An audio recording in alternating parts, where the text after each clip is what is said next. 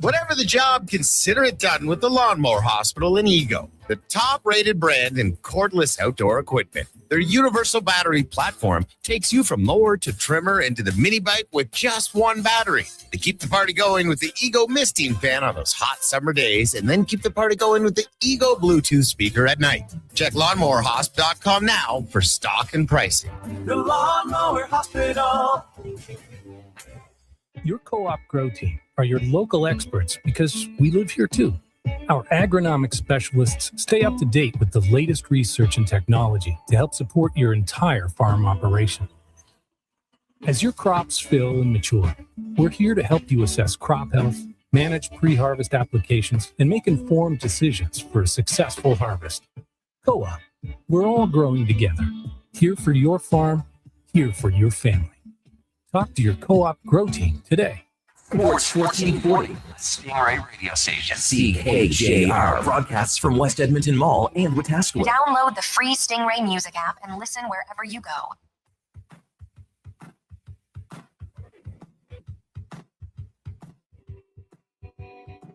Oiler Insider and Jersey Aficionado. On the outside edge, maybe even off. High and deep to left center. Kaz Okamoto has hit it out. And finally, that long scoreless drought is broken as Okamoto hits his 20th home run of the season, and the Blue Jays have a run. 60% talent, 40% Swedish hair cream. In MLS this season and a few seasons. Oh, that freeze could be in trouble here. The U.S. could be in trouble here. It's a shocker of a goal from the co-host's point of view. The situation looked under control until it wasn't. And maybe the next stage is within touching distance for Belgium now. It's all gas, no brakes. Second and goal. More pressure coming. Bajard to the end zone again. Edmonton touchdown. Keon Julian Grant has another. His first 2 touchdowns of the season here in the first half in Kelowna. Presented by Bet365. Alberta, we're here to stay. The Tom Gazzola Show on Edmonton's sports leader, Sports 1440.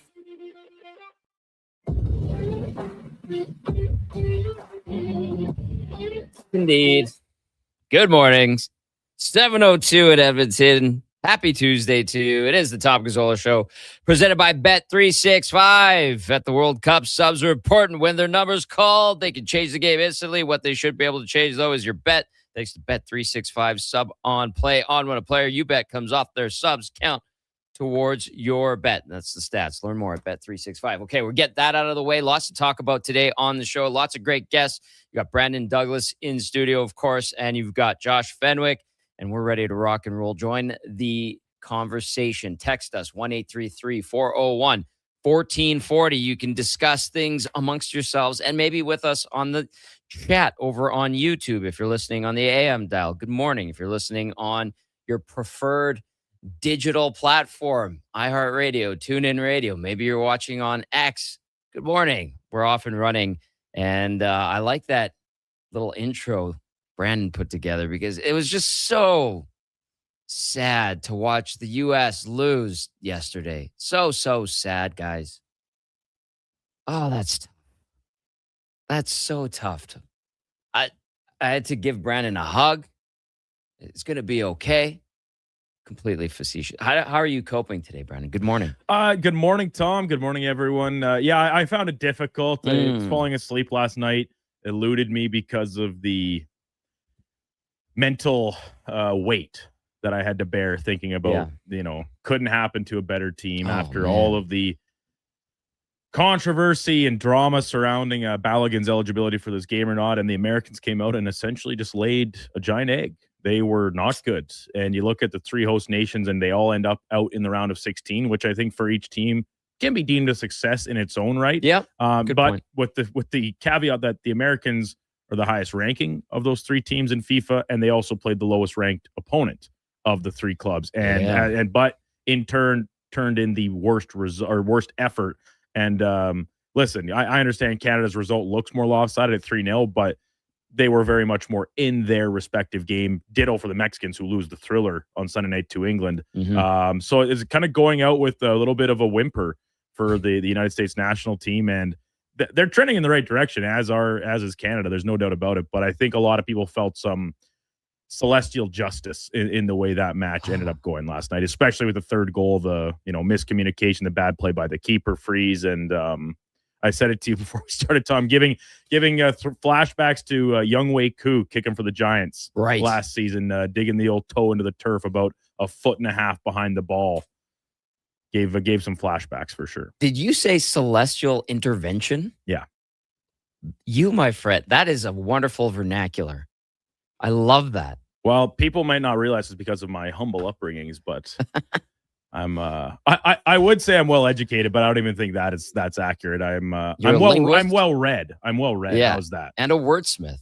I respect that. I'm learning more about you, and I love it. This is great. Day by day. Day by day. This is a good thing. Yeah, the 4-1 decision as the U.S. falls and all the crap that went into that. My goodness. And you know what I like about the sports world is everybody kind of rallied around how bad the decision was. And then in the soccer world, nobody tiptoed around it. Nobody. Everybody that was asked about it just said, it was a terrible decision. What are they doing? That was stupid. From every soccer nation, player, coach, obviously fans have their say, but nobody held back their feelings on how Balogun got a chance to play. It made like national news on channels that all they talk about is politics down in the U.S. So that sucks. Too bad. See you later, USA. But outside of that, you know what? Also, not disappointing. Disappointing is not the right term, but what kind of adds to the stink of this, boys, is the U.S. was kind of like a plucky, go-get-'em, surprisingly good team getting some decent results. And I know you can make the argument that their competition in the tournament wasn't particularly great, and when they faced good nations, they didn't show well, but they had built up a little bit of some love because it's been tough for USA Soccer, and people were admiring them, and then all of that happened the other day, and then yesterday they lose, and everyone's like, well, you got what you deserve. So yeah, tough sledding for the US as they fall 4-1. Portugal ousted as well. The end of Cristiano Ronaldo in a national jersey, and he cried. Then he hung out with Drake. So I think he's okay. He's going to be just fine. End of an era. And then Messi continues on. Argentina and Egypt. That goes today. And then we'll also see Switzerland against Colombia. So it's getting down to the nitty-gritty before next Sunday's final. Unfortunately, yeah, Canada's out. Mexico loses in a crazy one the other day. And then the U.S., the heartbreak as they fall to Belgium. Have your say. Text us 1-833-401-1440. I saw some texts that came in early. And Harry says, the Drake curse lives on. Yes. Yes, indeed. Yeah, Drake had tried to reverse curse. I don't know if you caught that in ahead of Saturday's match. He bet on Morocco, Tom, to try and like reverse jinx. Just stay away, Drake. He has the right to be a fan of whatever teams, just as any of us do. He's got the benefit of having resources that allow him to be at the games, and usually in a very prominent seating area, courtside, field side, front row, whatever the case. But just, we don't need to know what you're betting on these, because it just lends itself to this narrative, in my opinion, that you carry this negative aura with you to whatever teams you are throwing your support behind. And like we would hope, and I think we know that you're rooting for Canada, but just root for Canada more quietly. Yes. Without the public display of, well, I'm betting on Morocco to try and reverse the Drake curse. Well, that doesn't do us any good, because now, if nothing else, you're just richer. And we know it. What did he drop? 3 albums in one? Yeah. Was it last month? That sounds right. Because they had the big ice block in downtown Toronto that was slowly melting away to the release date, I think. Didn't they have to hose that down because it was did. Like a public safety issue? I saw Fenny shaking his head over there. Well, Josh hates Drake. Does he? Because you hate Aubrey? In all-time great Josh Fenwick story, one time a buddy of his listened to nothing but Drake. And as a result, Josh hates Drake. I get it. Yeah. Okay, a couple of talking points in the chat over on YouTube as well. Where was that? I always lose it. Oh, Looney Land. There it is. The weird part of all this, it's not the U.S. soccer team's issue. What happened? It was FIFA. They overplay their own rules. Yeah, I was saying this Johnny Infantino was giving Italians a bad name. Then I looked it up and I said, oh my God, thankfully he's from Switzerland with the Italian last name. So yeah, FIFA does it to themselves. I mean, needless to say, they make themselves look bad. They're one of the most corrupt organizations. I think Sepp Blatter, who used to be the FIFA president, also denounced the decision and the reversal of the suspension. And when he's doing that, I don't know how many people know much about Sepp Blatter, but he is maybe the most corrupt or one of the most corrupt FIFA presidents of all time. There's a wonderful documentary, I think it's on Netflix, about FIFA's latest scandals and how Sepp Blatter was at the center of it all. And when he's saying it's bad and that they shouldn't have done that, there's a lot of stank involved. But anyway, the celestial, what do we call them? Celestial gods? Celestial intervention. Took over. That's right. Got a great show for you today. Got our little World Cup rant out of the way there. Mark Killam will be joining us in about 10 minutes' time, head coach of the Elks, as they look to bounce back against the Ottawa Red Blacks. Great opportunity on Thursday. The weather's looking good. Today looks awesome. I checked last night, boys. Thursday was the only day where it looked like there was precipitation. I hope that changes. I really, really do. Because we need a nice day at the stadium. Hopefully there's a good crowd that comes out to see if the Elks can improve to 4-1 on the season. And we'll pick Mark's brain a little bit. I'm sure he's not too happy about what happened on Saturday. As a matter of fact, I know he's not. And we'll see how he's looking to go 1-0 this week, because that's the goal for the Double E every week. And then we'll have Spec obviously at 8 a.m. Thomas Hall from Blue Jays Nation will join us. How about those Jays, guys? How about those Jays? Tough go. I think they got, what was it? Yeah, no, it was 10-1, and they've been outscored 25-1 in the last 3 games. I made a note of it. There was this ridiculously pathetic stat. They scored their first run in 30 innings yesterday. Yeah, Okamoto bomb. I was watching. Not still shy of the all-time record, although that was it became their longest scoring drought since I believe the early 2000s. Incredible. And then the longest in franchise history, I think, goes back to 89. I heard Dan mention it on the broadcast last night. So yeah, some severe power outage hurting the Jays' chances to keep themselves in this wild card race, which continues to slowly but surely slip away, approaching the All-Star break here. Panic button yet? No. Yeah, hit it. I panic is one thing. Like, panic to me sets in when something goes off the rails. This has been off the rails. The team has never gone on track since the start of the season. So as a result, it's more so just reality setting in that this is not the same type of team. And last night, I mean, almost a premier example of it, the perfect epitome is like errors and avoidable run prevention happening on the defensive side of the ball. Like the double steal play that led to the third run scored, where you see it a million times. It's one of like the oldest kind of set plays in baseball. You have your runner on third, there's no outs, or 2 outs, excuse me, and you have the guy from first that either just walked or got on with the hit, whatever the case, steal second. It's a set play that the catcher throws knowing he's getting it right back, but both Kirk's throw is bad, then Clement's throw is bad, and it's a free run scored with 2 outs, and you let the runner advance to second anyway because you threw the ball back. Like, they had him dead to rights going down to second base, but they throw back to home because they want to prevent the run, obviously. Yeah. And then the runner advances all the same, and there's still 2 outs. So it was a master class in the worst type of way of what the Blue Jays put forward last night. The only bright spot, and very frankly, maybe the lone bright spot of the season, is Kaz Okamoto continuing to produce, coming out of his own kind of mini slide that had been 2 scoreless games for the Jays. He hits the solo homer, and he continues to play well, but he also had a defensive error. So take that with a grain of salt in itself. I was watching up until 3-1. And then that was pretty much the gist of it. Yeah. And I was watching live when that play happened, the pickoff attempt. And I'm sitting there and they cut to John Schneider. And he's just dazed and confused, Mm-hmm. like many people. And I thought to myself, I'm like, what was the intent there? And which guy are you trying to get out? Because the throws were bad. They were off. I'm like, that was the worst case scenario. And you just outlined that perfectly. To me in that situation, and it's tough because it's all happening so fast, but when the throw from Kirk is initially so off the mark that Clement has to get airborne to pull it down. He's moving off his line. You have to know at that point, the chance to get it back to home plate is pretty slim. Yep. I would just hold it.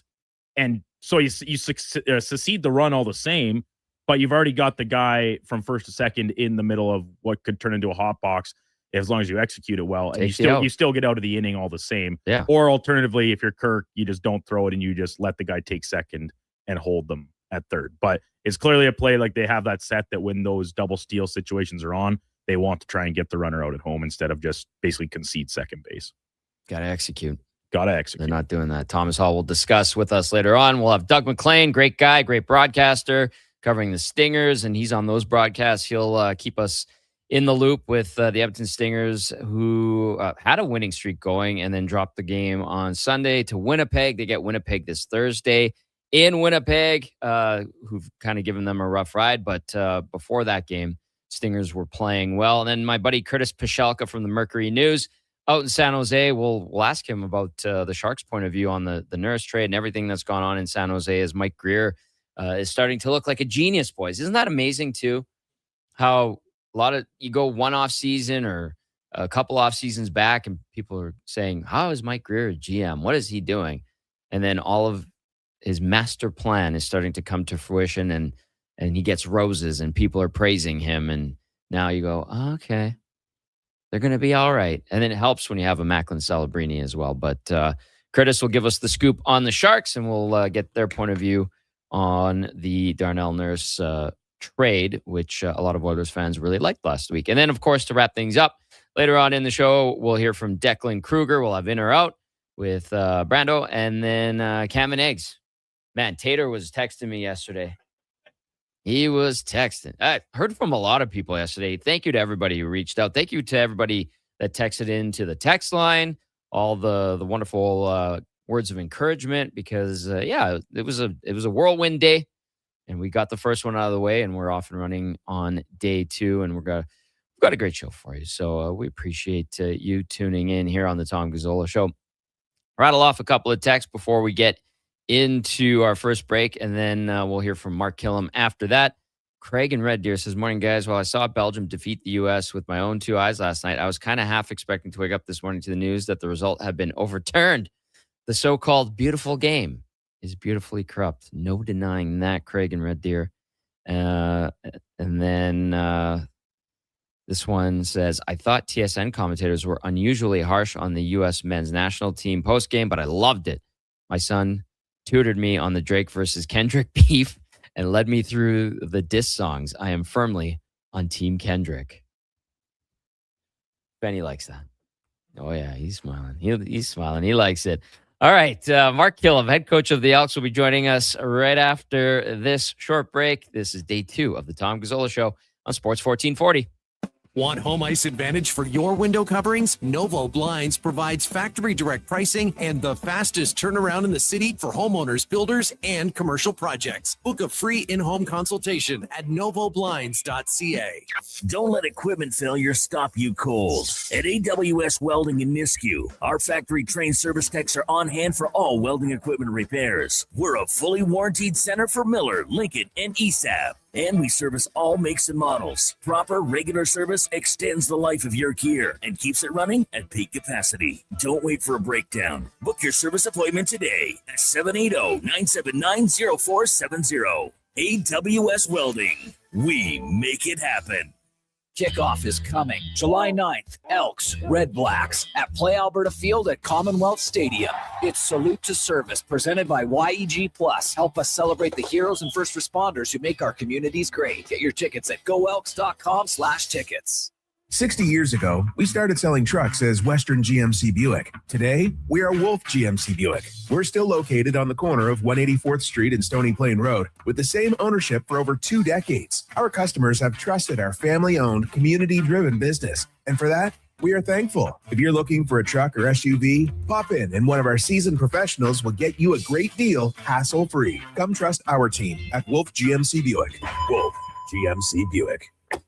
We're making it easy. Sports on weekends. Saturday mornings at 9. Check out the Saturday Sports Setup, where we'll tee up what's happening on the weekend sports scene. Tune in Saturday morning at 9 on Sports 1440. The big hits. The big kicks.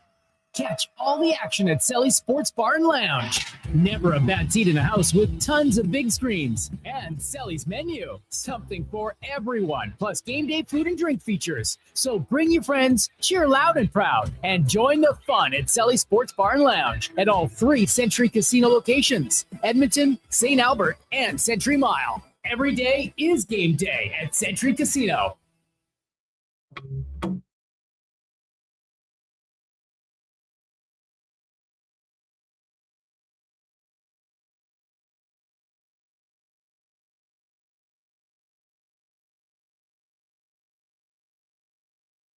The Tom Gazzola Show. All gas, no brakes. Edmonton's sports leader. This is Sports 1440. Presented by Bet365. Alberta, we are here to stay.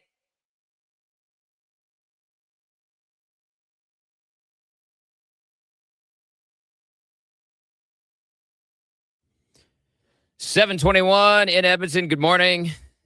It's the Tom Gazzola Show, brought to you by Bet365. Join the conversation. Text line 1-833-401-1440. Lots of texts coming in. We appreciate that. If you have any questions for Elks head coach Mark Killam, might be able to pass those along as he's about to join us here as we roll along on a Tuesday. Short week for the Double E as they drop their first game of the year on Saturday in Kelowna. 3-1 heading into Thursday against the Ottawa Red Blacks in a good situation and a nice setup to maybe go 1-0 this week, as Mark likes to say, and then get to 4-1, which is a fantastic start and a breath of fresh air in Northern Alberta. All right, let's bring in the head coach of the Elks, Mark Killam. And Mark, last week, I know going into that game, we were talking about the weather and hoping for a nice day on Thursday here at home and get the crowd going and have a nice turnout. Today's supposed to be beautiful. Tomorrow, it mixes out of cloud and showers. And then the only day that looks like crap, honestly, is Thursday, 22. Like, what is going on here? I think it's supposed to rain in the day, not at nighttime. Okay. Though. That's what we got a lot last year, game days, home game days. Rain in the day, and it ends up being a nice night. So that's what I'm going for. That's what I'm hoping for. Okay, I'm with you on that because you're working harder than I am on the sidelines, but I'm there amongst everybody, and when it's nice, it's just more pleasant, and then I think it probably sweetens up a good result too for everyone that's there, including yourself. But going into this week, before we get into the nitty gritty, I know that the new field, it was supposed to be something we discussed on the broadcast a couple of weeks ago, but it honestly looks great. The players that I talked to said they were pretty happy about it. It seemed to hold off with the rain and the new drainage system a couple of weeks ago. What have you heard feedback wise? What's your take on the new field at Commonwealth? Yeah, they did a really nice job. Obviously, it was raining for basically like first 2 weeks that thing was in there, but no drainage issues. It's a fast track. My favorite part is there's no like logos, advertisements, soccer lines, field hockey lines. It's just football, and it looks so clean. So that's what I like about it. Yeah, player safety is a big thing too, and to get a new field down is important. So we'll see if your guys can keep it or put it to good use and keep it fast on Thursday. Okay, I mentioned the quick turnaround. I know you talked about it a little bit with the media yesterday that assembled. This is your second short week of the season, and I know it's not ideal. But what things can you try to do to make the most of a short turnaround and prep your team for the next game? Yeah, there's really two parts to it. There's the mental and the physical. The mental side is huge. I mean, yesterday we did so the players only get really 1 day off after the game, and then they come back in and we're installing for the next opponent. So that's a different kind of process for them. So it's taking that information. We extend the meeting time, and then we did like a little walkthrough to try to go through some of those concepts. And then they're really on their own. So they've got to take some ownership into studying for that. And then today is the only day that we're on the field. So physically, dialing in the nuances of the GP, the timing, the spacing of everything that we're doing. If it's, defensively, how we have run fits or something like that, you know what I mean? This is the type of stuff you got to get out of today. How we practice matters. I think that became apparent. I didn't think we had a great practice week last week. So we're really trying to stress, attacking this week with urgency and just trying to maximize the time that we do have before we play, a good football team, a desperate opponent on Thursday. Right. I know you started in strength and conditioning too. How has the balance shifted in the world of football when it comes to rest and then getting the guys out there and exerting themselves physically? Because probably 20 years ago, it was you want the guys on the field practicing as much as possible. I know pads were on more often, but what have you observed and how have things changed when it comes to balancing the rest component versus getting out on the field and actually going through the motions on the field rather than in a meeting room? Yeah, I think the number one thing is having legs on game day. That's the number one. So if you work backwards from that, so much of football is timing, whether it's you're talking about offensive concepts or you're talking about even, your special teams, your operation between your long snapper and your kicker. Timing is critical in football, and that you can only get that by physically doing it. So it's balancing those two things. I think my background does help, specifically more in training camp, because we can kind of taper.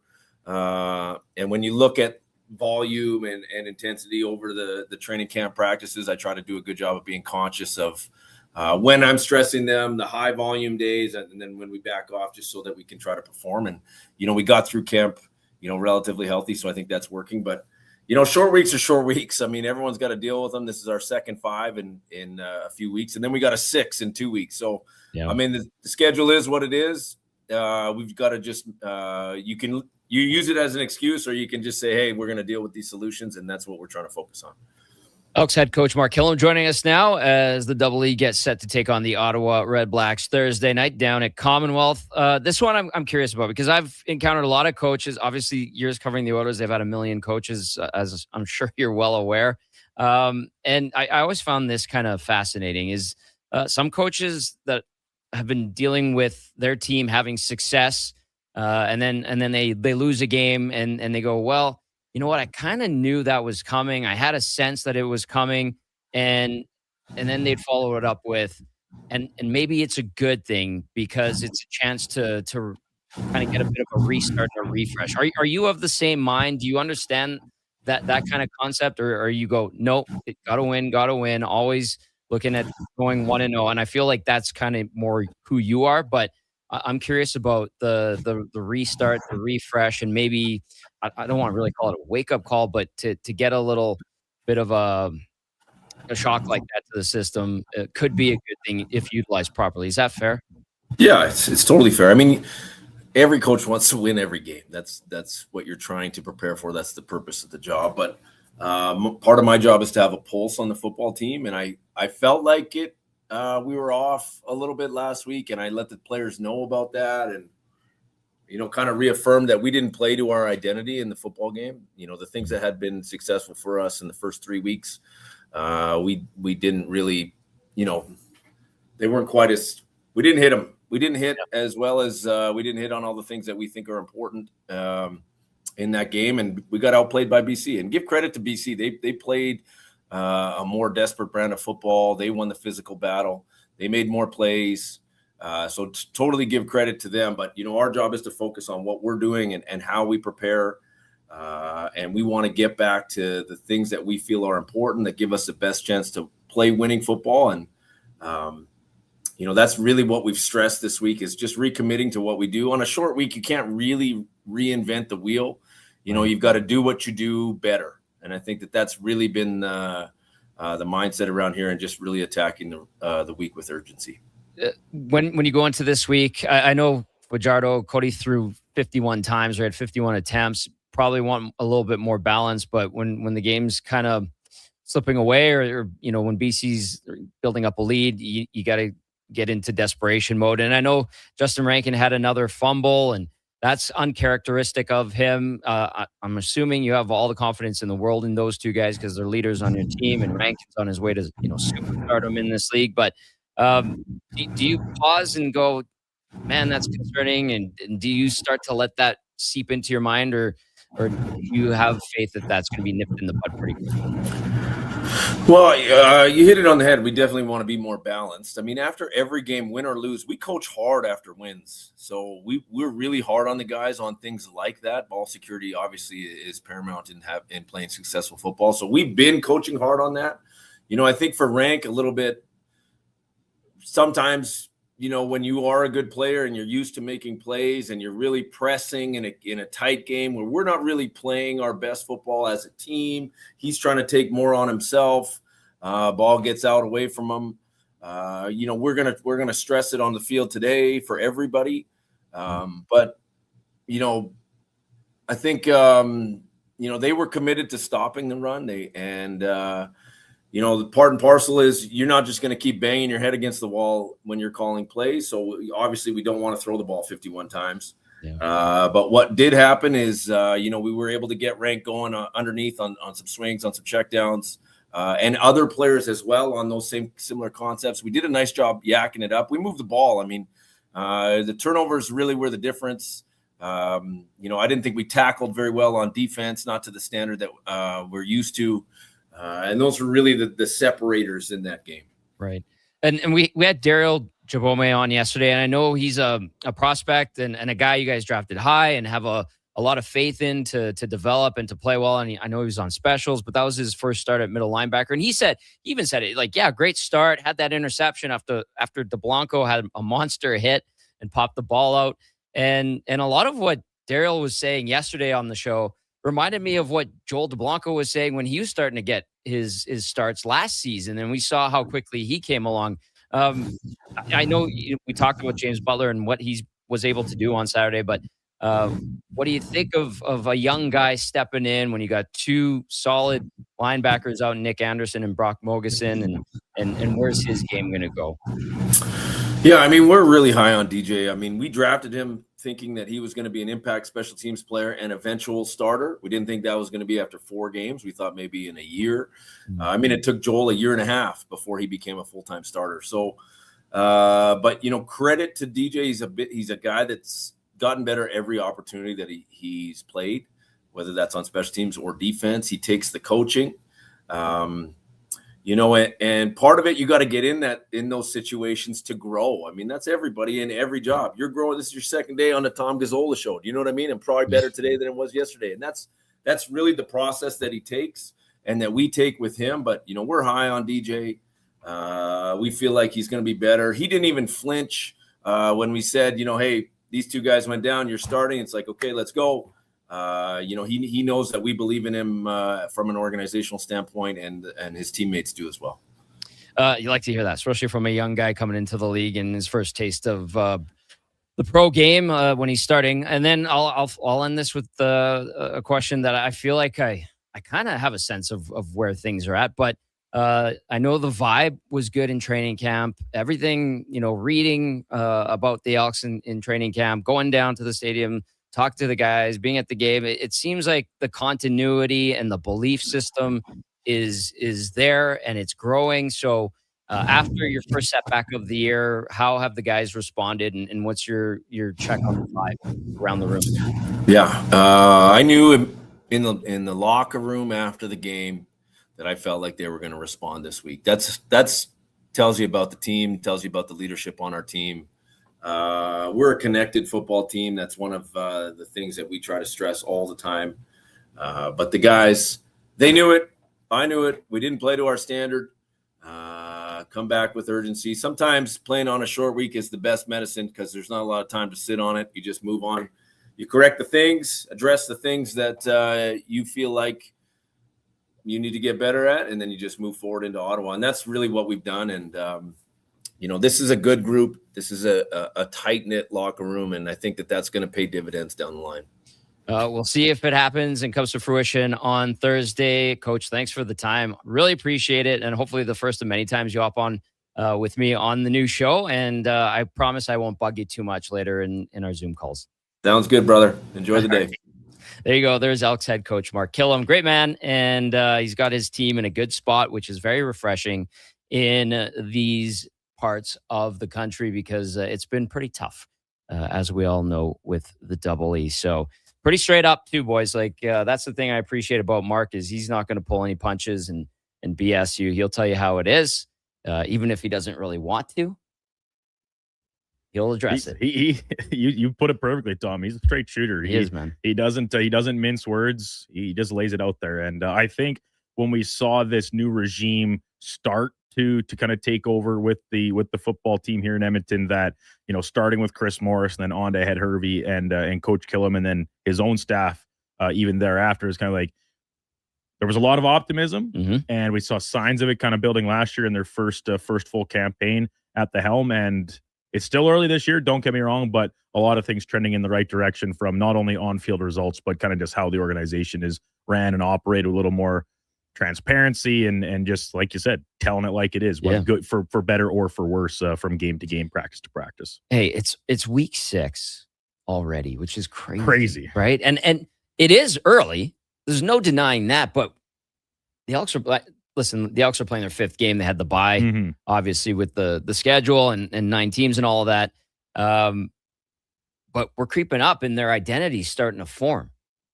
And they pulled out some close wins, but they got those results. And in years past, they wouldn't have, right? Yeah. Like the overtime win was great. That was an exciting finish. And beating Davis Alexander for the first time in the regular season as a starter, that is an accomplishment. They go in, they play well against Winnipeg. That's a nice win. BC, which was struggling and desperate, gets the better of them. And you heard Mark talk about how his team knew it didn't perform well enough. And you could use excuses, injuries and this and that. But he talked about the interceptions and the turnovers and losing that battle. Obviously, you usually lose in football when the turnover battle's not in your favor. Those things happen. So maybe a bit of a refresh or wake-up call, whatever you want to call it, and a perfect opportunity against a Red Blacks team that Ryan Dinwiddie is trying to fix. And there's already been turmoil, so it's ripe for the picking, in my opinion, on Thursday night. Do you think if like Mark doing his best weatherman impersonation, saying, okay, right in the early part of the day, and then it turns nice and sunny, it's supposed to be 22, fantastic. It's a nice evening and the sun's out and they bounce back. Do you think the fans will start to come back? Man, we had this huge question looming ahead of the home opener, and we know that the weather did not cooperate for that, and the turnout was very, very poor. And to a certain extent, that can be understood, but it's such a tough comparison, and it's not fair because they're different sports. They have different in-game opportunities to improve fan experience. But the one thing that people love to cling to and draw to is the comparison of the Riverhawks and the way that Dr. Greg and his staff have transformed that operation. That, listen, is it as good of a turnout when it's pouring rain and so there's a chance that the game might even get canceled? Yeah, of course. But it's still a better percentage type turnout than we're seeing when the weather is not great for the Elks. So there's still a lot of trust to be earned back. Yes. And I remain steadfast. I maybe am wavering a little bit that the one remedy that can cure a lot of these things is winning and turning in a competitive team. Well, the Elks are doing their part now, and for that to ring true now, the fan base and the city has to respond in kind with a better turnout. The weather just has to. It can pour rain up until I would say probably like 2:00, but as long as it clears up enough in advance that the fans aren't at all worried about still seeing a little bit of that precipitation when they get to Commonwealth. Right. Like we saw it last year, I think, plenty of times, Tommy, whereas Coach said, like, it kind of rained all day and then cleared up almost right at kickoff and made for a beautiful evening game, whether it be during the week or on the weekend. That doesn't quite do it for enough people because you miss a lot out of the walk-up crowd and stuff like that. So if it can be kind of nice into the early afternoon leading into kickoff time, and we know how great the tailgate is outside Commonwealth, then I would be encouraged about seeing a little bit of a better turnout than maybe we have at similar type games previous. Hey, the team's putting up wins. If the weather is on board with everyone, then yeah, I think that should be a recipe for success. And listen, I know it's been miserable for the team in recent years, but if you get a nice summer day at the ballpark, at the stadium, it turns into an event. And events are fun to go to, and you're not breaking the bank. You're not spending $250 minimum on a ticket to sit in the nosebleeds. I think it's a good bang for your buck. And then maybe you'll see the team win. And it's interesting, too, because I know talking to people in and around the city, like the Riverhawks, it's a short season college ball league, right? They have a great product. The ballpark is neat, wonderful setting. Prices are right. Lots of fun. They do a great job in-house with the promos. But it's an event, and people think of it as an event and fun to go to. There's only 9 of those for the Elks. Those can be events too, and well priced. And I know people said that there's generations that have missed out on the CFL because maybe it didn't market itself properly. But when you see kids on the field after the game, that's the next generation. That's how you hook them in. So when you have a winning product and it's family friendly, and then the hardcores can be satisfied with the results, the kids can be satisfied with the fun that they have. And then, maybe they start asking questions about the CFL and the green and gold, and they become fans and they're hooked in. That's grassroots. And if they can get that right, then they'll be fantastic. So we'll see if the Elks can bounce back on Thursday. We'll see if we get a good turnout, and we'll see if Mother Nature complies and gives us a nice evening down at Commonwealth. Big thank you to Mark Killam, Elks head coach, for stopping by. When we return, more discussion around the sports world. Maybe we'll touch on the Jays. I know Thomas Hall will be joining us later on as they continue to struggle. And also, hey, speaking of baseball, the Riverhawks are back in action against the Nanaimo. That's an early one. Did you say corporate hooky? Yeah. We had because we know the Oil Kings and their infamous hockey hooky game where, 15,000 absolutely blood-curdling screams echoing around Rogers. You've probably been in attendance for a couple of those, Tom. Yes. Several Riverhawks mimicking that with their school field trip day earlier in the summer, and now it's the adults' turn. So what better? And it's going to be a beauty. It's going to be a beauty day here. I'm pretty envious of anybody that's getting the chance to head down to a Remax midday. The heat of the sun is going to be spectacular. Probably a few pops tilted back, I would think. Why not? I don't know how many of these individuals are going back to work after the game, Tom. I'll say not that. Many. Very, very few. So it should be a dandy. Sounds like a lovely Tuesday, if you ask me. All right, more on the way here on the Gazzola Show, presented by Bet365. Support your bones so you can stay active this summer. For the month of July, all CanPrev brand magnesium and collagen supplements are 15% off regular price. Only at Vitality Health Foods, where customer appreciation is the first Tuesday and Wednesday of every month. It's cone season at McDonald's, which means vanilla cones are $1 each plus tax in the McDonald's app all summer long. Soft, creamy, and crunchy. For just $1 each plus tax exclusively in the McDonald's app. App download and registration required at participating McDonald's in Canada. The Riverhawks are back, and the fun is too. Catch Italian Plumber Video Game Night, Star Wars with a post-game fireworks show, and kids crash the park Sunday with a poster giveaway presented by Save On Foods. Bring the family. Kids tickets from $10 at GoHawks.ca. Everything is going to be okay. Any business, regardless of size, can stumble occasionally. I'm Dan McDicken, a licensed insolvency trustee with Faber. If your business is facing financial challenges, our team of chartered insolvency and restructuring professionals have corporate debt recovery solutions that work. Schedule your free Faber Focus session at faber.ca today. Chances of a positive outcome increase if you engage Faber sooner rather than later.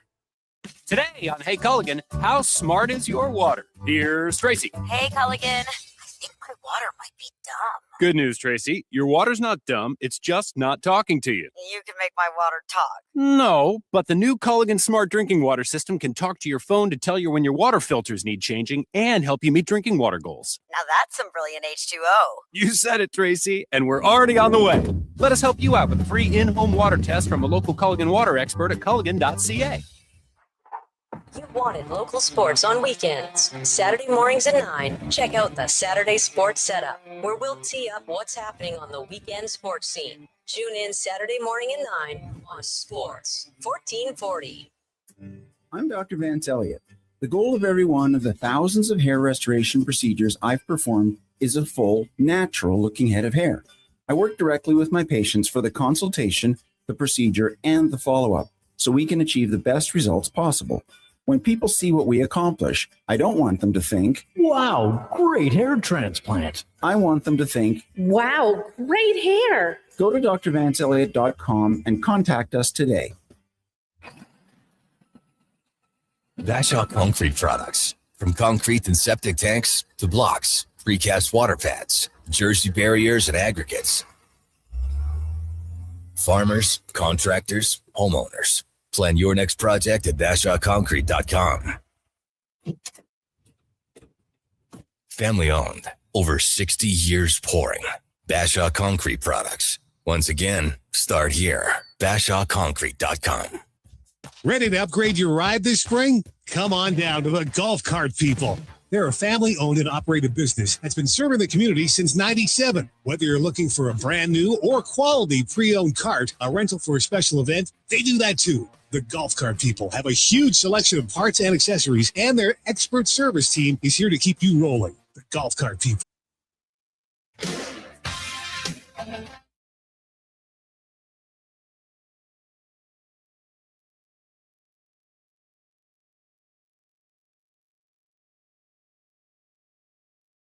The Tom Gazzola Show on Edmonton's sports leader, Sports 1440. Presented by Bet365. Alberta, we are here to stay.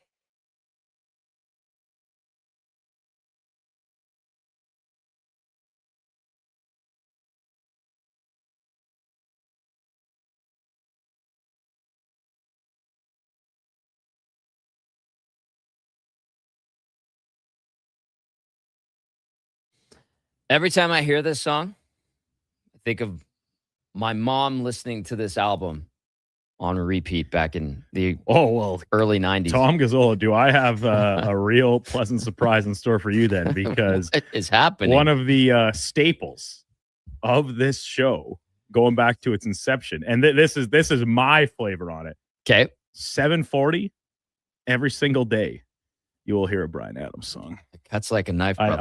I hope you're a big BA fan. Our text line is a little bit mixed. There's one 1010 Ken. He hates Bryan Adams, so he often texts in telling me that I should be nixing that from the daily scheduled programming. Others, they love it. They look forward to it because what's great, like he's got such a catalog. Sure. And sometimes I'll even dip like outside of our built-in system here from down the hallway at K97, where most of Bryan Adams' music lives, and I'll find some deeper cuts. Okay, like the Mel B collab. Well, that's in here. We play that one all the time. Is. That was Carrie's favorite, he said. So the catalog is deep enough that you'll never hear the same song usually more than once over like 2 weeks. Okay. Well, yeah. I'm not playing Summer of '69 every single day at 7:40. Summer of '69 and the Tom Cochrane Big League. Like those songs are forever etched in my mind and in the same categories. Like, oh yeah, here we are. Another again. one, hey? Yeah.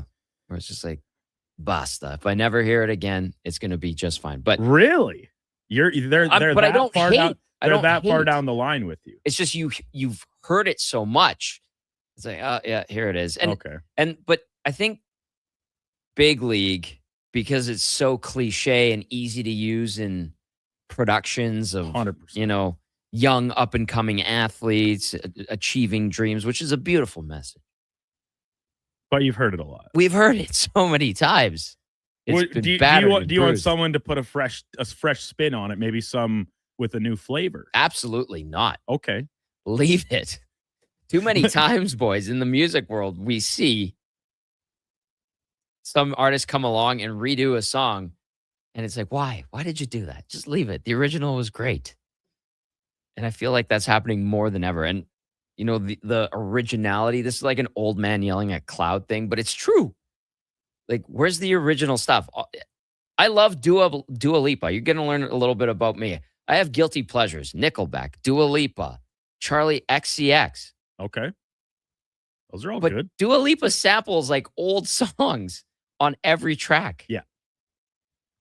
No, I'm with you. Yeah, a little more And we see the same thing in film and in television now. Yes. It's all remakes. It's all reboots. There's very few original thoughts, and the ones that don't seem to cut through the same as just another what's will eventually be the 4th adaptation of the Spider-Man franchise. Yeah, that's crazy. And I love Spider-Man. Me too. But if they had just left it with the 3 Tobey Maguire films and never made another one, I don't think I'd be missing out. Right. And I say that as someone who loved the most recent Tom Holland one, Which where was they bring, phenomenal. where they bring, and they're just played on the nostalgia because they bring back the old guys. And they blended it so well. Yeah. I like Andrew Garfield. I thought his The Amazing Spider-Man was great. Part 2, not so much. Got a little convoluted, like Spider-Man 3 with Tobey Maguire. So I'm assuming, Brandon, that you are excited about Brand New Day, because I am. Yeah, I think I am. The whole Marvel and superhero genre, like after the last Avengers movie, I was like, all right, I've been following this for like over 10 years of my life now. Yeah. Essentially, I'm watching every movie, every TV show. The finality of that was great. And then they start the new thing and it says, oh yeah, this isn't really working. Nobody's watching them. Let's bring back all the same guys again. And in the case of Robert Downey Jr., a new character. Right. Like, that's just so lazy to me. I know. But the Spider-Man one, yes, I am looking forward to that. Not so much the new Avengers and everything else that kind of follows in suit with it. They've taken Avengers down a weird path. And I know they've tried to describe it as, oh, it makes sense to bring back Robert Downey Jr. He's a variant of Tony Stark. And all right, sure. Feed us more BS. Take our money. I'm going to get sucked into going to that because that's Doomsday that's coming up. And I think Brand New Day, if you're a Spider-Man fan. That comes out in the summer, doesn't it? I think it comes out in a couple of weeks. This month? Yeah. Oh, yeah. I'm pumped. I'm excited to see I it. usually venture upstairs here to the movie theater about once a year, maybe, to right see there. something. And last year I went and saw the Russell Crowe Nuremberg. How was that? It was unreal. I need to see Saw it in the middle of the day on like the second day it was out, and I was one of about maybe 15 people in the theater. That's what happens when you go see a movie in the middle of the day on Wednesday, I guess. But it was excellent. So I think this year I'm going to use my one trip upstairs to go see the new Spider-Man. I'm with you, buddy. I'm with you. Into the Spider-Verse was great. I know they want to incorporate Miles Morales somehow. We're geeking out here, but maybe that's the next step. But Tom Holland's done a great job as Spider-Man. All right. Hey, we got Kyle Lowry on here, guys. We'll talk a little basketball today, obviously, with Doug McClain coming on the show. And then yesterday, SGA lit up Jamaica. Canada goes 6-0 in the first stage of qualifying for FIBA America's World Cup. And you guys were joking about Kyle Lowry. Is this fitting? And then we're talking about DeMar DeRozan as well. Get in here, Fenny. Let me be clear. I was not joking about Kyle Lowry. That is the GROAT, the greatest Raptor of all time. All right. Well, yeah, we talked about it on last week with Donovan. He had as one of his, or was it you? No, Donovan had as an topic last week that, yeah, I think he's the greatest Raptor of all time. And I said it somewhat jokingly. That's not saying much because the Raptors, while at different points have had great players, none of them were here super long. And so it's almost like Lowry's kind of the greatest Raptor almost by default. He's got the ring. He's got the longevity. He's got the production while he's wearing the uniform. It's no brainer for me that he's the best. He was ever. the first guy to choose Toronto, Yeah. which is crazy because they've been around for 15-ish years up to that point already. But everyone left. T-Mac left. Vince left. Hakeem came for 1 year and then promptly retired. David Stoudemire left. Like, Kyle Lowry got traded here and was like, nah, you know what? I'm gonna come. And I think a direct line from Bobby Webster in this avail I saw tweeted out was that if you just watch the box score, you don't get it. Every possession was life or death with Kyle Lowry as a Raptor. And that's entirely true. I think he led the league in charges like 6 years in a row. So shout out to that guy. Well-deserved retirement and jersey retirement that will be coming up. DeMar, bring him back off the bench. Spark plug. He had his parting with Sacramento. We saw that yesterday. Okay, I'll ask you this, Fenny. Is he, because this, I asked this because I remember people talking about Kawhi saying they should put a statue around the arena for Kawhi. 1 year, a championship. Is Lowry statue worthy? Lowry is the statue guy. Yeah. He's like, for all the reasons we just listed out. He came in 10th in MVP voting. I didn't even know this. That's awesome. But like, I think he is synonymous with the franchise as well. When they won the championship, you go on Twitter, you talk to anybody, like, I'm so happy for Lowry, man. Like, that's great. I think if there's anyone deserving of a statue in Toronto right now, it is Kyle Lowry first and foremost. Husks texts in, says, fellas, maybe Kawhi will shred his last few years and catch up to Lowry. Yes, get DeRozan for sure. Hey, if Kawhi shreds for the last couple of years, put him in a statue right next to Kyle Lowry. I do not care. Oh, we'll see what happens. But good to see. I like when guys kind of circle back and come home and he gets some love in a market that was good to him, and he was good too as well, culminating with the championship back in 2019. So, and he looks good too. He doesn't look like he's aged bad at all. Like, obviously he just retired, but father time has been good to him. Right? There you go. Yeah, Fenny's happy about that. You can text us 1-833-401-1440. We're going to have Spec coming up as we go through the hockey world and the sporting world with On the Mark. But we're going to wrap up the segment with a couple of things here. Ken texting in says Spider Noir with Nick Cage is amazing. I loved it. Brandon, I'm assuming you watched it. It's on Amazon Prime. No, I haven't seen it. Oh, it's different. And it's a different spin, pun intended, on Spider-Man. I thought it was very interesting. They kept it neat and tidy, like 35 to 45-minute episodes. Some familiarity as well with traditional classic Spider-Man elements in the movies and stuff like that. Some Easter eggs and tie-ins. And Nick Cage is just a weirdo who does a great job. As he often does. As Ben Reilly. But they say, oh, you changed your name. And I know that somebody who texted in, is Tyler D, says, tell me you don't read the comics without telling me you don't read the comics. Alternate dimensions are commonplace and give creative license to do anything. That's so true. That's the entire purpose of it, is that it just gives you free pass to bring back characters that have died or been killed off. He's like, oh, no, they're just back, but from a different dimension. It just gives you a free pass to do whatever you want. Yeah, and to make a lot of money and sell new toys. These networks and people that own the intellectual property are going cha-ching. And like if Spider-Man Brand New Day doesn't hit $1 billion, it'll probably be considered a failure. You know, that's how it's done, unfortunately, in the world of movies and TV. But yeah, Spider-Noir was great. And you're right, Tyler D. I have not read the Spider-Man comics. I've watched every movie. I loved Into the Spider-Verse. I'm looking forward to the conclusion of that one. And I'm hooked. Scalding Gord, good to hear from him, says, Tom, earlier, what I heard is you're against young athletes and artists. This is typical of Scalding Gord, who I'm familiar with, going back to the Bryan Adams, Tom Cochran discussion at the start of this segment. Lies, Scalding Gord. I see what you're doing. I respect that. You know it. Game recognizes game. All right. We're going to hear from Spec coming up next right here on the Gazzola Show. Keep those texts coming in. 1-888-401-1440. We want to hear from you. There's been some good ones coming in. We'll keep peppering those along as we ride into day 2 here on the Gazzola Show, brought to you by Bet365. And before we go to break, a sports update brought to you by Sean Cunningham of RE/MAX Real Estate. Get the home team advantage for your next move in the Edmonton area. If you're thinking about buying or selling a home, call or text Sean directly at 780-265-0165. Here is Brandon Douglas. This is a Sports 1440 update.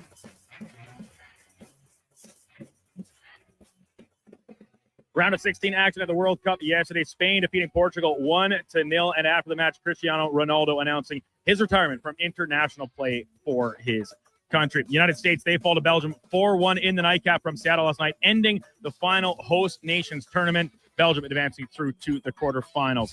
In the majors yesterday, the Blue Jays drop a third straight and handily at the hands of the Giants. 10-1 the final. Kaz Okamoto lone bright spot with a solo shot home run in the loss. Elsewhere, just 7 of the games around the majors, including the Yankees topping Tampa Bay 5-1. The Padres blanked by Arizona 8-0. And in the nightcap, the Dodgers get past Colorado 8-7.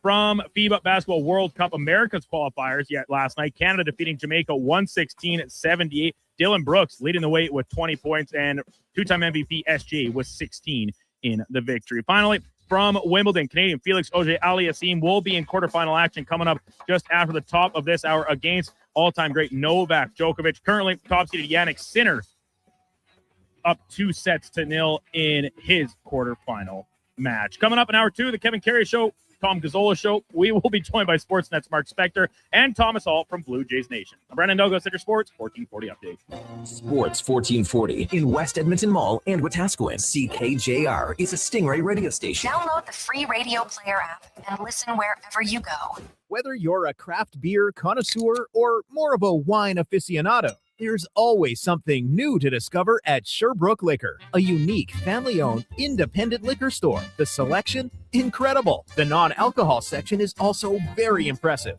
Sherbrooke Liquor, expert, knowledgeable staff with a passion for unique finds. More than just a liquor store, we're a community. Alberta's best, the one and only Sherbrooke Liquor. Wine, spirits, and oodles of beer. Visit SherbrookeLiquor.com. Come for Canada's largest trade shows, the biggest names in entertainment, exhilarating sporting events, and more. And stay for the experience at the Edmonton Expo Centre. Looking for the perfect place to host your next big event? From trade shows to galas, meetings, and concerts, the Edmonton Expo Centre has the space, event expertise, and service to make your next event unforgettable. With over 522,000 square feet of flexible event space, in-house catering, and operational expertise, they bring your biggest vision to life. Learn more at EdmontonExpoCenter.com today. You don't just need property services, you need problems handled.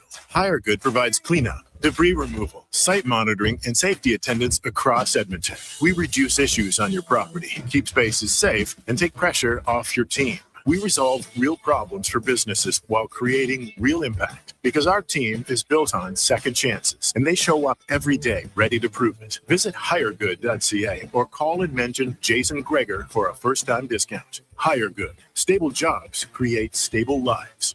Summer weekends in Alberta mean one thing: tournament season. I brought the folding chairs. I brought the sunscreen. I brought the umbrella, just in case. But who brought the snacks to get through a doubleheader? I got Alberta's best beef jerky. Wilhauk Beef Jerky, the ultimate sideline fuel. Whether you're cheering on the kids or watching the pros, load up on Alberta's best beef jerky. Wilhauk Beef Jerky, because you can't have summer fun with salad. Only available in Leduc. This July will be epic. BetMGM Casino is coming to Alberta on July 13th with over 4,000 casino games, including exclusive slots like Game of Thrones. Sign up early and download the app to get started. Then get ready to spin July 13th. It's gonna be legendary. See BetMGM.com for terms. 18 plus only. Please play responsibly. Alberta only. Subject to eligibility requirements. If gambling is affecting your mental health or well-being, 211 Alberta is here to help. Call or text 211 or visit ab.211.ca. BetMGM operates pursuant to an operating agreement with the Alberta iGaming Corporation. Standard message and data rates may apply.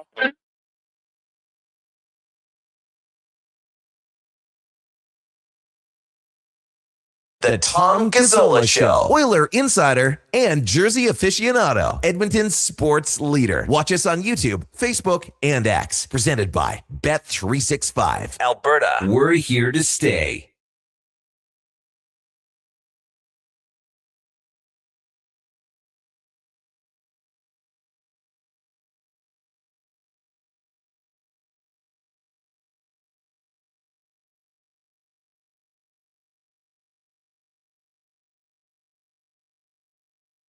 .803. Hope you're doing well out there. Beautiful day in the Big E. We roll along here on the Gazzola Show. Sports 1440. Join the conversation. Text us 1-833-401-1440. Nice to get familiar with a lot of the listeners and everybody here at 1440. It's been a nice welcoming for sure. And we're going onward and upward and being positive, all that good stuff. We're manifesting, as we like to say. We're going to bring in Mark Spector for On the Mark, which is brought to you by Buick GMC. It's employee pricing. Is it a really good idea? Yes, it is. This month, shop at Northgate and you pay what they pay, or Buick GMC, all month at Northgate GMC. All right, there we go. Bring in Spec. Spec, how are you, sir? Oh, pretty good. Tommy, what's going on? Second day in the job. You're like a veteran now. What's happening there? Yeah, well, that's what they say. Now, much to the surprise of some, I've been doing this for a long time, but getting used to Get out of here. Newtigs. Yeah, right. Like this guy, what is he? He's 15 years old. No, I'm old. I'm crudgy. But no, it's been good, man. It's different. Nice change of pace. The mornings are actually kind of refreshing, to be honest with you. And we're finding our groove. That's how I look at it. It takes time, right? We've heard guys talk about getting the reps in, finding their rhythm. Same thing when it comes to putting a new show together, right? What's the mall like at 7 a.m.? Is it like all the people that live in the corridors, are they roaming around it at that time, or have they all gone back into hiding? I haven't investigated that. I've heard rumors. I've seen the people that are around the bus terminal. It's interesting. Yeah. Remember many years ago, Dave Staples did it, and it was a fantastic story about all the kids that were living in the service corridors in the mall. And it was the Journal did it back when the Journal was of this mighty paper with investigative reporters, and Dave was one of the really good ones. And it was a killer great story. I remember it to this day.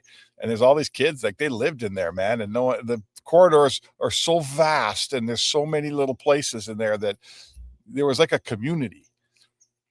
You know what's crazy? My dad worked children's social services for 40 years for the province, and he told me stories about that at the mall. And I was like, what are you talking about? And I was a little kid. He's like, yeah, they hide all day long in the corridors, and the mall is like this labyrinth of twists and turns and places where people can sneak off to. So no, I'll leave that alone. I think, Spec. I just kind of go in our entrance and go out the same way, and just getting a feel for everything. But we have a nice corner here, that's for sure. This makes everything that I've dealt with, studios and stuff like that, offices, it makes those ones look a little rougher, let's just say. But I mean, when I was at OEG, moving into the new arena was pretty cool. That was special, but that's different. That's different. Yes.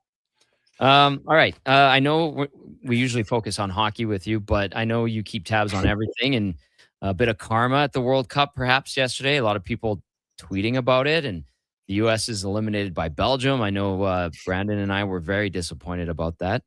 I'm saying that facetiously. You've been around sports for a long time in the sporting world. Isn't it funny how things work out in the end? Yeah, it is. Like it is. What goes around comes around, and when you get a bad break in sports, I've been doing this a long time. Sometimes you got to wait a little while, but that bad break comes back. A few games later, it's the other team walking out of the building, kicking the rock and saying, man, did that ref screw us? Right. So it is funny. Sports is very pure that way. Like it's, here's the US, they go above and beyond to try to get one of their players. It's not, nobody really loves what happened there. I mean, the president, the corrupt president's calling the corrupt president of FIFA, and they're making a deal, and all of a sudden the best guy's playing. And I thought what was interesting was it really turned, like, according to, what I'm seeing out there from sports writers and people whose opinion I respect, it turned a USA team that had a really good feeling, like they were playing pretty good, and like Canada, right? They got to the final 16. They're pretty happy with themselves, and they were kind of a happy, nice story. And it took that story and it turned it right upside down, and it made them the rest of the world was cheering against them, and it made them very unlikable. It put the black hat squarely on the USA's head, and really karma kind of took over from there. Belgium's clearly a better team, whether or not the US has their best player or not. But the US played the worst game they've played. They gave goals away. They were awful. And really the whole, in the final part of the story really was, Trump thought he was doing his team a favor.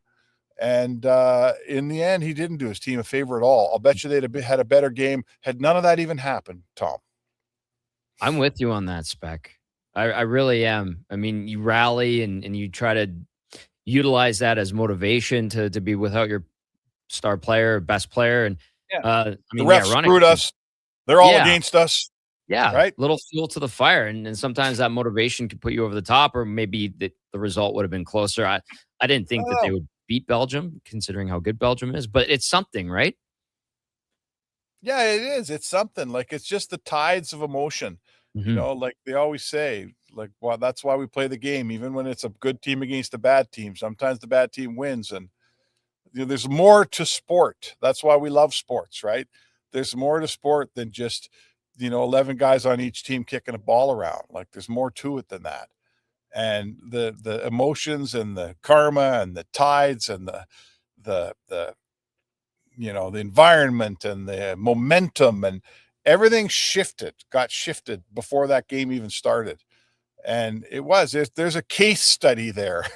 There's a thesis paper on that game on how it all unfolded. And you know what? The US got, like, it was on a very tiny little part of our world stage. The rest of the world woke up this morning sort of looking at the USA and saying, see, that's what happens when you act like that. Yeah. Right. Hey, on top of that, Spec, and I was talking to the guys this morning when we were getting ready for the show. Everybody who was interviewed in soccer at the World Cup, whether it was player, coach, match, whatever, they all said how poor of a decision this was and how ridiculous it was. And what I find refreshing from the soccer world is how blunt they can be. And I bet those writers had a field day and all the reporters had a field day with all the quotes they were getting in regard to that, compared to when we go to the rink and the guys don't say anything or they give us the same old cliches. Like, that probably was just a gold mine of quotes that the reporters got to use. Yeah, oh, for sure. And like, oh, no doubt, right? I read a lot of the same things. And listen, that's why world sports is a whole different thing. Like, I've been fortunate. I've covered some Olympics. I've covered a bunch of international events. And, when you cover hockey, and we all get used to it, hockey is basically, it's teams of 22 people and a coach, but they're all the same. They're interchangeable. They're all from the same places pretty much. And even when the Russians and the Finns and the Swedes come over, they kind of assimilate to our Canadian hockey culture. And, nobody wants to say anything too bad about the other team and blah, blah. We all know what hockey players are like. They use the word obviously 20 times in an interview, and it's kind of dull. Yeah. But international sport's different. Like, I'll make this analogy, go talk to an Italian woman and maybe get on the wrong side of her as opposed to getting on the wrong side of a Canadian woman. Like, it's not the same thing. Right. Right. You know Yeah, this. I know. Right. What's her name? Maloney, that's giving Trump all this trouble. Like, Yep. she's a Spitfire, man. And those type of people, those type of women, for instance, tend to come from some European nations. So what my point is this: when you're covering a World Cup, it's not, everybody isn't the same. You get different quotes from the Belgium people than you do from the Swiss people, than you do from the Italians. And then you go into if you get a chance to talk to the Iranians or the, Japanese, it's different again. Yep. So that's why it's fun. That's what makes international sport is a completely different ball game than covering the CFL or the NFL or MLB. Like, it is not the same. I'll tell you what, Nona Gazzola was a feisty lady for sure. Oh, man. Exactly. Right. Eva G's the most stubborn woman I've ever met. God bless my mom. But she's a Spitfire too. So yeah, those European ladies, man, look out. Spec, further to, the World Cup story. This I always find fascinating, and I'm kind of curious to pick your brain about it. Is yesterday, Portugal's coach, Roberto Martinez, stepped down after his team's lost to Spain. That's the ninth guy that's either been fired or stepped down at the World Cup. And I know this is kind of a rite of passage at the World Cup because they feel like they didn't deliver or the result wasn't good enough. But what do you make of this practice that these guys are just like, well, I'm out. Screw this. I couldn't do it. See you later. I don't even know how their contracts work. Like, does that guy also coach a pro team? I don't think so. Else? I don't. No? I think they're just the international teams coach. Like Jesse Marsh is just Canada's soccer coach for the men's side, right? I think that's Right. how it works in soccer. Okay, so I mean, I think it speaks to the emotion, like the emotion of I've let my country down, falling on your sword. Like, Portugal was pretty good. I think they were pretty good in this World Cup. Every time I watched them play, they looked like they were well in control. But yesterday they were horrible. Yeah. That Spain-Portugal game had no action in it. The Spain wasn't any better. They happened to get a goal. That's all. So their coach is a genius. I guess. But it is crazy how emotional they are. It's like, I've let the country down. I must quit. I don't get it, man. I know, but it's like that's how they do it. And you're going, okay. Yeah, Interesting. Yeah. Imagine how many coaches the Oilers would have if you piled that emotional quitting upon all the times they just emotionally fire somebody. Like Ryan Nugent-Hopkins would be on his 35th coach by now. Yes, he would. Yes, he would. I mean, well, we've seen that firsthand, the trials and tribulations of coaching a team in Edmonton. Not easy for sure. It's On the Mark with Mark Spector from Sportsnet. On the Mark brought to you by Buick GMC. Okay, let's shift gears to hockey a little bit here. We'll go south down the QE2. Some news from the Flames, Shimon Nemec, that the Flames traded for. It gave up quite a bit. Was it 2 firsts and a second? We were talking about it a bit before we were starting the show. He signs a $7.25 million AAV 5-year deal in Calgary. I like the potential of Nemec, and I know things didn't work out with the Devils, but do you like the trade? Do you think they gave up too much? Do you think the contract is appropriate? Is Craig Conroy putting together something nice here? Yeah, like in Calgary, it's the parameters are different. The bars are all set at a different place. Nemec obviously needs to be a good player. You've traded for him. You gave some assets up. You want a good player back, and I think they've got that. Let's watch him play and let's see. But it's different. You're playing like he's a young guy. What is he, like 22, 23? So, yeah. Yeah, and he's playing, he becomes a real leader now on a team that doesn't have much. So, how does he handle all the ice time he's going to get? That's going to be, it's tough ice time in Calgary, man, because that's not a great team. Like they're starting right at the bottom of a rebuild here. So it's less about goals and assists for me, and it's more about like, how does this guy, he has to become part of a young core, and they have to start now to assemble young, good players around this guy. Like forget having a 30, like Blake Coleman. Blake Coleman, they should trade the Blake Colemans because they're so far away from winning in Calgary. And I'm not saying in a bad way. They're in a rebuild. They're just starting. Yeah. But Blake Coleman, like he's going to be retired before that team's good, right? So Nemec has to, do they have a guy that can maintain a positive dressing room and culture down there while the team doesn't win very much? Do they have a guy that can handle having teammates that are going to make mistakes? Do they have a guy that has the head on his shoulders to remain as a positive core member of a rebuild while everything around him is kind of, going a little bit sideways some nights. Yep. So that's what we have to see, and nobody knows until it happens, Tommy. So basically, you're saying the battle next year won't be that much more heated because the Flames won't be there just yet. Yeah, no, they're just starting out a rebuild. Like, yeah, it's long. They weren't good last year, and yeah, they beat Edmonton a time or two. Edmonton wasn't any good either. But no, they're like, when is their rink opens? Not this season, but next season in Calgary. Right. Yep. And ideally, you'd like to be competitive when that rink opens. I don't see a team that's going to be real competitive, but that's okay. If you got a rebuild going and you got a couple more good young Nemecs out there, people can live with that. Like Canadians, we know what's going on. We get hockey. It's okay as long as you're kind of going north every year, like say the San Jose Sharks and Anaheim were, that's okay. But Calgary has to, I always say this, Tommy, it's easy to start a rebuild, right? It's easy to start a rebuild. You get rid of all your assets, you trade for a bunch of stuff, young, unproven draft picks, kids that are 17, 18, 19. The hard part is to bring an end to the rebuild, and that's where he's not there yet, but that's the path he's on. And a 5-year rebuild's okay, a 10-year rebuild's not okay, right? 100%. Although we've seen that. It sounds oddly familiar around here. Yeah, it does sound like, we know that here. Getting flashbacks and deja vu for some reason. Hey, speaking of the battle, somebody, a nice guy named Tom, came out to local on Saturday when we were doing Hello Hockey and had Sean Bell sign a copy of your book. So I thought that was is that right? Yeah, really nice guy, and a big fan of the Oilers, obviously, and I think Mark Spector as well. So that was nice to see. Spec, great stuff, my friend. Enjoy your day. We'll see you tomorrow. All right. Happy Thursday, Tom. All right. There you go. There's Mark Spector with On the Mark. Does Spec know what day it is?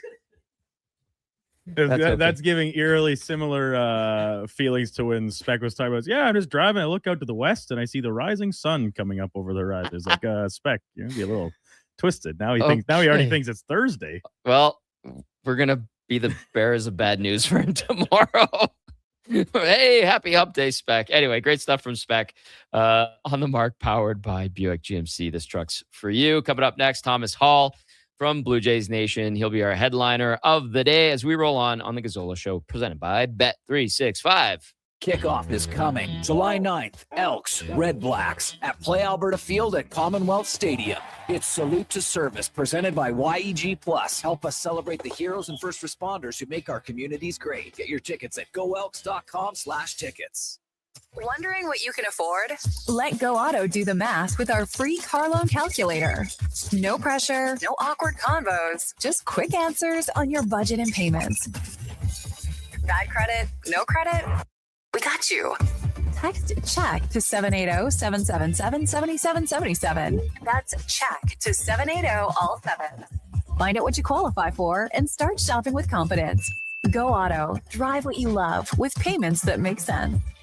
At Leading Edge Physiotherapy, healing doesn't have to feel heavy because in our SwimX aquatic therapy pools, you literally float your way to recovery. Whether you're dealing with arthritis, back pain, joint injuries, post-surgical rehab, chronic pain, balance issues, mobility challenges, or just feeling a little creaky, warm water and gentle resistance have your back, your knees, and your hips. Trusted by pro sports teams and rehab hospitals, our SwimX pools help you move sooner, hurt less, and recover faster. So take the load off. Let the water do the work. Life shouldn't hurt. LeadingEdgePhysio.com. Sleep is for the off-season. What off-season? Sports 1440 is live, loud, and locked 24/7. Oilers, Elks, Riverhawks, Stingers, Oil Kings. We've got your picks. Edmonton's home for sports is Sports 1440. Are you a skilled laborer? All-Star Construction wants to talk to you. A heavy equipment operator with Traco or backhoe experience, All-Star Construction wants to talk to you, too. With work in and around Edmonton for local land developers, All-Star Construction offers year-round employment. Whether it's power, gas, or telecom, developers rely on All-Star Construction to get the job done. So if you're a skilled laborer or a heavy equipment operator with Traco or backhoe experience searching for work, search All-Star Construction on Indeed. You're in charge of ordering boxes, small boxes, really big boxes. You're in charge of tape, labels, mailers, bubble wrap, extra bubble wrap, just for fun. You're in charge of warehouse cleaning and safety supplies. Good thing there's Uline. Thousands of quality products for your business and warehouse needs, always in stock, ready to ship same day, and backed by Uline's legendary 24/7 customer service. Uline makes it easy because you already do enough. Uline, we warehouse for you.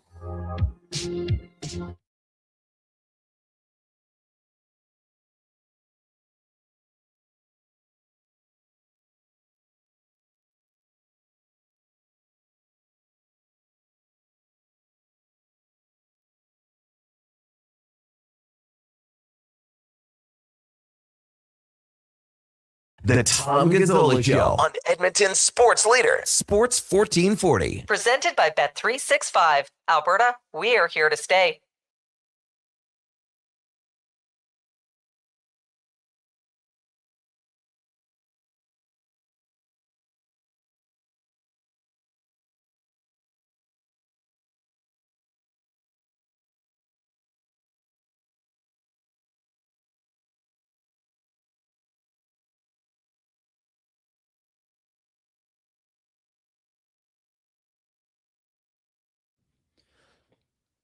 Fenny and Brandon are dancing to this song right now. They're doing the meme dance. Fenny says, no, we're not. No, we're not. Yes, you are. I'm kidding. 8:23 in the Big E. It's the Tom Gazzola Show. Hope you're doing well and you're driving to work. Maybe you're headed somewhere better than work. Maybe you're going camping. Maybe you're going on a vacation. But we're glad to be here with you. Day number 2. Feels like first day of school was yesterday. And then now you're getting into it. So we're in a good spot. We're in a good spot as we roll along. We're going to bring in our headliner of the day, Thomas Hall from Blue Jays Nation. Headliner of the day brought to you by Mr. Rooter Plumbing. Draining clogged pipes like three-pointers. For all your plumbing needs, go to mrrooter.ca. That's a bit of a nod to Kyle Lowry getting his flowers with the Raptors today. But we're going to be talking baseball with Thomas Hall. All right, Thomas, welcome to the program. Great to chat with you. I appreciate you coming on, and lots to talk about with the Toronto Blue Jays. Unfortunately, a lot of it is bad. 10-1 decision last night in the opener against San Fran, a night where even the broadcasters and the play-by-play team were saying they just didn't come ready to play. In your opinion, how did that game yesterday go sideways so quickly?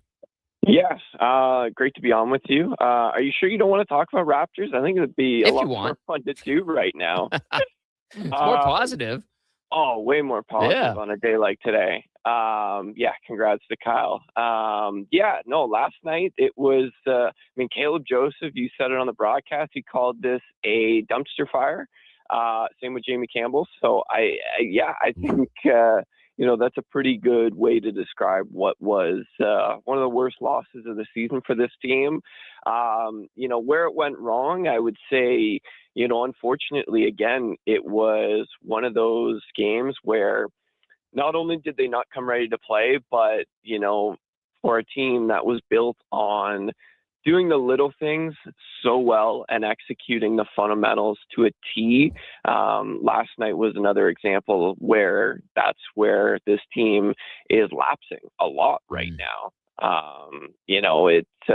It really came back to bite Kevin Gausman multiple times. It started in the first inning where, there was a triple that opened the game a few pitches in, and it ended up being a little league home run because of Kaz Okamoto being on the wrong side of third base, Kevin Gausman being late, running over to cover third base on the throw. There were some more miscues from Okamoto later in the game as well. The botched, throw to second with a runner on third play that led to another run there against the Blue Jays. And, when you're struggling to score runs too, you really have to execute the little things and be a very fundamentally sound team. And the Blue Jays haven't been that this year. And you can point to the offensive struggles a lot, but, I think more than anything, this lack of fundamental, success for this team has been one of their biggest flaws this year. And, it's something that's been so uncharacteristic all year for, a team that used to be so good at executing these things last year. I wonder this, and I'm curious your thoughts on it, because I know the Jays are always going to be dissected across the country, especially in Toronto, but all across Canada, people want to know what makes them tick. Do you think maybe there was a level of confidence coming off of last season's World Series run, and maybe collectively this group thought, okay, we should be able to be just fine, back in the mix again this year? And I know the injury bug hit them early, but do you think maybe the collective mindset was in the wrong place, or is it too early to say that about this team this year? Yeah, I think anytime you have a team that comes within, an out of winning the World Series, or 2 outs of winning the World Series, is going to be incredibly confident that following season. Mm-hmm. So I don't necessarily think, that's necessarily been the problem here for the Blue Jays. I think, a World Series hangover is certainly something that is something that the Blue Jays have been battling this year. Like, a lot of these guys are coming off the longest season of their careers, the shortest off season of their careers. And, I think the challenges of that is something that they didn't know what to expect. And we're seeing, as we get closer and closer to the All-Star break here, we're seeing guys essentially running on fumes because of that really short off season. And, when you have a really frustrating first half, like the Blue Jays have had too, like, there are a lot of days where coming to the ballpark is not fun. So that's certainly playing a factor too right now for them. But I do think the pressure and the expectations are something that you could also point to and say that the Blue Jays internally are struggling with here. It really seems like they're pressing a lot right now. They know that they're not where they need to be. They know that they really have to turn the switch and get rolling here. And because of that, you're seeing guys come out of, their usual approaches, their usual norms. And, it's easier said than done, but I would love if a lot of these guys could just come to the ballpark and throw all that out the window and just go and play baseball and have fun again. Because when this Blue Jays team did that last year, that's when you saw them at their best. And, certainly they've come, there's been a big fall from that so far this season. Yeah.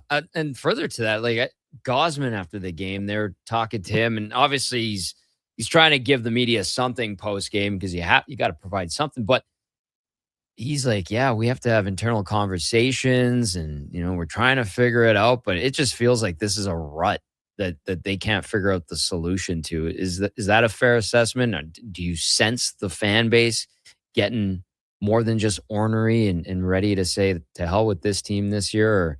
Or what's your read on all of that? Yeah, I'd say that's a fair assessment, given how rough this stretch has been. For a guy like Kev, like it's incredibly frustrating for him, coming off a start like that, where the defense lets you down, the offense doesn't provide you much or any run support, which is, unfortunately a constant issue that Gausman has to deal with. But yeah, I think, this is a make or break stretch for the Blue Jays, where they're at a pivotal point in their season, 7 games below 500. They're only 3.5 games back of that third wild card seed. But, you really want to go into the All-Star break with some momentum, not, continuing to ride this rough stretch here. So, yeah, I think right now this is a point in the time where we're going to learn a lot about who the 2026 Blue Jays are. Are they a team that are just going to continue to ride in this muddy middle that is the American League?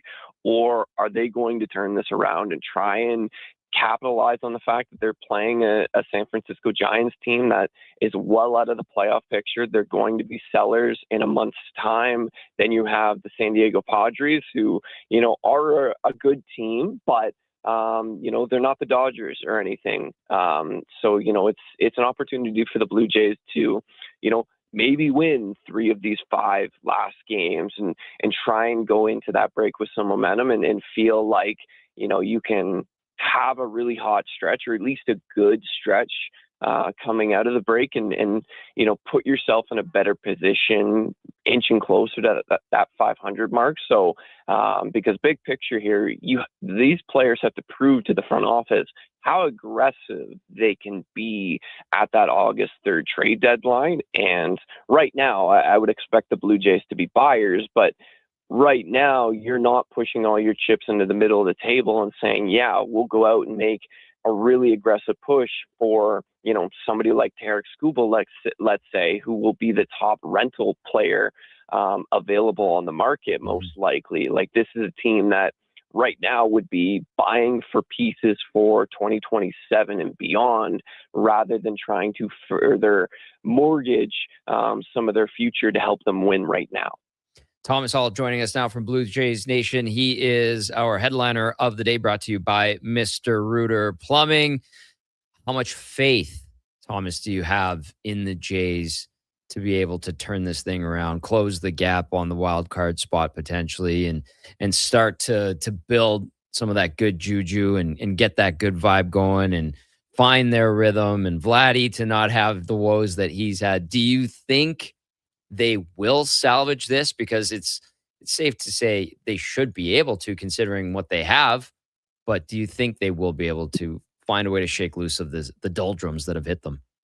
Yeah, that's $1 million question right now. I would love to stand up here and say that it's going to happen, but I certainly I would hope so. But none of us really know at this point, right? The Blue, we still don't really even know who the 2026 Blue Jays are. Like, this is a team that really has struggled to find its identity, other than a team that can't score runs consistently and leans heavily on its pitching staff. And maybe that's who this team is, but with the pieces that they have, they should be a lot better than a team that's currently 7 games under 500. Yeah. But like you said, it all starts with Vladdy. Like, this offense is waiting for him to get going here. And the longer he continues to struggle in this, worst stretch of his career, the longer the Blue Jays are going to struggle to string together wins and be, any semblance of the 2025 offense that they were. I think, there's probably a pretty good chance that Vladdy and Springer and Kirk and Varsho and hopefully Barger, when he comes back, whenever that is, this offense looks a lot better in the second half than it does currently right now. And I would think getting a week off for the pitching staff, particularly the bullpen that has had to, carry the weight for this team for most of this season, I think that would do them a lot of good, even though we're going to see Louis Varland rightfully at the All-Star game next week. So I think some much needed rest for all these guys is going to be essential towards, getting back on track coming out of the break. But I think, like, when you look at the American League, it is wide open for the taking. You even just look at the teams that are currently ahead of the Jays, fighting for that final wild card seed. The Blue Jays have a much better roster than the Minnesota Twins. Like, that goes without saying. You can put them ahead probably of the Rangers, even the Astros. I think too, you have a case there as well. So there's still absolutely a pathway back to a playoff spot for the Blue Jays. It's just, are we going to be talking about this team as somebody that's fighting for a wild card spot, or can they get hot enough that they can put themselves back in the mix for the division title, which is always the goal. It should still be the goal for the Blue Jays, especially seeing how much the Yankees have fallen off here over the last few weeks. But it's all about whether or not the offense can get going or not. Hey, man, maybe it'll be a tale of two seasons, and that All-Star break is a godsend, but time will tell. And another opportunity tonight in San Fran to right the ship. But, frustrating for Blue Jays fans indeed, but gives you a lot to talk about, Thomas, for sure. Thanks for doing this, man. We'll catch up again soon. Of course. Thanks for having me on. Have a great rest of your show. There you go. There's Thomas Hall from Blue Jays Nation. He is our headliner of the day, brought to you by Mr. Rooter Plumbing. Batting 1,000 against clogs. That's mrrooter.ca. Lots of nice texts have come in, ones that I like because it mixes it up. I'll read a couple of them briefly. Let's go to this one from Jay and Victoria. It says, do the Jays blow it up? Remember, even last year to start the season, they were not that good. Then everything kind of clicked. Team is not that good. And when the big players are not going, it really highlights the lack of offense. World Series hangover. Whose job is it to right the ship? Is the organization just going to accept the subpar season, keep the manager, and try again next year? Do you think that we, in the sporting world, assume that every team should have a hairpin trigger when it comes to blasting everybody off into the sun when things go sideways and there's a lack of patience? What do you guys think of that? I'm a big believer in patience, and I think there's enough evidence across different sports, different leagues, different eras even to show that that is usually the route to take. Now here in Edmonton, the Oilers, I think we've seen lack of patience really prevail more often than not, particularly when it comes to coaching staffs, above all else. How many years did John Cooper come up short before finally getting over the hump with Tampa Bay, right? At the turn of the decade here. So there's, the most prime example. Marty St. Louis, went through it a little bit his first couple of years in Montreal. Now they were expected to be poor. So it's a different situation. But with the Jays specifically, to Jay's text, John Schneider just took the team to the World Series. He's a guy that knows so many of these players from his time with Buffalo when they were playing there. There's a lot of familiarity and comfortability. Now, he has not been above criticism, both going back to last season in the playoffs, his management of bullpens and things. But that's just the nature of sport, right? When things don't go wrong or don't go right, when they go wrong, we want to point the finger at somebody. Of course. And the players are one thing, but then coaches, managers, they're right there alongside them to wear this blame. So after a year where you go to the World Series, I think Schneider will probably gets the injury bug is a little bit of an excuse. Like they can sit there in the batting cages until they're all blue in the face and their hands are worn ragged with blisters. But if guys like Vlad Guerrero Jr. just can't perform, is that the manager's fault? Or is it this guy's just having a down year? He's fighting it. These things happen in sports. You hope that the best players come out of them, these tailspins, a little bit quicker and don't go into them as frequently as maybe we've seen some superstars do. And right now this season, Guerrero Jr. is just mired in it. Like it's consuming him and kind of by association the rest of the team. So I'm a bit of more of a believer in preaching patience, but I can absolutely understand individuals that go in and say, listen, this is not it this year. Don't be buyers. Sell off a couple pieces that you have and give it another shake next year with the core of this team most likely remaining intact. That sounds logical. Not allowed. We're on the same page there.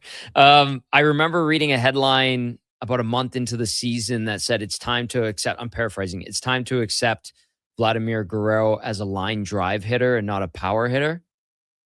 And I was like, what? Are you like, how did you come to that conclusion? Obviously, maybe the headline was for clicks, but I mean, all we know is him as a power hitter. His struggles are real. 4 dingers this season. Jorge texts in and says, what are these pieces that Jays have you keep talking about? It's a roster full of career 200 hitters. Last year's run was total fluke. The roster hitting far above their talent. See, I like how Jorge's mixing it up a bit here. And Jordan says they need Wild Thing or Angels in the outfield. Get those wings flapping. And Tim says, why is Vladdy still in the 3rd spot? And Ryan from Sask says, sounds like they're in need of a team rager and more pitching. Different perspectives on the Blue Jays. And you know what? You don't have these issues when you're a Diamondbacks fan, Brandon. You don't have to. Nobody cares. You're just living your life and maybe get a chance to jet down there during the winter time and enjoy the semi-retired life, taking some games in the desert heat. It's quite pleasant. I've heard. I've never been myself. You should try. But I've heard good things. Yeah, very stress-free. Instead, I'm taking the alternate route, Tom, and my holiday this summer is going to Toronto. I hope come late August, this tale of 2 seasons that you alluded to at the end of your chat with Thomas Hall has come to fruition. And I'll arrive in Toronto just in time to watch them play 3 games where they are mid-stride on climbing back up the standings. Yes. Forget wild card, challenging in another month and a half-ish at this point for the top of the AL East. It's not like it isn't right there. Wishful thinking. That's fine. That's good. You want your team to succeed. It's the beauty of sport. But yeah, they continue to struggle. See if they can get back on the right foot against the Giants today. Yeah, they got smoked 10-1 yesterday. Ouch. Ouch indeed. All right, quick break here on the Gazzola Show, brought to you by Bet365. We'll get to more of your texts, and we roll on Sports 1440. Thinking of growing your business? In partnership with Prairie's Can, the Alberta Chambers of Commerce is helping businesses explore new opportunities, new markets, and build connections through organized trade missions across Canada. Find the right mission for you at abchamber.ca/trade missions. Okay, new strategy. I'll just live in the freezer till October. It's spacious in here. It's spacious. There's a better way to survive the coming AC season. Pro Solutions is your one-call solves-it-all expert for AC repairs, tune-ups, and new installations. We offer convenient financing options and fast appointments so you can enjoy your entire home, not just the freezer. Now I can leave the frozen peas where they belong. Book now at prosolutionsinc.ca. It's Dollar Drink Summer at McDonald's. Sip on a refreshing small fountain drink or a small iced coffee for just $1 each plus tax, all summer long. Only at McDonald's. Excludes flavored and cloud iced coffees at participating Canadian restaurants. Taxes extra. Prices exclude delivery. You see it? Fusion Promo Marketing can make it. Fusion makes high-quality, memorable promotional products for businesses, sports teams, and corporate events. From vision to reality, get noticed and remembered. Fusion with a Z. Promomarketing.ca. With Play Alberta, backing the home team goes beyond the bets. That's because your picks have provincial impact. Play Alberta is the only app in the province that puts all revenue directly back into supporting programs and services that Albertans rely on every day. By investing in the General Revenue Fund, every play, bet, and buy made on Play Alberta helps make a difference across the province. Visit playalberta.ca/Gregor to learn more. That's playalberta.ca/Gregor. Must be 18 plus to play. If you gamble, use your game sense. Hey, sports fans, we've got a clear choice for you. At Crystal Glass, we provide customers with the perfect glass for any job. From home to auto and even commercial, installation or repairs, we're your team. Call 310 Glass or visit crystalglass.ca. Crystal Glass. Canada's men's rugby team at Clark Stadium. July 11th. Don't miss an international doubleheader as Canada takes on Portugal and Tonga battles Spain. Build the home field advantage for Team Canada. Tickets at Ticketmaster. Support your bones so you can stay active this summer. For the month of July, all CanPrev brand magnesium and collagen supplements are 15% off regular price. Only at Vitality Health Foods, where customer appreciation is the first Tuesday and Wednesday of every month. He's a legend in the booth and a master on the mic. Low Tide brings the banter weekdays from noon to 2. Sports 1440 is where Edmonton talks sports. Get in the game. Text 833-401-1440.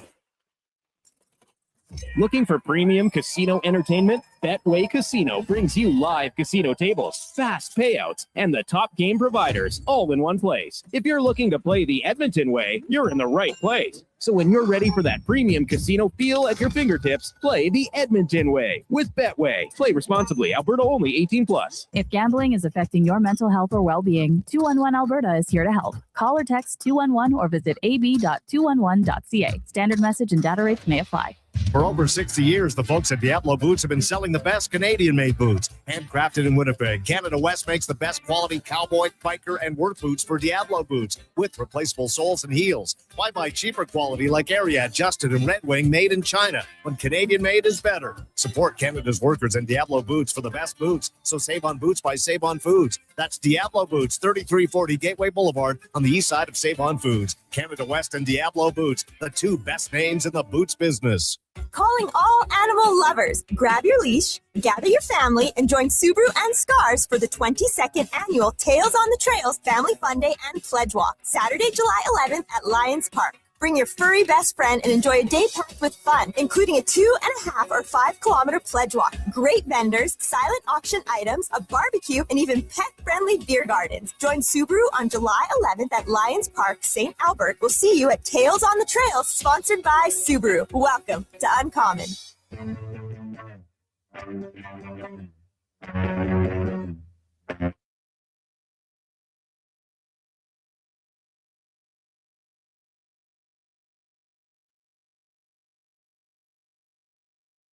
The Tom Gazzola Show, the best of Edmonton sports talk and beyond. Watch us on YouTube, Facebook, and X. Presented by Bet365. Alberta, we're here to stay.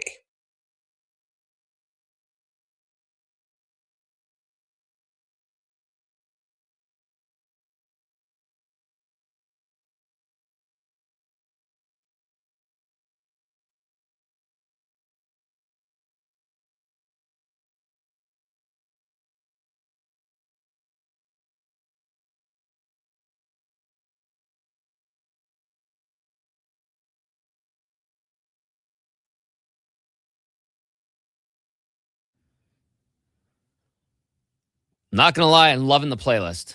Loving the playlist. I know I joked about Bryan Adams earlier in the show, and Tom Cochran and Scalding Gord was saying, sounds like you don't like young athletes, but I'm liking the deep cuts and the classics.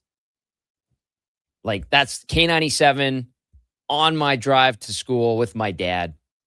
Taking you back here. He's telling me, he's telling me about Jethro Tull. Oh, sweet. But you come to appreciate it. Oh, yes, a sick dad. Got any Eminem? You'd be like, what? What are you talking about? Good tunes here on the Tom Gazzola Show as we cruise along. Tom Gazzola, Brandon Douglas, Josh Fenwick with you. And that conversation with Thomas Hall that we just had from Blue Jays Nation actually got a lot of texts into the text line. People talking about the Jays. Frustration certainly coming up, as it should, with the struggles when your team only scores 1 run in 30 innings. Ouch. Ryan from Fort Sask, again, says, too many guys having down years. Injuries still in it, though. Break is coming at a good time for the Jays. Are you guys believers? Like, Brendan, are you a believer in the second season? You know, we talk about it in the CFL with Labor Day, but in baseball, after the All-Star game and the break and the festivities, you hear about, that's when things really kick into high gear. Do you think that is legit the case when it comes to Toronto here? Well, I've been wanting to believe because last year, we kind of talked about this yesterday, Tom, but last year, they very much were in a similar spot as they are now. We're just hanging around in the mushy middle until it was basically July 1st kind of proved as a real turning point for the group when they swept that Yankee series over Canada Day. And that was huge for them. And it kind of seemed to really galvanize the group and send them into the second half and then into the deadline with an optimistic approach. They're chasing the pennant, all these things. It's so wild to say that it's still very much in the realm of possibility, despite how frustrating they have been to watch offensively, defensively, pitching, the starters, the bullpen. There really hasn't been an area of this team that has not at some point or another had you putting your hands on your head and rolling your eyes about the way they've executed or failed to execute, maybe better put. So I am optimistic. Do I envision another great run? Well, what do we know about playoffs, Tom? You just got to get in, and anything can happen. Now, last year they were the number 1 seed in the American League. They're going to be very hard pressed to duplicate that feat, but whatever, they're talking 10 wins back of the division leading Rays. The Yankees sputtering without Aaron Judge. The time to seize opportunity certainly seems to be knocking on their door, but maybe this All-Star break is exactly what they need. If I had to, pick one side or the other, I'll still say they can find their way into a playoff spot come end of September. The way you described the first half of this season from Toronto, missed opportunities, still sitting right there, drew so many parallels to this past Oilers season. Yeah, it's a good point. I was just thinking, I'm like, wait a sec. See, this is that was the Oilers. Sounds kind of familiar all of a sudden. I know we're in the dead of summer, but that reminds me of the Oilers. Big John getting into the conversation says, it's my contention that Vladdy Jr. formed his training program to peak at the World Baseball Classic, and thus his MLB season is suffering. I believe there are a number of big-time players that are not having a good season also after competing in the WBC. I notice it in tons of other sports as well. Bull ran tons of 400-meter races. Last year got smoked by Sidney McLaughlin and Levrone at the Olympics. Sydney starts the season late to peak specifically for 1 or 2 track meets. Oh, we're bringing in track. I like that. Do you think that the WBC, I don't know, messes guys up? Maybe it does. Oh, apart from injuries, which we've seen occur there, every time they run the event back. Apart from that, I don't buy into it too much. It's the same thing when we saw NHL players back at the Olympics for the first time this year. And I get it. It's a preseason thing compared to midseason. Yeah. But you want to give them the opportunity to represent their country, play with some pride amongst their countrymen and wear the flag with great adoration. But if a guy has a good WBC, then you just latch on that and say, this is really encouraging. Sign to start the season. He's already in mid-season form. But then if a guy has a bad WBC, you just brush it off and say, well, who cares? This is essentially preseason for him. Right. He'll get it going with. So, you can spin it however you want to. I'm not a huge believer in the notion that this, kind of to John's text, that he was preparing exclusively for that, and as a result, now the rest of the season is suffering at its expense. I don't really track the correlation there. IMAC chiming in. IMAC says the whole Jays team seems to be great warning track depth hitters. Talking about the lack of power. Jordan texting in says if Toronto doesn't make the playoffs, the Oilers owe a draft pick to Vegas. Oh, are we talking hockey or are we making a Blue Jays joke? No, that's not. I think that's probably a one of the infinite references to how the Oilers are always punished regardless of what happens around them. That's what I thought. This time stretching even outside of just the NHL. Yes, that's what I assumed. Jordan, I see your guffaw and I appreciate it. Junior D says the Jays need Air Bud. Air Bud, guys. What a versatile golden retriever he was. Bless him. Darren says they need a batting coach. That guy is brutal. Who's their batting coach? David Popkins. Okay. Am I seeing, is that Encarnacion on the bench? He's on the staff, yeah. Yeah. What a pleasant guy that guy was. He figured it out late in his career, too. Yeah. Took a while. Got bounced around. It goes back to our original thing about, preaching patience versus hairpin triggers. We're so quick to just dismiss guys with it's a slump. It's a long slump. He's not a bad player. He's playing poorly right now. And this is just specific to Guerrero Jr. I'm talking. Everyone, the contract comes up and he's a $500 million player. Yes, it's not great right now. But you don't throw the baby out with the bathwater. There's enough track record to believe that the previous versions we've seen of Vlad Guerrero Jr. still exist. Just got to give, preach patience to let it come out again as he kind of works through this, even if it's longer than anybody would want to see it extend. It's something I observed recently, and listen, I know a lot has been made about his training regimen and how he slimmed down in the last couple of years. Looks like he's bigger again this year. Has that been brought up? Are people worried about how he's been training? Have you heard that discussion? Because he was good when he was bigger. Yeah. Well, even just amongst my own friends, us chopping it up about the Jays in the group chat. You say, you missed kind of thick, Flatty. Seems to be a little bit. I haven't seen or read much about that particular discussion this year, but that's not to say it doesn't exist. If it works for him, it works, man. Mm-hmm. But it's probably a head game with him, right? You get cold and it gets in your mind and you can't get out of that rut. Maybe he could use this break and get away. But he's going to the All-Star game, is he not? So maybe he treats as he's not. Someone was texting and saying, "How is he at the All-Star game?" He made the All-Star game via the fan vote, right? Which everybody, Blue Jays fans alike, going to say, "What are we doing here?" He's having a terrible year. And credit to the Canadian and Blue Jays fans for really rallying, because Ernie Clement to the All-Star game, Louis Varland, deservedly so. Yep. All these things, and so Guerrero essentially just stepped aside and said, "So it still counts. If we're going back in his career resume, it will say All-Star 2026, but he's not going to be there." Asterisk. Yeah, essentially. Yeah, because I was seeing that and I'm going, wait a sec. He's not having an All-Star season. How the hell he get in? But good. Maybe he can use this break to get in the right mindset and find his groove again. Bad Captain says, "You are insane if you think the Blue Jays will make the postseason." So you're saying there's a chance. We shall see. The struggle is real with the Jays. Baseball-wise, locally, you got the Riverhawks going at it with Nanaimo. That's an early one, 105 first pitch down at Remax Field. If you're going down there, we're jealous. Have fun. Mix in a water. It is only Tuesday, or as the Spec put it, Thursday. But Spec text back, he said, "Did I say Thursday?"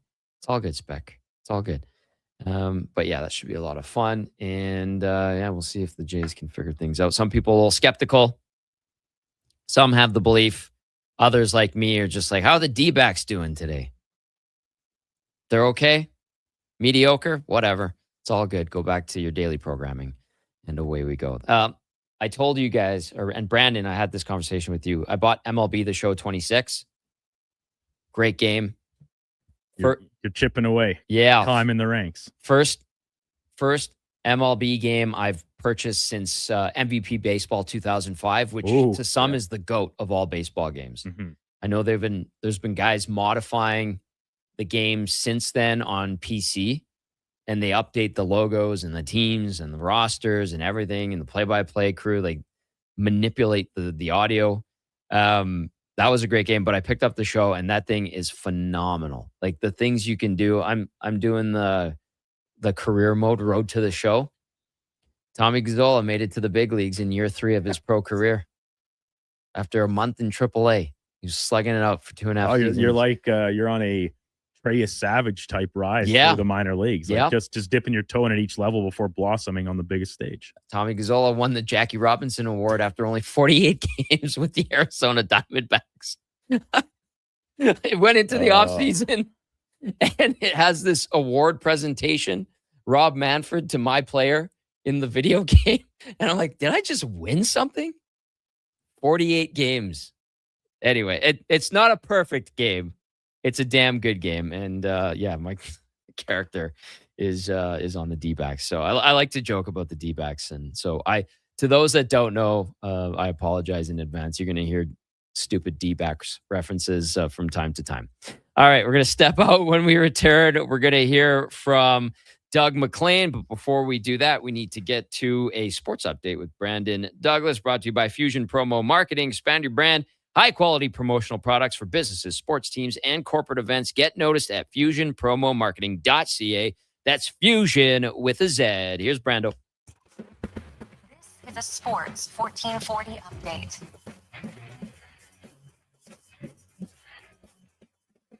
Round of 16 action at the World Cup yesterday. Spain defeating Portugal 1-0 to advance through to the quarters. And Portuguese star Cristiano Ronaldo announced in postgame that he is retiring from international play. In the nightcap, the United States, after all the controversy around striker Balogun's eligibility, they fall to Belgium 4-1 as the final host nation to be eliminated from the tournament. In the majors, yesterday, the Blue Jays dropped their opener in San Francisco 10-1 at the hands of the Giants. Kaz Okamoto, a lone bright spot for the Jays offense with a solo home run in the loss. Elsewhere across the majors, the Yankees top the Rays 5-1. Mets get past the Braves 7-6. And in the nightcap, the Rockies fall to the Dodgers 8-7. From the FIBA Basketball World Cup Americas qualifiers, Canada defeating Jamaica 116-78. Two-time MVP Shai Gilgeous-Alexander 16 points in the victory, but leading the way was Dylan Brooks with 20 on the night. And from Wimbledon, earlier this morning, Yannick Sinner winning in straight sets to advance through to the semifinals. And Canadian Felix Auger-Aliassime, he's going to take on Novak Djokovic coming up at 9:30 in another men's quarter. Coming up in hour 3 of the Tom Gazzola Show, we'll be joined by Edmonton Stingers play-by-play man Doug McLean, as well as Curtis Pachelka from the Bay Area News Group covering the San Jose Sharks. I'm Brandon Douglas, Liquor Sports 1440 Update. This is Sports 1440, a Stingray radio station broadcasting on Treaty 6 territory. Download the free iHeartRadio app and listen to CKJR wherever you go. Support your bones so you can stay active this summer. For the month of July, all CanPrev brand magnesium and collagen supplements are 15% off regular price. Only at Vitality Health Foods, where customer appreciation is the first Tuesday and Wednesday of every month.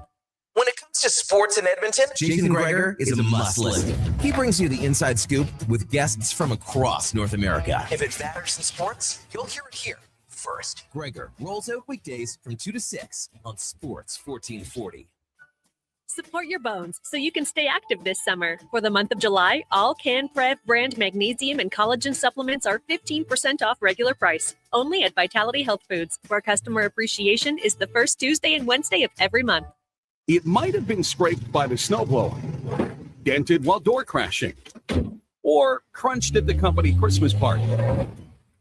At some point over the winter, your car was damaged and it's been hiding under a coat of winter grime. Then come and see Robertson Body Works. We can take care of the damage and the dirt. This week only, call and book a repair and get a complete auto detailing absolutely free. But you have to book your appointment before the week is up. Go to robertsonbodyworks.com. I'm Tim Robertson, and I fix cars. Hey, Canada. Wednesday, July 15th is Tim's Camp Day. When you buy a hot or iced coffee, you help build a better future for Canadian youth. Every cup counts. At participating restaurants in Canada.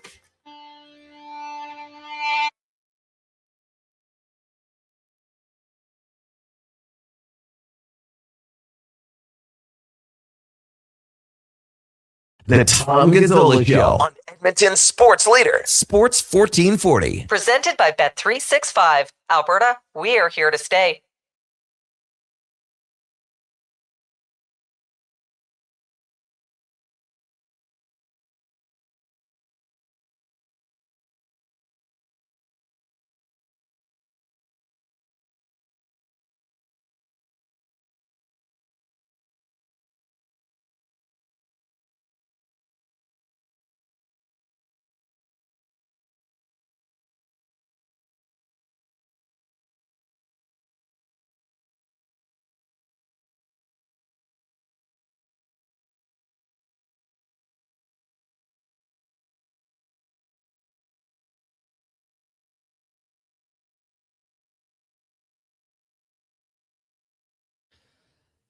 Hour number 3 kicks off with a little default, bringing it back. I think that was high school days. Thank you, Brandon. Appreciate that.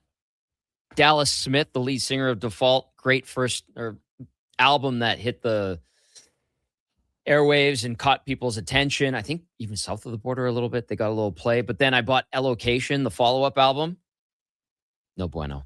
And then Dallas Smith went country, and I think he's found a lot of success. So when you're a good musician and you find your audience and your niche, you find success as well. It's the Tom Gazzola Show here on Sports 1440, brought to you by Bet365. We're going to have Doug McLean stopping by shortly. He's ready to rock. Bet365. Check out Bet365's early payout for baseball.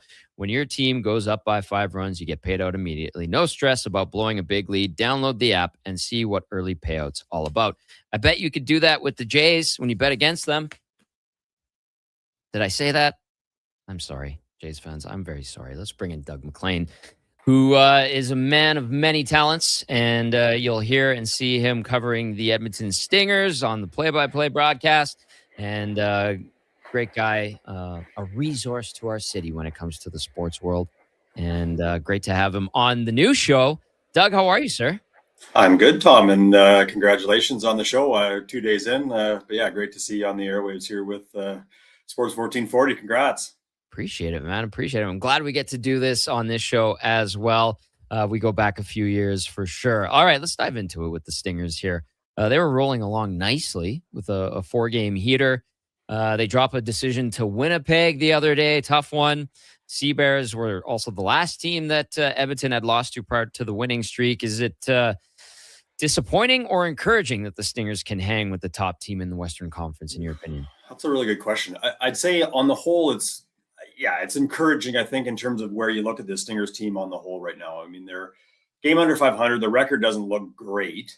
But as you mentioned, 4-game winning streak. They played really well. Played really well on Sunday, too. I mean, they had an opportunity to win that game, led throughout. Winnipeg didn't have a lead until late in the third quarter. So Edmonton was in good shape. I mean, honestly, the biggest difference, Winnipeg had Teddy Allen. I mean, 35 points he put up. He had a really quiet first half, got going in the second half. Fastest player in CEBL history to 1,500 points. I mean, the guy can score from all over the place. The Stingers just don't have a player to match that. They had a tough time with him in the second half and into target score time. And unfortunately, it resulted in a loss. But I think you don't love the loss. It's a third loss to Winnipeg this season already. But again, I think where this team is trending versus where they were trending a month ago, I think you feel okay about where the Stingers are at, even though they had that 2-point loss on Sunday.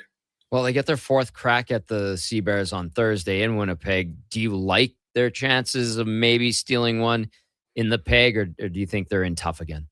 It's tough. Winnipeg hasn't lost a game at home all year, so it's not going to be an easy spot to go into. I mean, they're deep. They can score from all over the place, and they haven't even had former Stinger and 3-time CBL Player of the Year Xavier Moon in their lineup yet. He was in the building on Sunday warming up with them, but still not playing with the team yet. So they had him. That's a whole other level of what they're going to have to face. Whether he plays Thursday or not, still undetermined.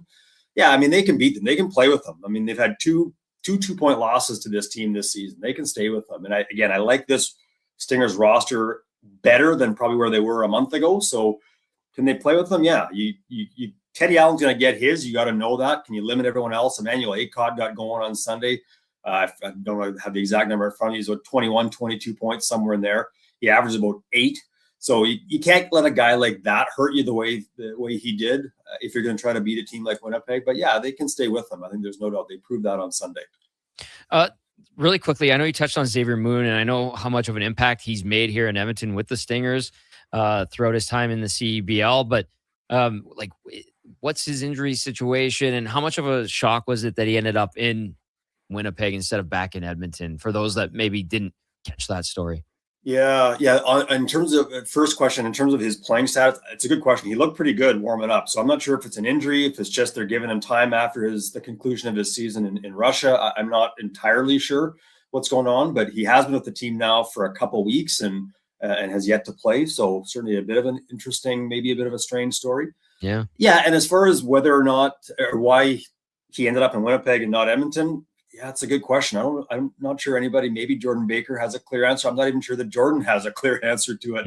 I know that Moon and the Stingers were talking. I know there are plans that he was likely going to be here last year before he dealt with a fairly serious knee injury. Yeah. And then I know there were discussions again heading into this year.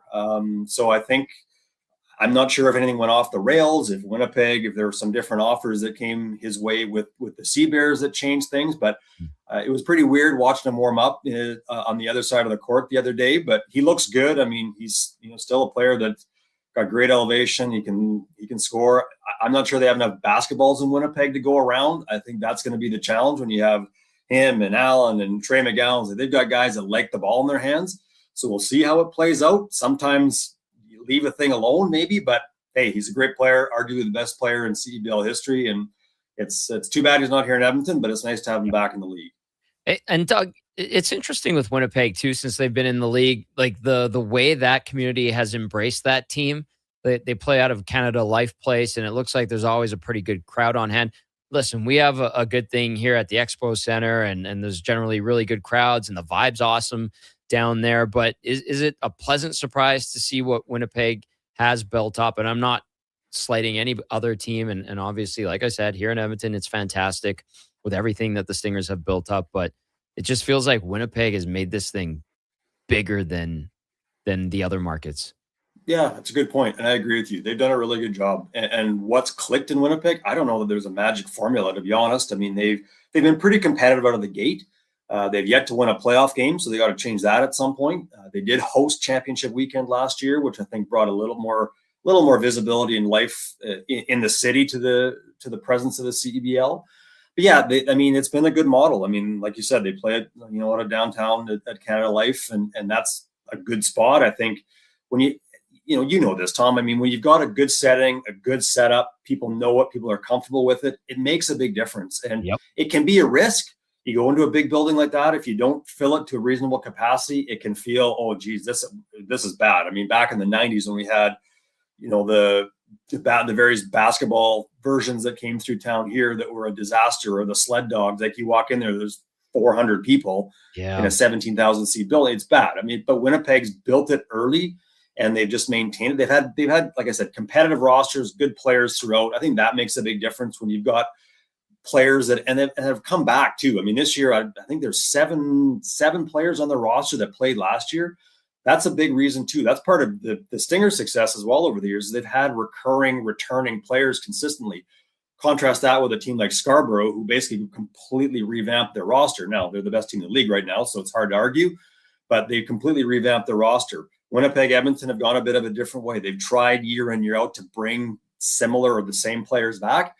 And I think it makes a difference because the community can start to recognize them. And I think that makes a big difference too. Yeah. That's a great point too. You get continuity of a solid franchise, good turnout. Guys talk in any league, in any sport. And when you build something up, I mean, the Riverhawks are a great example of that here. Talking to Cam Moon, he's like, yeah, well, Cam Moon, first of all, his son is one of the coaches of the Riverhawks. And he goes, oh yeah, the American players, they all talk about how great of a setup it is in Edmonton. Yeah. Makes it easier to recruit. Same goes for basketball. So if you got that, Edmonton's got a good setup, but Winnipeg's is, you're playing out of an NHL stadium, and it certainly helps. We've got Doug McLean with us here, covering the CEBL and the Stingers. Okay, let's look ahead, Doug, a little bit. I know I asked you about this upcoming game, but with the record being at 7-8 and 9 games left, and this winning streak that the Stingers just had, like, are they starting to peak and rise at the right time? Is this kind of how you want to do it in the CEBL, where you don't have a tremendously long season? Yeah, I think they are starting to peak, Tom. I think they're getting to where they need to be. I mean, they went through a stretch in June. Honestly, having covered this team since day one, it was the lowest stretch I've seen this franchise be at in this 8 years now. It was tough. They were not playing well, losing games, not competitive, and there's lots of reasons for that. They made some roster changes, and it seems to have settled out. I mean, this is not a team, as I said before, they don't have the Xavier Moon or the Sean East, the guy that you put the ball in his hands, he's going to put up 30 a night. They don't have that guy right now, but they're getting offense from all over the place. Nick Hornsby's probably playing the best basketball of his CEBL career, had a triple-double on Friday against Vancouver. He's been fantastic. Trey King's been very good for them. Boz Davis Jr.'s come in. He's been a real spark for them as well. And a guy even like Emmanuel Bandamel, maybe a little bit under the radar, but he's playing big minutes, putting up good numbers. He's a good defensive. He drew the big assignment on Teddy Allen the other day, which is a tough assignment. So they're starting to put together. They've got depth. I mean, you look at the bench points game in, game out, they're destroying teams. Now, that doesn't mean you're going to win every night, but it means you've got depth you have to deal with. And their bench has been really, really impactful for them. And I think that is the method to win in the CEBL, because it is a league. The league's become a bit of a victim of its own success in some ways, in the sense that the caliber of player they're bringing in has grown over the years that the league has been in existence. But that means that guys are going to be coming and going and in and out because they've got NBA opportunities and workouts. Dane Danger, 4 games with the Stingers. He was one of the best players in the league. Gets NBA workouts. He's gone. He might be back again late July. We're not sure. Mitch Creek in Vancouver, player of the year last year in the league. He's gone, comes in. He's played 2 games. Now he's playing with Australia in FIBA World Cup qualifiers. So having a roster that's deep, where you've got lots of different guys that you can bring in, bring out, I think makes a difference. And Jordan Baker's got that right now. And they're just playing better basketball. They're more consistent. They're steadier within 40 minutes than we've seen. And so I think they're trending the right way, assuming this roster, and it's likely to stay largely intact going forward. I think they're in a good spot. I mean, you'd love to see them try to catch Winnipeg or Vancouver and host a playoff game here. That might be tough, but hey, they get Winnipeg this week. They get Vancouver at home on Saturday. So you win those 2 and you're right back in that conversation again. Hey, maybe they can do some damage in the playoffs, but that 4-game winning streak, certainly promising. Okay, I'm glad you brought up FIBA and the World Cup qualifying, because Canada absolutely dominated Jamaica yesterday, and like SGA, he just looked like he was toying with Jamaica. I don't know if you caught that game, Doug, or not, or checked in on it, but where do you see Canada on the international stage when it comes to basketball? Are we in a good place with SGA as the face and the leader of this group? I know Dylan Brooks had a good game yesterday, as he should, but because we're getting into that next generation and next wave of Canadian basketball player here. I didn't catch the game. I did keep up on it a little bit and saw that they blew Jamaica out and 2 big wins for them this week. I think they're off now until the end of August, and they play Panama, I think, is their next one coming up in the FIBA qualifiers. But yeah, look, I think they are in a good spot. I really do. I mean, I think the depth of this program has grown tenfold in the last decade, and we're seeing it's, obviously, I mean, the 2 guys you mentioned, Brooks and SGA, and the Nemhards, and I mean, there's lots of guys that they can go. Jamal Murray's not playing. I mean, one of the better players in the NBA. He's not going to be part of this group because he couldn't commit the time, so he's not going to be there. But that doesn't seem to be affecting them. I think where this team is at is not entirely dissimilar to what we just watched for the last month with the men's soccer program. I think it's about, can they find a way to make a statement? Can they win another medal and have success at a FIBA World Cup? Can they do that? Can they make a huge impact at the Olympics? I mean, they were okay in Paris 2 years ago. I had the fortune of watching them play 1 game. They were okay. They won that, but they kind of flamed out in that tournament, and can they find a way to get to a semifinal at the Olympics and contend there? I think they can, but they've got to do it. And I think we're now at the point where, yeah, great. You've seen the individual accolades from the Steve Nashes now to the SGAs and the greater depth that we have. But now you have to make a statement. You got to win. I'm not even saying you have to win a tournament, win a gold medal, but you got to make a statement and be a team that others fear. And I think we're doing that on the smaller fish kind of world, but we need the Americans to be worried about us. We need the Argentinians and the Spaniards to be worried about us, the French to be worried about us. I'm not sure we're there yet, but I think we have the talent to be there pretty soon. I sure hope so, because of all the talent that Canada has produced and the stars in the NBA and on a stage like that, to bring it over to the international side would be amazing. Doug, I know you're probably going to be at Commonwealth on Thursday. Quick thought on the Elks? I will be there. Disappointing game on the weekend, but I think, hey, if you look at the fact that they're 3-1 in this stretch, having played 3 games on the road, and some teams that coming out of the gate were expected to be teams, certainly in contention in the Winnipegs and the Montreals and the BCs of the world. Yeah, on the whole, it's pretty good. I mean, they need to win this game on Thursday. I mean, I know my good friend AJ Jackiebeck's a little down on his Red Blacks right now, but who knows But so it's a winnable game. It's one they need to get. But look, they're playing well. Didn't love some elements of what went on Saturday. I still worry a bit about this offense. I just don't know. Rankin's fantastic. Max a really top end receiver. Do they have another receiver that can jump into that echelon and be a real threat? Fajardo's a good quarterback. He's not a great quarterback. That's going to put a certain ceiling on what you can do. And I don't mean that disrespectfully. I love the fact that he's on this roster. So they're good. But again, same thing. You got to keep proving it week in, week out. And can they bounce back? I think they can, but they got to do it Thursday night. It won't be raining, so that'll be nice. Amen. Yeah, well, we hope. Who knows? I know exactly what you're saying. Doug, thank you for this. Great to see you, my friend, and we'll catch up soon, okay? Likewise, Tom. Good to see you. Talk to you soon. There's Doug McLean, Edmonton Stingers broadcaster. And man, you can catch Doug basically at any sporting event in and around the city, whether it's a pro game or maybe like a university game, U Sport. Doug is all over it. Awesome to have him on the show. Good stuff on the Stingers and Canada basketball. 6-0 in qualifying so far in the first round of qualifying for FIBA Americas and the World Cup, which is coming up. All right, we got to take a quick break. When we return, it will be Curtis Pashelka from the Mercury News. We'll get the San Jose Sharks perspective on the moves Mike Greer has made, maybe how they perceive Darnell Nurse coming to them. Is that a good move? Will it help their blue line? I know Oilers fans probably like 9.25. We'll get Curtis's take on it right after this here on Sports 1440. It's the Gazzola Show, brought to you by Bet365. It's time to hit the greens. Elevate your golf game with Country Club Tour Golf Academy. No matter your experience, our PGA of Canada teaching pros are here to help. Enjoy lessons year-round between our 7 CCT golf courses and 2 state-of-the-art indoor facilities. Choose the location convenient for you. We offer private lessons, group lessons, expert club fittings, and junior camps. Visit our website to learn more and get ready to take your game to the next level. Booking is easy. Go to countryclubtour.com/golf academy and schedule your lesson today. This jersey was worn by the legend himself, signed and everything. You can't just wear it. I'm framing it with expressions and images. Your prized jersey deserves better than the closet. Think Expressions and Images, your local custom framer since 91. You name it, we frame it. Boxing Week is back at the Brick. Don't wait until winter. Get blowout pricing now. Save 55% off sofas when you buy the matching piece. Save up to 25% off bedroom and dining. Save up to 40% off select mattresses. Plus, get free local delivery when you use your Flexity card. And buy more, save more. Up to $500 off select major appliances. Don't miss the return of Boxing Week, only at the Brick. Exclusions apply. See in store for details.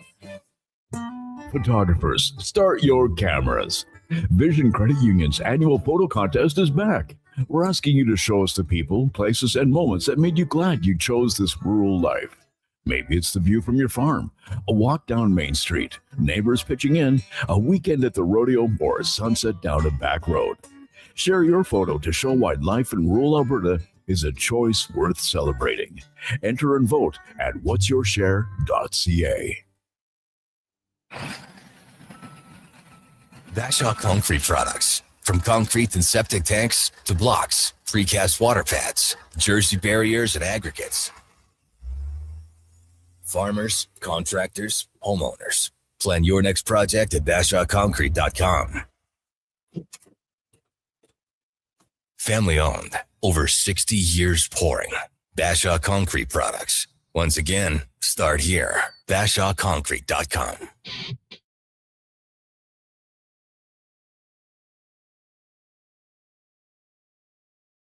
The Tom Gazzola Show, the best of Edmonton sports talk and beyond. Watch us on YouTube, Facebook, and X. Presented by Bet365. Alberta, We're here to stay.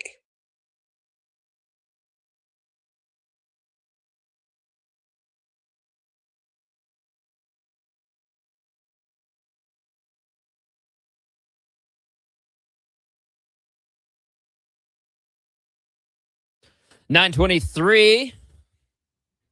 Cruising along nicely here on the Tom Gazzola Show. Brought to you by Bet365. Time now to get to the puck report.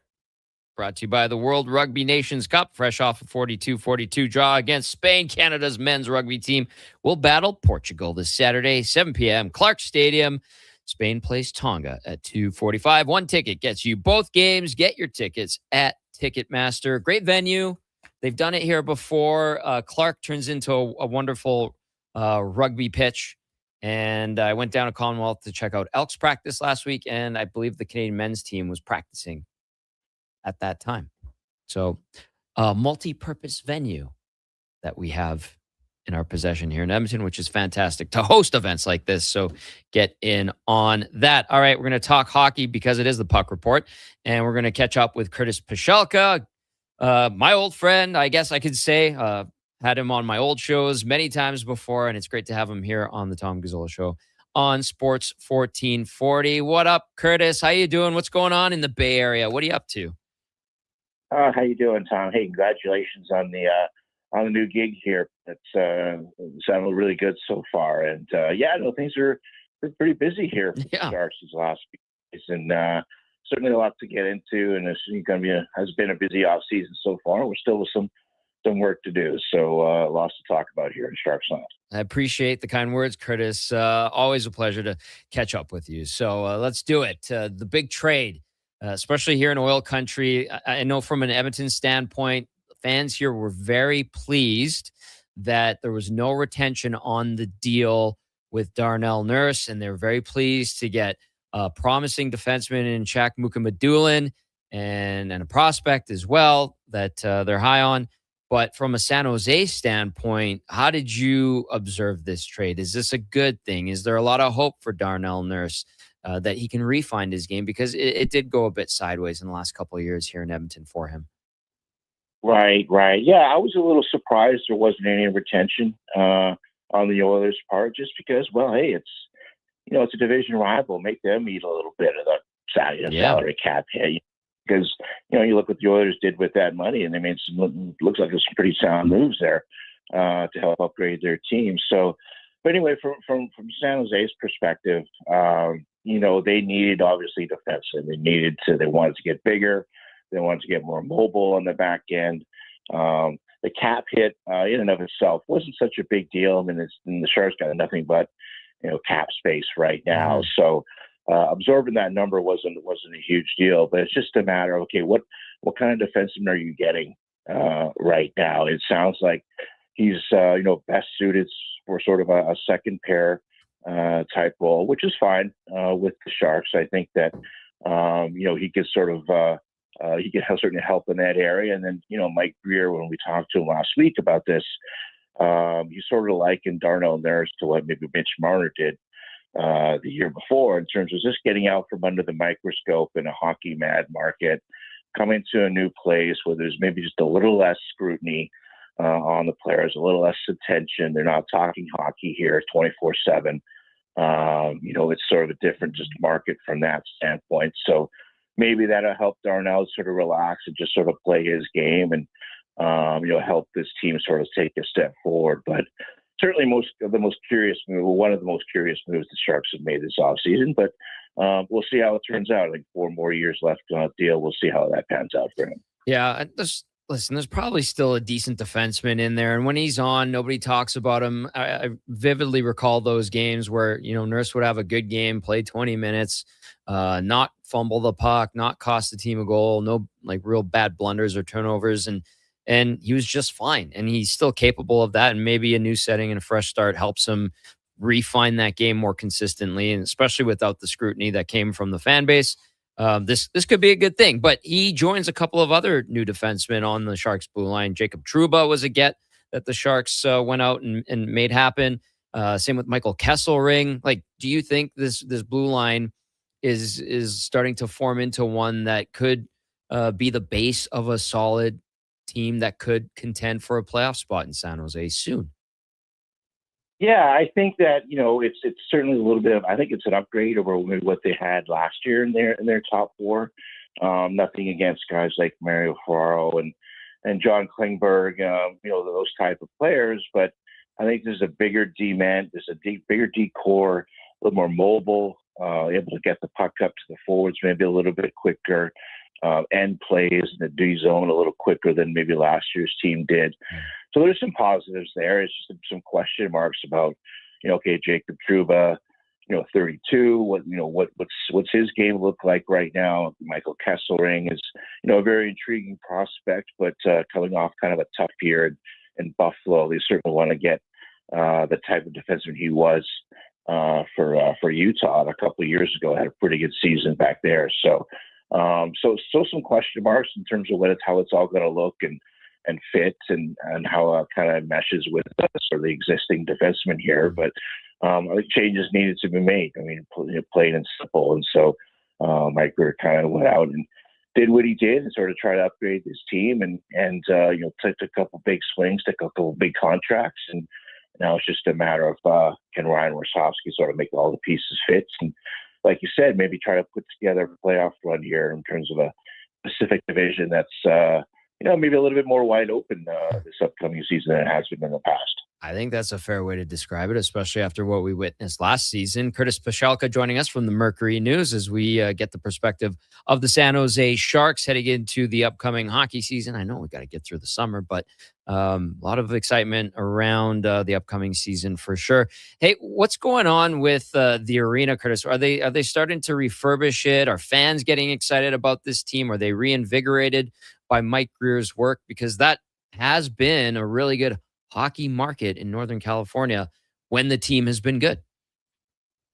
Yeah, it's sort of last year you saw, it start to be, a sold out arena again quite a few times, like it was sort of back in the heyday and the late 2000s, early 2010s, that kind of thing. That was sort of sort of the excitement is back surrounding this team. There's a lot of hope. There's a lot to look forward to for fans, and certainly that centers around Max Celebrini and sort of the superstar he's quickly become here in the NHL. Obviously, he's become probably the most recognizable player on the Sharks roster right now, and people sort of point to him sort of being the guy who's going to help lead the team out of a long playoff drought here, potentially as soon as next season. So that has a lot to do with it. And just an exciting team that plays this sort of exciting style of hockey, an entertaining style of hockey. It's just, you got to harness it and bring it all together and try to make the playoffs once again here. It's been a long time. So if that does happen, it's going to be pretty exciting. Fans here are going to obviously be pretty excited about what that looks like and how long this team's championship window can stay open. Obviously, there's a lot of young talent, and they certainly want to build this thing out for the long term. San Jose fans know the game. They've experienced good teams, like you mentioned. That building is loud and raucous when the team's good and it's full. Mike Grier's work, is it being perceived well by the fan base? Because I know maybe outside of the San Jose market in the last couple of years, people would look at the moves Mike Grier made and think to themselves, that's a bit of a head scratcher. I'm not sure about that. What is he trying to do here?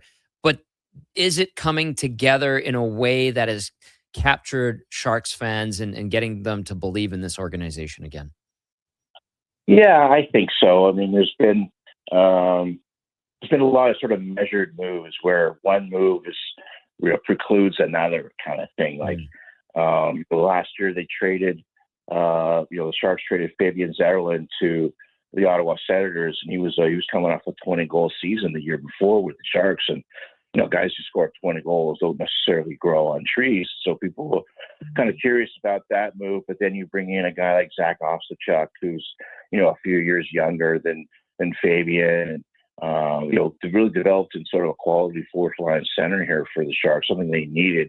A big center man, a guy who's can play that role and maybe has the ceiling of a 3C too someday. So just moves like that where you kind of don't get it at first, but then you kind of take a step back and look at the bigger picture. And then Mike Grier's philosophy is he wants to build just a team, not just a collection of talent, but just a sort of a team, a complete team that can compete the way he wants it to compete. So just things like that. I can certainly understand there's some frustration at times with some of these moves because you don't quite see the forest for the trees. But I think Mike Grier's always sort of had the bigger picture in mind. And And certainly when you come off a draft like the Sharks just had here, that's going to earn a lot of goodwill as well in terms of sort of the young guys they brought into the organization. So I think people are generally happy with how the rebuild has gone, but now it's time to sort of take that next step. Hey, Curtis, consider this a bit of an aside, but when Vinny Desharnais pulled in more money on a contract than Mario Ferraro, did you kind of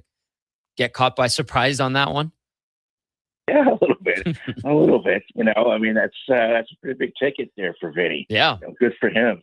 He's kind of bounced around a little bit over his, the first few years of his NHL career, but now he's got some stability, some security there in Washington. So good for him. It was a little more, Mario got a, pretty nice deal with the Jets, pretty modest deal for all things considered, considering, he was a guy with the Sharks who played, in the top four pretty much his whole career here. So a little different, but at least both players got a home here and a little bit of security, a little bit of stability as to where they're going to be. And so they found a nice home. Some other ex-Sharks are going to, I don't know if they're going to be able to find an NHL contract like that anytime soon. Guys like Klingberg, Leddy, Regenda, and Ryan Reeves. We'll see if he's able to sort of continue his career somewhere and get to 1,000 games. But that's good for those guys, to sort of get those contracts from those teams. Absolutely. Vinny Desharnais, nothing but good experiences when he was here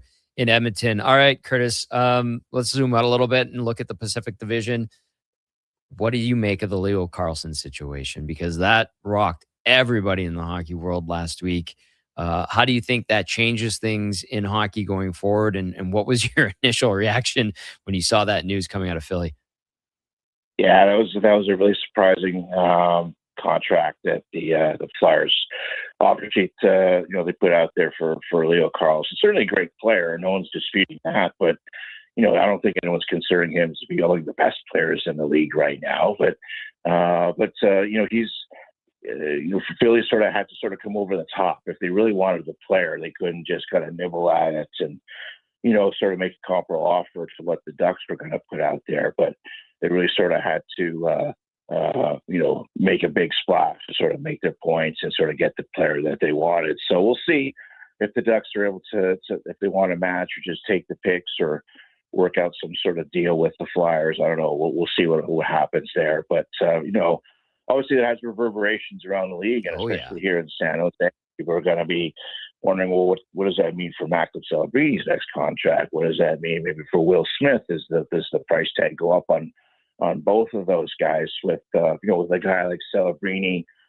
He's the kind of guy, I think he's the kind of player who you just kind of walk into Mike Grier's office, him and his agent walk into Mike Grier's office and just say, here's the deal. Kind of like with Connor McDavid did with the Oilers, right? Yep. When he was coming entry level, it's like, here's the deal. Let's just work it out. I don't know how long. I don't know if Mac will go 8 years like Connor did coming off his entry level, but certainly I think the Sharks would love to get 8 years out of him, but I don't know if Mac's going to go that long. Probably more in the 3 or 4 range, or maybe 5 years, that kind of thing. But certainly it's going to be a big number. Whether or not it goes up because of the Carlson contract, we'll have to wait and see. But certainly sort of an inflationary type of move that's going to affect a lot of teams around the league. Curtis, dollar bills, yo. That kid's getting paid. He's getting paid. Awesome to catch up with you, sir. If I don't talk to you before the season, enjoy the rest of your summer, and I know we'll be chatting soon. 100%. Thanks, Tom. Take care. That's Curtis Pashelka for the Puck Report. He's from the Mercury News down in San Jose. The Puck Report brought to you by World Rugby Nations Cup. Brandon, Benny, get in on this if you want. 20 mil for Macklin Celebrini. Wow. Are we talking 20? No. I don't think. You don't think it gets there? We talk so much in contracts about setting new precedents and things, right? But do we really view this Carlson thing as a new precedent or just a severe outlier? And could Celebrini get an equivalent deal? He's the better player, right? Oh, at this point, there's no doubt. Yeah, he scored 100 points last year. Made the Olympic team, all these things, and Carlson was supposed to play for Sweden at the Olympics too, I guess. So take that for what it's worth. Injury holds him out, but no, I, and maybe this is my biased Canadian mind, where Celebrini comes up under the school of thought of the Crosbys and the McKinnons And he goes in there, he's like, listen, I need to be paid my worth, but I don't really need anything more than that. And he, if he, as long as he's comfortable with the situation in San Jose, which it seems like he is, right? He's got the good thing going with his buddy Will Smith, and the whole, Uncle Tyler Toffoli thing seems to be a lot of fun for some of the young cats that roll around there. And now they kind of have to turn that corner to more competitive games down the stretch of the season. I think they will pay him whatever he wants, but I think it will probably be somewhere in the $16 to $18 million range. I respect the modest Canadian thing, but Fenny, do you think he's got the flash and panache to say, I'll take my 20? I just think with everybody that's young and talented right now, looking at Leo Carlsson, it's like, well, I'm better than that guy. I should be making more than him. Maybe my brain is just NBA-ified. But he also, like the Carlson thing, like is Leo Carlsson aware? I'm sure he's aware of, but does he care that whatever team he's playing for next year is severely handcuffed in improving the rest of the roster? Like, so Celebrini, who's got the chance to mull this over, like he still has another full year in the deal. Does he sign the extension within the next week, within the next 3 months, or a year from now? All are possible. And he says, I like what we're building here. I don't really want to overturn the apple cart. Once again, pay me a fair value. I'm not like asking for this insane thing that Connor McDavid did last year with the way under market, but to continue to exceed and push this dollar figure up, I don't like it. Doesn't do the team any favors. Doesn't do the chance at winning Stanley Cups any favors. Can he squeak by knowing that the cap is going to go up again, though? As a reason to accept a monster $20 million contract, I possibly? Suppose. Because as we know, and it's well documented, the league is in a successful phase where they're hitting record revenues every year. And watching the cap inflate, we're talking about Austin, Texas, and Houston potentially returning to the NHL, or not returning to the NHL, but coming into the NHL as expansion. Maybe even as much as, what are they going to, there's been discussions talking to Dave Pagnotta, like the league is quietly discussed maybe getting to 36 teams. And if you're asking for $2 billion a pop, it's a lot of money. That's a lot of hard cash in the pockets of some owners who are already very rich. Mm-hmm. I like and respect the modest Canadian kid looking out for the team, but also wants to get paid fairly. But I also, part of me thinks that Celebrini's in that generation where it's like, yeah, I want that and I respect that, but I want my money. And he's the next wave. It's going to be fun to watch that play out. And again, it comes back to we're in a new era of the National Hockey League where we have to learn to get used to these numbers, right? It's interesting. It's fun. And Montana Teray says 36 team in the NHL is a nightmare. I agree with you. And get ready for an 84-game season coming up. It's all happening. It's all happening indeed. All right. You know what else is happening? In or Out with Brandon coming up after the break. This is the Gazzola Show presented by Bet365.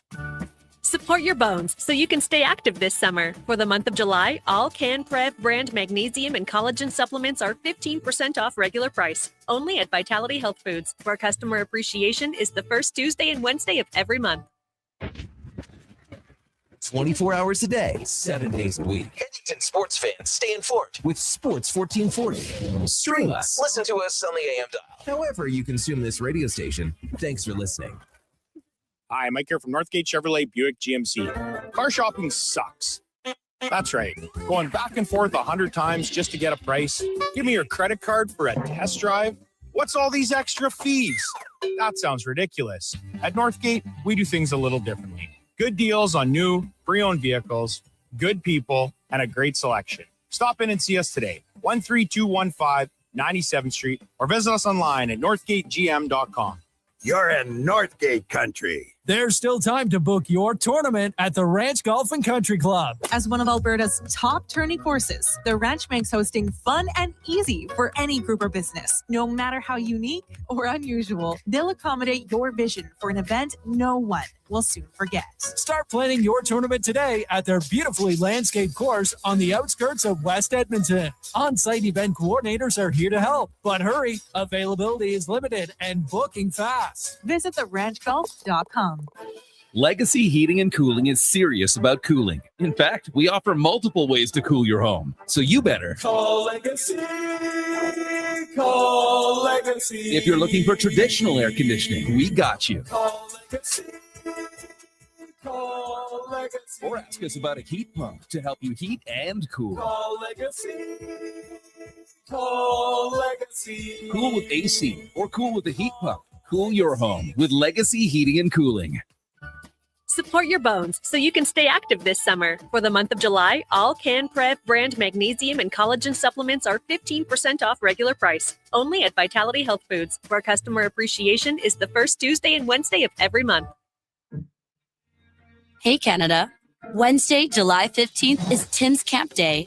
When you buy a hot or iced coffee, you help build a better future for Canadian youth. Every cup counts. At participating restaurants in Canada. Photographers, start your cameras. Vision Credit Union's annual photo contest is back. We're asking you to show us the people, places, and moments that made you glad you chose this rural life. Maybe it's the view from your farm, a walk down Main Street, neighbors pitching in, a weekend at the rodeo, or a sunset down a back road. Share your photo to show why life in rural Alberta is a choice worth celebrating. Enter and vote at whatsyourshare.ca. It might have been scraped by the snowblower, dented while door crashing, or crunched at the company Christmas party. At some point over the winter, your car was damaged and it's been hiding under a coat of winter grime. Then come and see Robertson Body Works. We can take care of the damage and the dirt. This week only, call and book a repair and get a complete auto detailing absolutely free. But you have to book your appointment before the week is up. Go to robertsonbodyworks.com. I'm Tim Robertson, and I fix cars.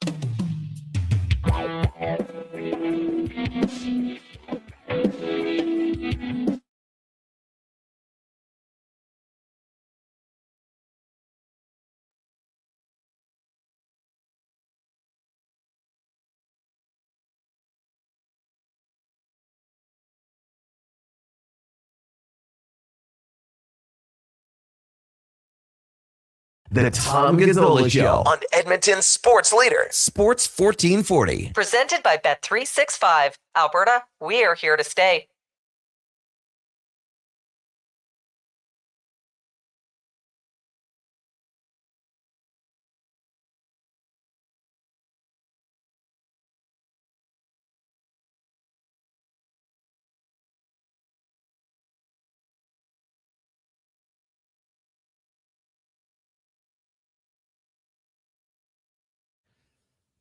Thumb in belt loop, maybe in your jeans, maybe in your jorts on a day like today.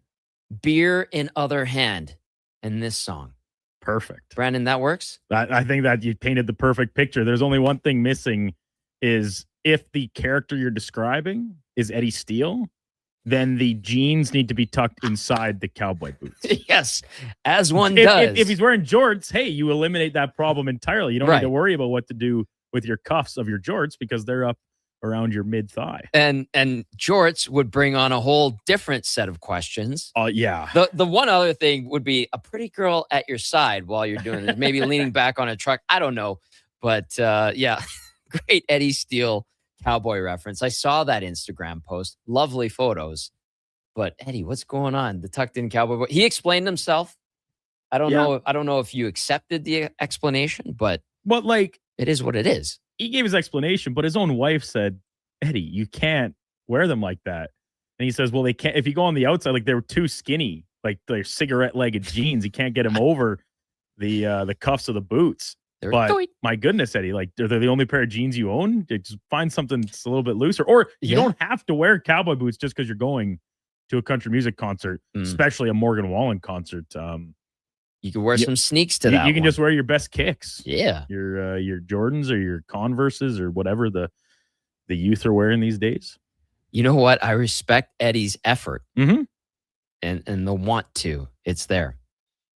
EG, real quickly before we get into in or out, says, what about short shorts like Dennis, Charlie, and Mac wore and It's Always Sunny?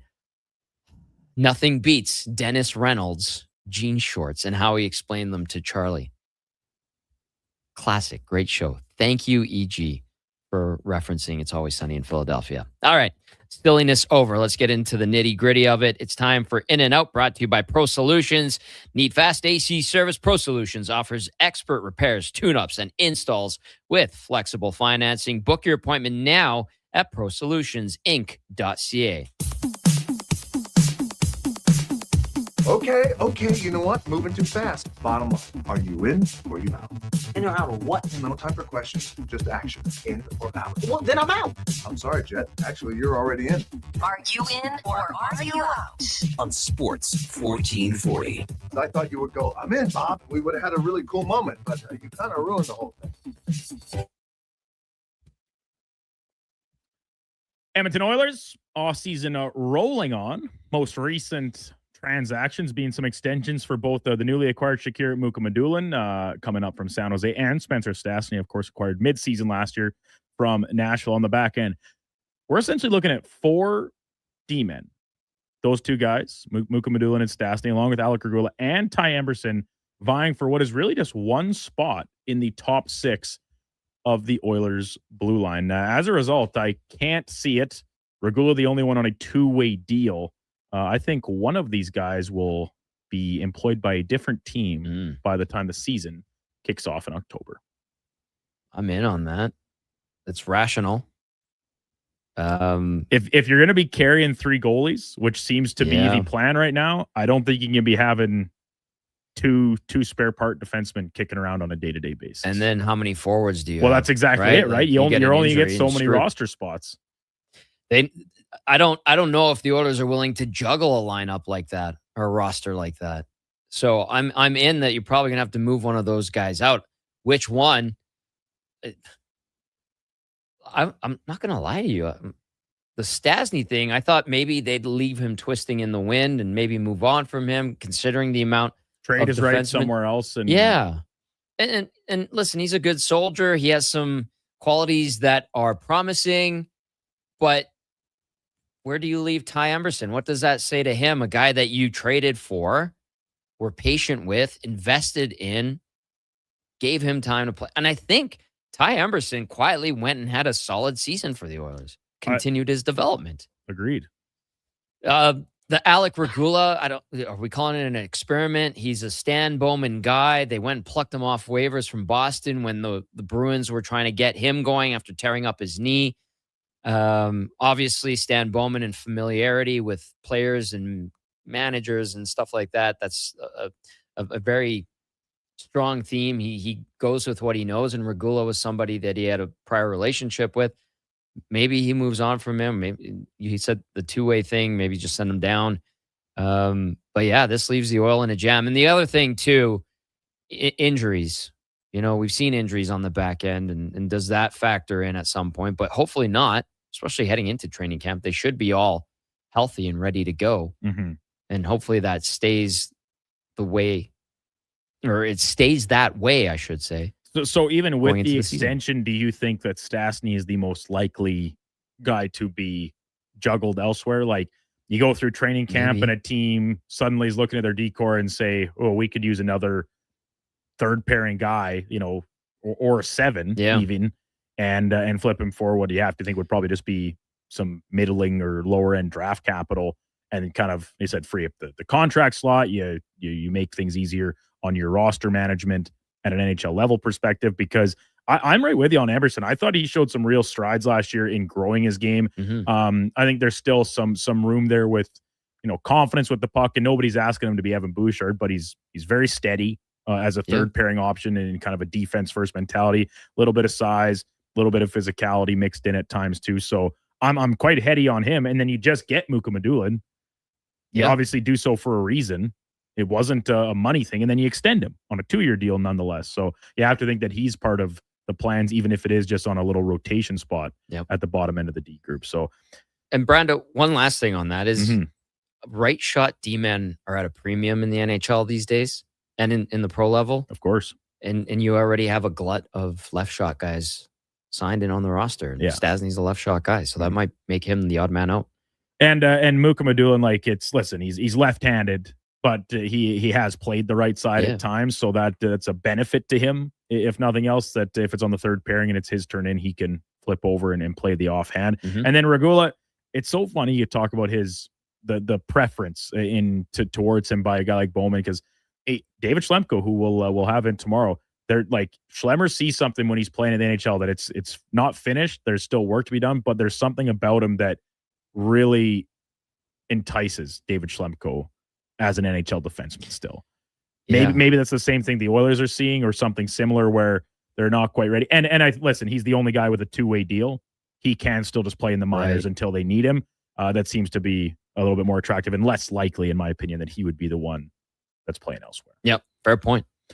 Earlier this hour, last segment, matter of fact, we chatted with Curtis Pachelko about how things are shaking out down in San Jose and their very new look blue line after they went into the started the offseason with just really one NHL regular under contract. And then, of course, one of their top prospects, Sam Dickinson, who got his feet wet in NHL last year, too. Is Dmitry Orlov is back, but they add Jacob Trouba, they add Darnell Nurse, they acquire Michael Kessering out of Buffalo. It's a very different looking group, but when I assess it, size it up, I'm not convinced that it's actually better as of today than the 1 through 6 that we saw them deploy last season. Interesting. I'll go out on that, and I'll say with Trouba coming in, and I know there's some people that are in the camp that think Trouba is still a very solid defenseman. I still have faith in him, regardless of if he's a bit of a wild man out there. I still think there's some good years if you get a Jacob Trouba who's motivated. So there's still some good years ahead of him. Obviously, the Sharks committed to him with a very healthy salary and a 4-year deal. I think Darnell Nurse will probably find his game to a certain extent again, with the pressure and the spotlight not being the same as it was here in Edmonton. A fresh mindset probably will go a long way in him having better nights more consistently. I like Orlov. I always have. I thought that was a great pickup by the Sharks. And then Kesselring will be interesting coming off an injury. And I know that a lot of people are enticed by his promise, and he gets a pretty solid deal, 4.5 per year for 3 years with the Sharks. And I can't tell you much about Sam Dickinson and Matthias Havlid and Luca Cagnoni. That's someone that you should be honed in on, Tom. No. Countryman. I'm not. I don't have a lot of faith in my paisans when it comes to hockey. I apologize. Too many guys have let you down before, or what? Well, it's just not good. But there are exceptions. There are definitely exceptions, right? But I'm just kidding. The only reason because they've made moves, which you can appreciate. Mm-hmm. But if your top pairing, just kind of by affiliation and by contracts, is Darnell Nurse and Jacob Trouba. I don't know if that's any worse than Mario Ferraro and whoever they're throwing out on his flank, but I don't know if it's as steady or as reliable just from a shift to shift, period to period, game to game type basis. And when you're talking with Curtis, absolutely, Darnell Nurse, fresh start. You have to think that it can only bode well for him. Mm-hmm. But he's going to be asked to do a lot on this D group. He wants to do a lot. And maybe that is the motivation he needs to try and be a number one. But as of right now, they don't have a number one. And they're not the only D group that is plagued by that problem across the NHL. You can't justify the money to dictate how good or not they paid him what they paid him. It's full stop. Yeah. But I just think as of right now, a top pairing of Jacob Trouba and Darnell Nurse does not inspire the utmost confidence from the outside looking. That's a fair statement. I'll give them the benefit of the doubt and the out response to in or out on this one, because they're veteran guys. And I think that when they are playing to their ability, it's steady and consistent. They have 4, in my opinion, good defensemen. You're right. No elite defensemen. Maybe that allows them to find their game more consistently. And if Sam Dickinson has a big jump year, a big growth year, hey, I could very well be eating my words, because that's who they think is their number one guy eventually. Yeah. Year 2, maybe not, but positive strides could go a long way, no doubt. Over to the Diamond, the Toronto Blue Jays drop a 3rd straight and their 10th of their last 13 when they lost 10-1 to the Giants last night in the series opener down in San Francisco. Somehow they still sit just 3.5 games back of a wild card spot, despite being mired in a very frustrating, disappointing season to date. The team, Ross Atkins and company, should still be buyers at the trade deadline in about a month's time if they are within this same 3.5 game range as they sit today. Oh, that's a good one, Brando. I'm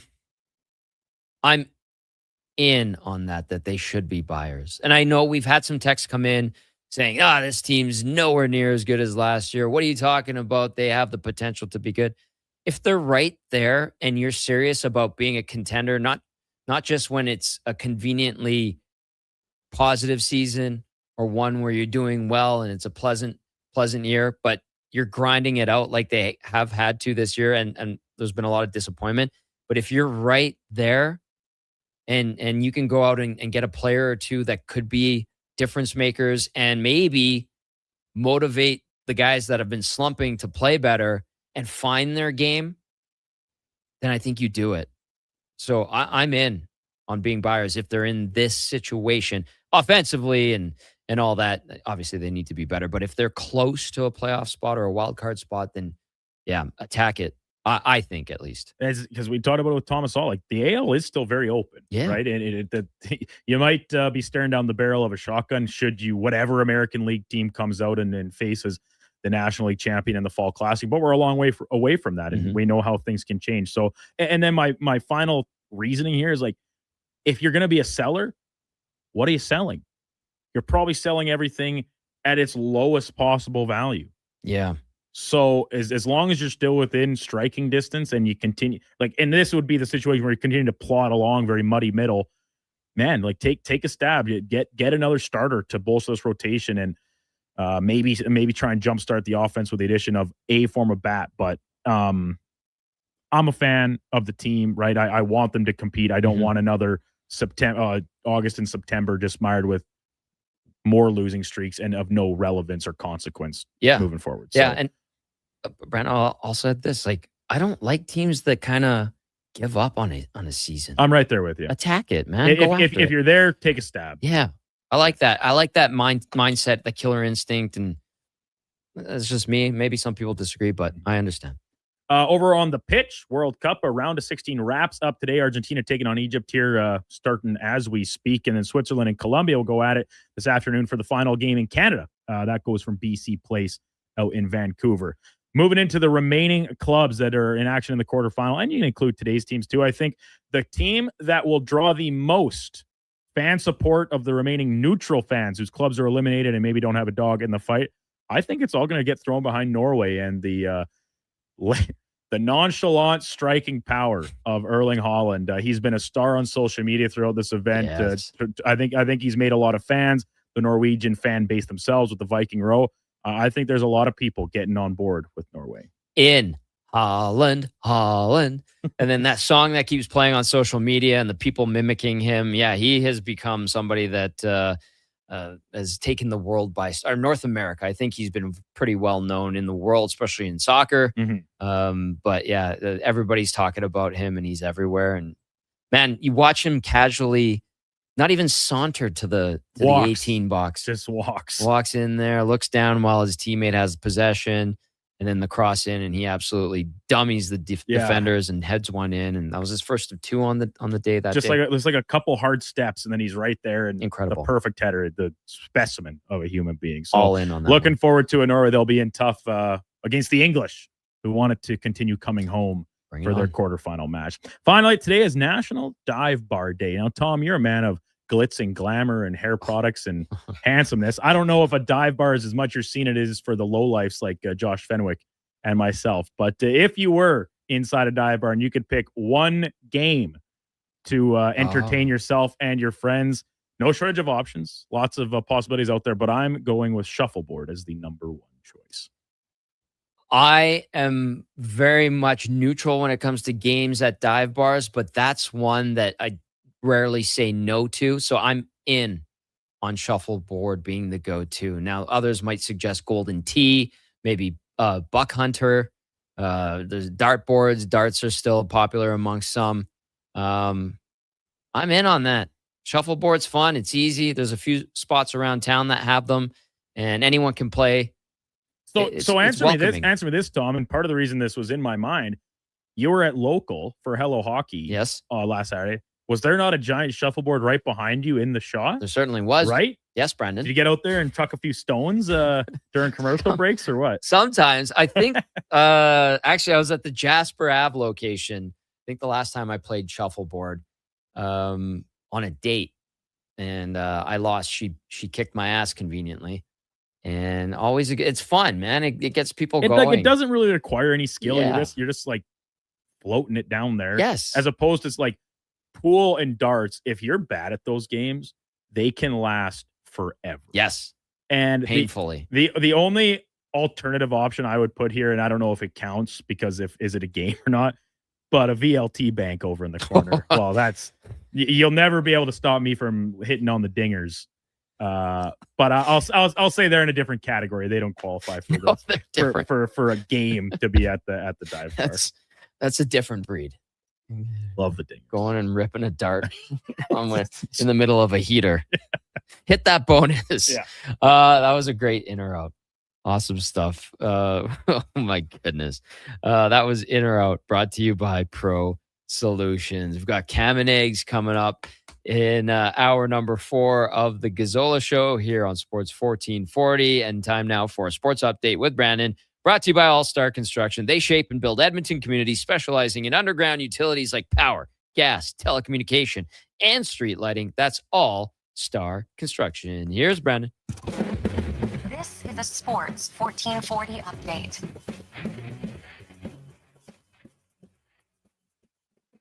Final day of round of 16 matches at the World Cup. Lionel Messi and Argentina take on Mo Salah and Egypt as we speak. That game getting underway from Hotlanta. And this afternoon, final game on Canadian soil. BC plays home to Switzerland up against Colombia. That kicks off at 2 o'clock. In the majors today, the Blue Jays continue their set in San Francisco against the Giants. Spencer Miles set to be the opener in a bullpen day for the Bluebirds. First pitch coming just after 7:45 Mountain. You catch that game right here on Sports 1440. In the WCL, the Riverhawks with a afternoon affair, 1 o'clock first pitch against the Nanaimo Night Owls from Remax Field. And at Wimbledon, Felix Auger-Aliassime quarterfinal action against Novak Djokovic delayed again, now set to get underway just after 10:10. Earlier this morning, Jannik Sinner winning in straight sets to advance through to the semifinals. Coming up in hour 4 of the Tom Gazzola Show, we'll hear today's edition of Cam and Eggs and be joined by Declan Kruger from the Lowdown with Low Tide and Elks Nation. I'm Brandon Douglas at your Sports 1440 update. Sports 1440, Stingray radio station. CKJR broadcasts from West Edmonton Mall and Wetaskiwin. Download the free Stingray music app and listen wherever you go. Mr. Rooter has deja vu. Mr. Rooter has deja vu. The bathroom is right over there, Mr. Rooter. Thank you, good sir. Wait, I swear I've plunged this toilet before. It was clogged with a snow globe. Am I living in a time loop? Oh, good. It's just a voodoo doll that looks exactly like me.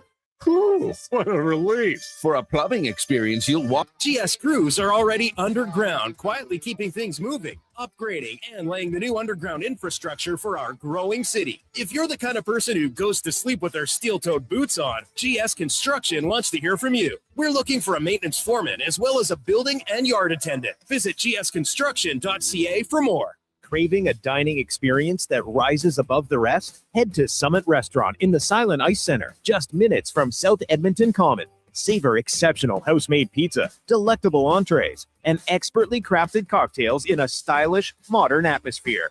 Perfect for a casual meal or a special night out. Summit offers a refined experience where every bite and sip reflects our dedication to quality. Elevate your dining experience. Make Summit Restaurant your destination tonight. It's cone season at McDonald's, which means vanilla cones are $1 each plus tax in the McDonald's app all summer long. Soft, creamy, and crunchy. For just $1 each plus tax exclusively in the McDonald's app. App download and registration required at participating McDonald's in Canada. Got a car you're ready to part with?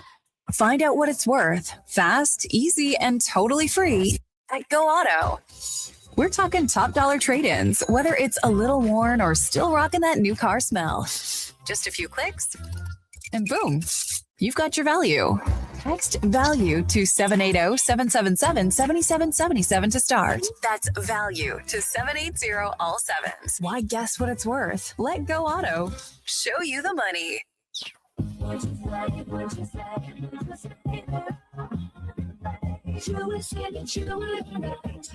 It's finally time to escape your four walls and see where your four wheels can take you. Sherwood Honda helps you head out on the road the way you want to, with the right vehicle, including freedom-seeking SUVs that give you the versatility to drive where, when, and how you want to. It sure would do some good to get out and stretch your horizons, and sure would be easier with Sherwood Honda.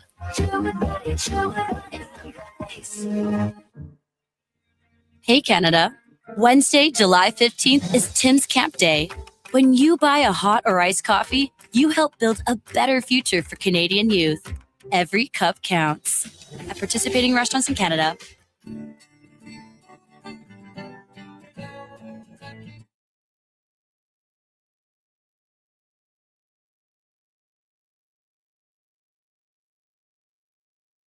The Tom Gazzola Show. 60% talent, 40% Swedish hair cream. Edmonton's sports leader. This is Sports 1440. Presented by Bet365. Alberta, we are here to stay.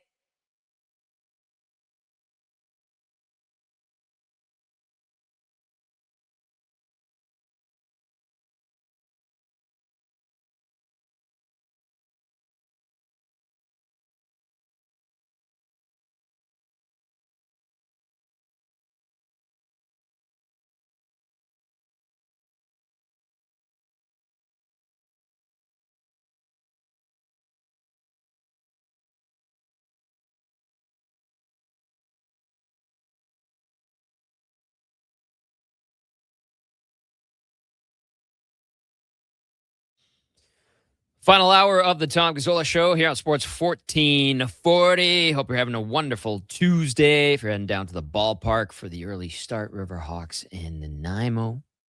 Lucky. A little bit jealous of you. Tom Gazzola, Brandon Douglas, Josh Fenwick with you.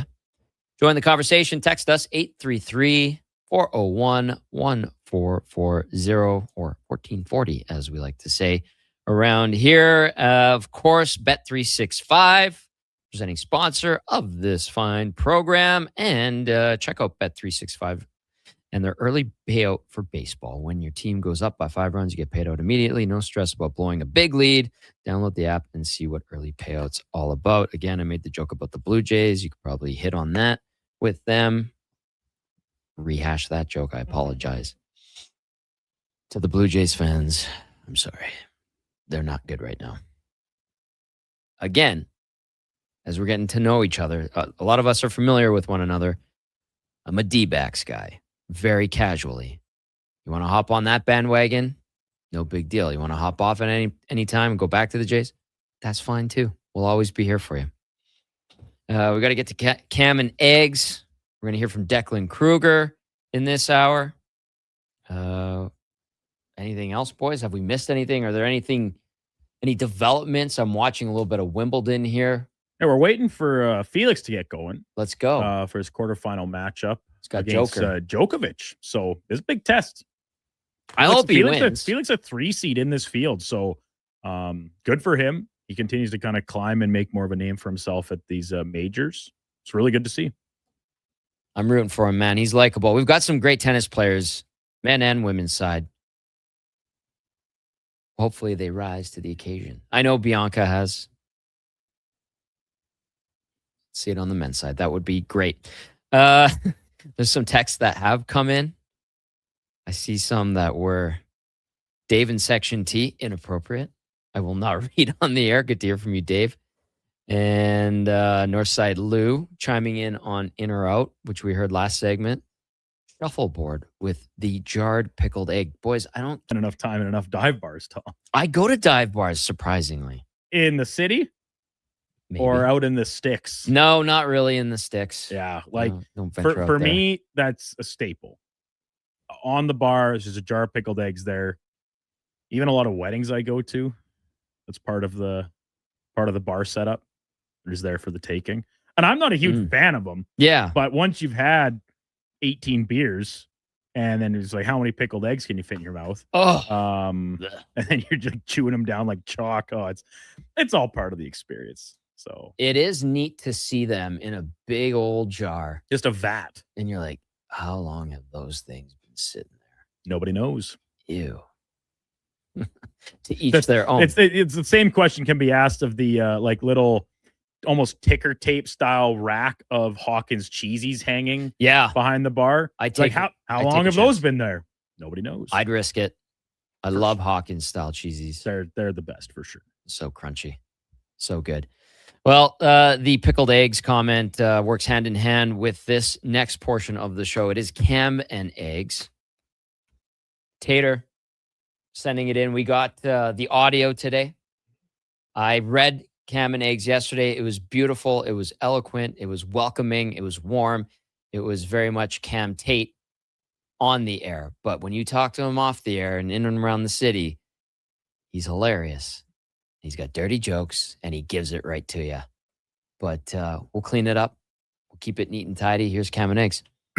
Tommy, earlier, only your second day and sounding pretty darn good, you and this fellow Speck took up the United States soccer team and what you were generous enough to call a political sidebar. It was no sidebar. It was a stain. Last night, the instant the whistle blew on the U.S.-Belgium match, someone on the big panel cracked wise that given the scoreline, the president might want to make another phone call. Everyone laughed. Nobody was joking. 4-1, Belgium. Gone in the round of 16. That is the number. Here is how they earned it.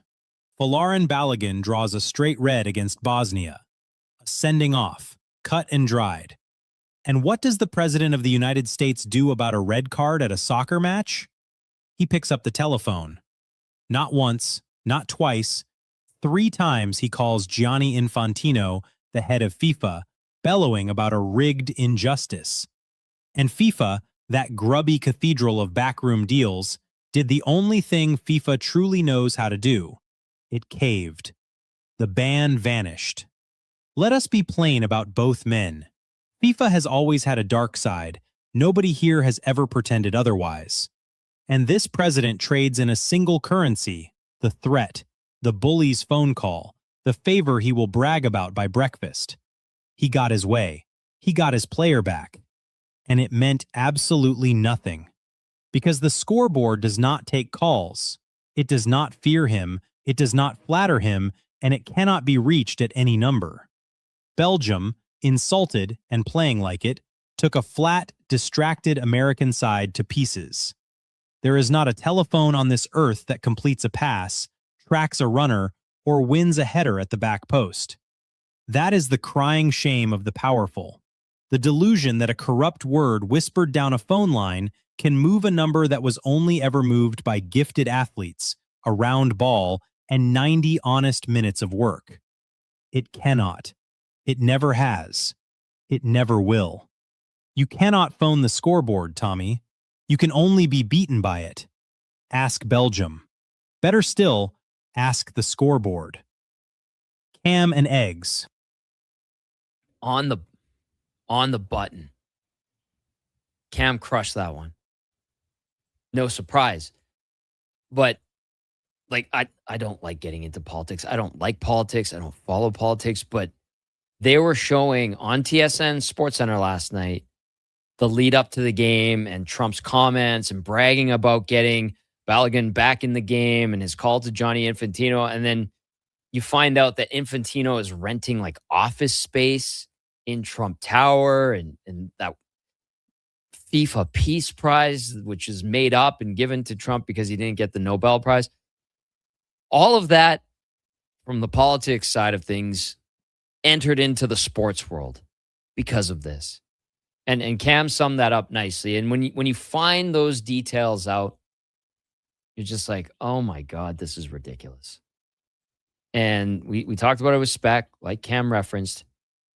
It's funny how the sports world, and it doesn't matter what sport, generally there's karma that plays into it. We call it the hockey gods in hockey, call these the soccer or football gods at the World Cup. But it spoiled a good story, which was the U.S. men's national team having a positive World Cup when a lot of people were down on them. The program has been suffering. You want to bring it close to home. Jesse Marsh ends up being the coach of the Canadian men's side, which has been a great fit, helping them achieve a new level, strive for success. And he was turned down for the U.S. team at one point, as the story goes. I don't know the nitty-gritty of the details, but all of this was a stain, like Cam said. So that was a great Cam and Eggs from Cam Tate. Boys, any thoughts? Brando? No, very, very much on the head for Cam, as he often is. He's a smart man. He's very astute. He is astute. And he kind of takes us back to our opening hour conversation with Mark Killam. Cam Tate, not often afraid to say maybe others won't sometimes. Aha. Just lays it out there. Doesn't pull any punches. Doesn't pull any punches. Straight up. Nicely done, Cam. Appreciate that. A couple of texts before we go to break. Declan Kruger coming up right after a quick break. But Delta Valley Jeff, hello, Delta Valley Jeff, says, come on, Tommy. Even Leopold's has jars of pickled eggs. And that's like a local dive bar in the city on White. I like Leopold's. Good vibe in there. Very friendly. I didn't notice the jar of pickled eggs. Another one that's kind of like has a little grit to it. I don't know if you guys have been to L Furniture Warehouse. I know it's a chain. I have not. Benny reacted to that. Josh has been to all the bars in this. I have, yes. But let's not pretend that L Furniture is gritty. You ever been on the patio? Like, that is gorgeous. It's a fantastic It is the best patio in the city. But the waitresses, the servers are all tatted up. The guys are they're all the bar. there to just like have a good time. Yeah. But I'm not gonna sit here and pretend like L Furniture is grungy. Like real dive. Good point about the patio. Yeah. It tries. It does its best. It's doing dive bar cosplay. It has like an aesthetic. Touche. Yeah. A dive bar aesthetic. Yes. But it's not like real dive bars. You actually are a little bit. You can smell like it. if you It walk smells like in there, piss. if you walk in there for the first time, you're actually concerned about what you're going to consume there. Like, is Correct. it safe to drink what this guy with a eye patch is pouring me behind the bar? And a shirt that doesn't look like it's been washed in years. Yeah, and there's like stuff hanging from the ceilings, and none of the chairs match each other, and all Yes. like though that to me is what screams out dive bar. And for me, the epitome of it, and it's a place I essentially lived at during my university years, was the Garneau Pub. Oh, wow. On 109th Street. Like, well done. That place rocked. And Well done. I was very sad to see it close during the pandemic and unfortunately not reopen. And RIP to a couple of the three old Greeks. Jimmy Harris and Spiro ran that place. A couple of them have passed away since, but that was like my, not even my second home. It was my real home. And then the place I slept at night was more like my second home. Wow. Impressive. I like that Josh brought up the scent, because in the US specifically, whenever you go into a bar, Nashville in particular, some other spots as well, when I was traveling with the Oilers, you got that hint of piss in the air. And you're like, oh yeah, this is a dive bar. One last text before we go to break from Michelle. Hello, Michelle. She says, one of the best Cam and Eggs yet. Perfectly summarized. Well said. Great way to end that segment when we return here on the Gazzola Show, presented by Bet365, the one and only Declan Kruger. Support your bones so you can stay active this summer. For the month of July, all CanPrev brand magnesium and collagen supplements are 15% off regular price. Only at Vitality Health Foods, where customer appreciation is the first Tuesday and Wednesday of every month. Hi, Mike here from Northgate Chevrolet Buick GMC. Car shopping sucks.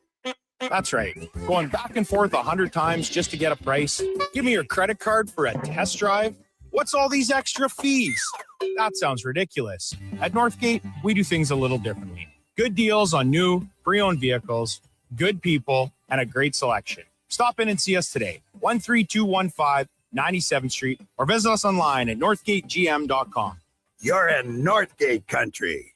It's dollar drink summer at McDonald's. Sip on a refreshing small fountain drink or a small iced coffee for just $1 each plus tax, all summer long. Only at McDonald's. Excludes flavored and cloud iced coffees. At participating Canadian restaurants. Taxes extra. Prices exclude delivery.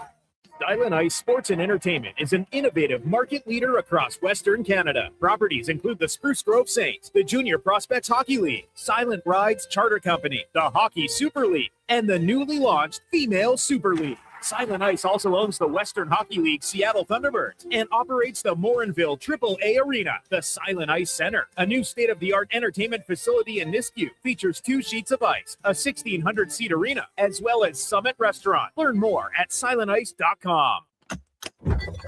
Okay, new strategy. I'll just live in the freezer till October. It's spacious in here. It's spacious. There's a better way to survive the coming AC season. Pro Solutions is your one-call solves-it-all expert for AC repairs, tune-ups, and new installations. We offer convenient financing options and fast appointments so you can enjoy your entire home, not just the freezer. Now I can leave the frozen peas where they belong. Book now at prosolutionsinc.ca. Come for Canada's largest trade shows, the biggest names in entertainment, exhilarating sporting events, and more. And stay for the experience at the Edmonton Expo Centre. Looking for the perfect place to host your next big event? From trade shows to galas, meetings, and concerts, the Edmonton Expo Centre has the space, event expertise, and service to make your next event unforgettable. With over 522,000 square feet of flexible event space, in-house catering, and operational expertise, they bring your biggest vision to life. Learn more at edmontonexpocentre.com today.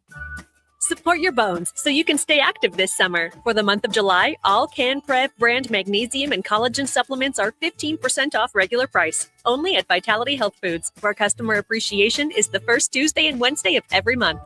The only thing better than a day on the golf course? Scoring big savings with Fairways to Heaven.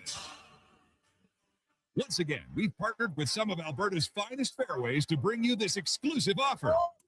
Up next, we'll be playing Silver Creek Golf and RV Resort. Join us on Monday, July 13th. You and a friend can golf for only $60 with Power Cart.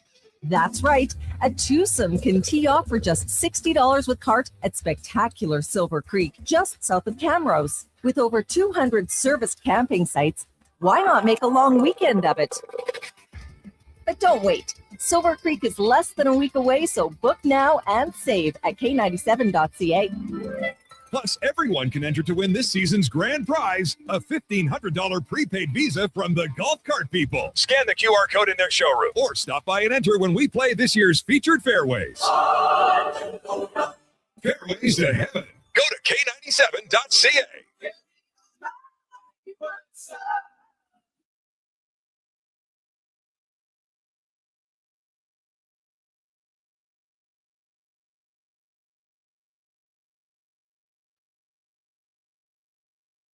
The Tom Gazzola Show. All gas, no brakes. Edmonton's sports leader. This is Sports 1440. Presented by Bet365. Alberta, we are here to stay.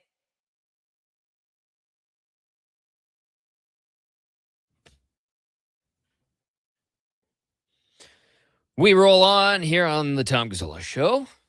Happy Tuesday to you. You can watch us on YouTube at Sports 1440 AM. Drop us a like and a subscription. Just another way to take in all our fine content and programming here on 1440. We're also on X, Facebook, Instagram, and Twitch. But most of you already knew that. You got Tom, you got Brandon, you got Josh, and now you've got Declan Kruger in-house in the studio on what should be another exciting day in the sports world. Stuff already underway. Wimbledon going on. Soccer at the World Cup happening. Elks prepping for a big game against the Ottawa Red Blacks on Thursday down at Commonwealth. And Declan's getting ready to do Elks Nation with Eddie Steele. We had Mark Killam on earlier. Very upfront and honest approach.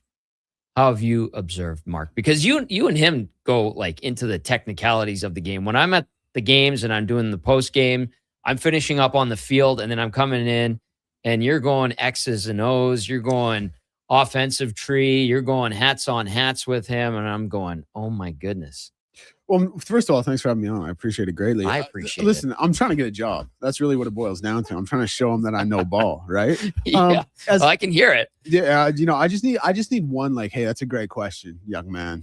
Come sit in for a film sesh with us. That's what you're working towards with Mark. Well, you know what's funny? We actually had him on the show, and I drew up a play for him, and it was because it was a play that was drawn up for a two QBs on the field. Yep. Basically, it was. I'll go through it really quickly here. It was a triple option look, but the read is never there. So it's a triple option into a backside speed pitch. Okay, I'm following. And then from there, it's a lateral to the quarterback who is on the far side of the field. Like it'll be a pass, but it's technically lateral. And then that quarterback hits someone coming across on a bang 8. So it was okay. You lost me at bang 8. It was so a bang 8's kind of it's kind of like a mix between a post and a crossing route. It's like a deep, it's like a deep crosser in that sense. But he laughed me off. He basically was like, oh, "Yeah, stick with it, buddy." So I'm not sure how much it's going to be in the future. As far as listen, as a coach, I think he's an unbelievable leader of men. I think he's someone who really galvanizes his guys and they really want to go to work for.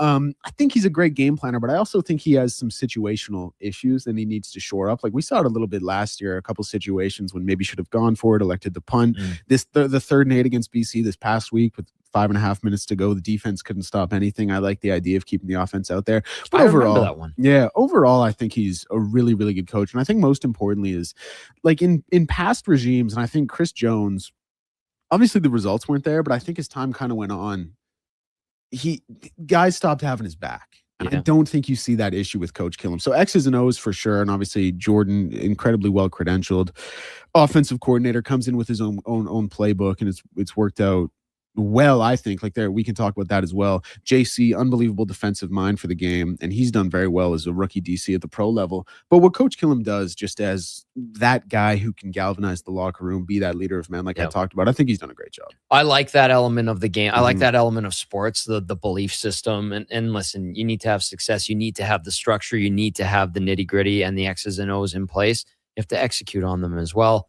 When you don't get the results and all that other good stuff, frilly stuff, if you will, it doesn't happen. So it's interesting to watch this evolution of the green and gold with these guys at the helm. Mark Killam is the tip of the spear, and then Ed Hervey's, there with Chris Morris, and the vibe has been good. The results have been there this year.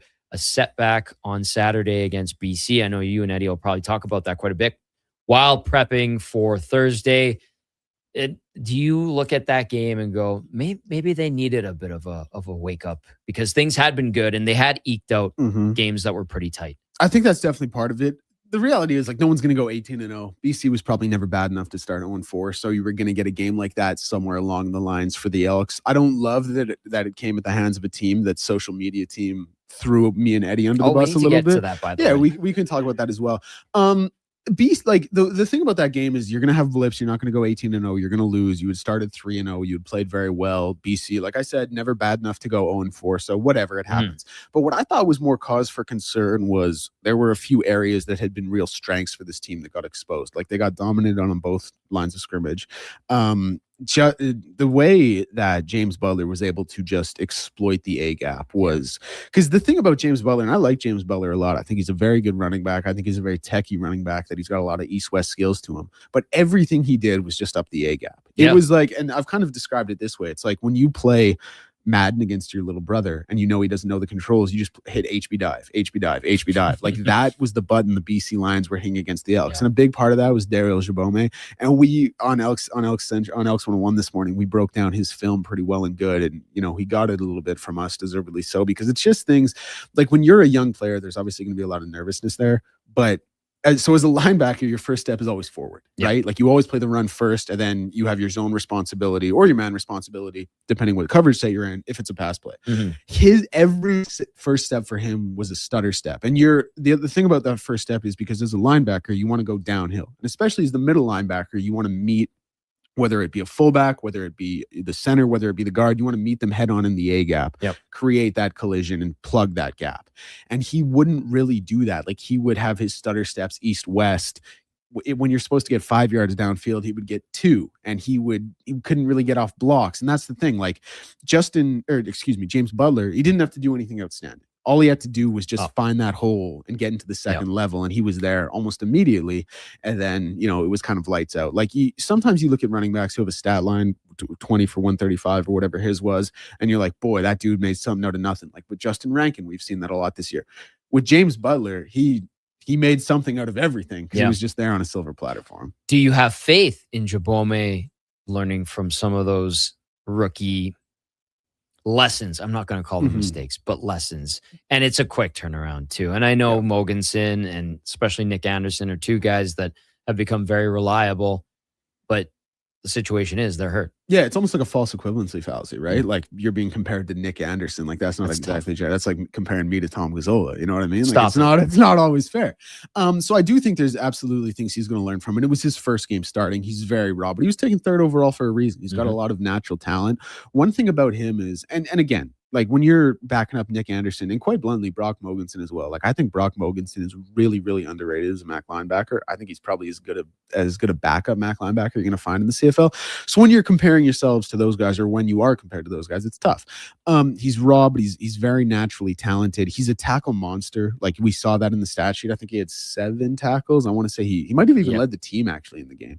So he can get involved tackling wise. It's just little things that need to shore up that come with time, but it also needs to come with like the tentativeness needs to be shed. So those are like absolutely fixable. It's one game. He was starting as a rookie. Like we're not going to throw him out just yet. You are just in a bit of a tough situation because James Butler, in addition to everything I said about Nick and Brock, he's a very good running back in the CFL, and he had 120 yards through 3 games. So he needed to have one of those games where he was going to kind of pop. Unfortunately for Dariel, it came in this game when you're getting your first start as a rookie MAC linebacker. It was kind of like the perfect scenario where it played out. And obviously BC was desperate. Another team that's going to be desperate is Ottawa, but I don't know if they have the horses to have the difference that the BC Lions can make with their talent. This is a team on Thursday that I'm looking at and going, well, who's starting at quarterback? And like, why is McLeod Bethel Thompson back? I can't believe it. Ryan Dinwiddie, who has been he's been praised as one of the best, if not the best coach in the league. And he's had the success and the Grey Cup rings, and he deserves that. Now he's a GM.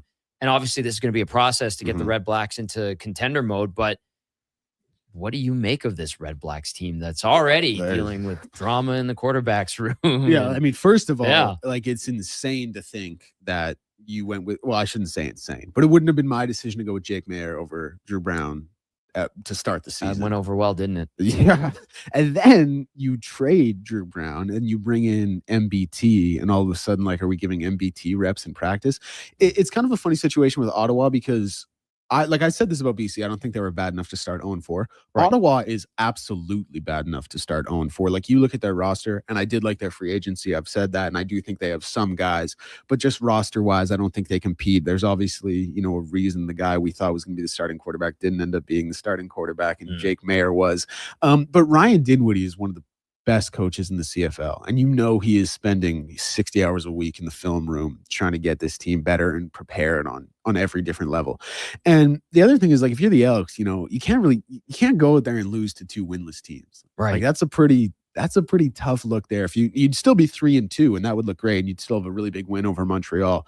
But to give 2 winless teams their first wins of the season would be tough. And you're right. Ottawa is so much different than BC because, like, I don't know how you felt about BC coming into the season, but I picked them to win the Grey Cup. I thought they were way better than they are. Yeah, I thought they were due. I thought they obviously had the league MOP at quarterback. They had the best defensive player in the league in Matthew Betts. Like, I just thought everything was going to kind of break for their way for them this year. And to this point, it hasn't. Ottawa's the opposite of that. Like, I think Ottawa coming in, I had them predicted as the worst team in the league. They've looked like that. It's just one of those things. It's a bit of a transitional period. The roster just isn't there. And so when we talk about Edmonton losing to BC, it's like, yeah, BC absolutely had a way to win that game, and we saw that.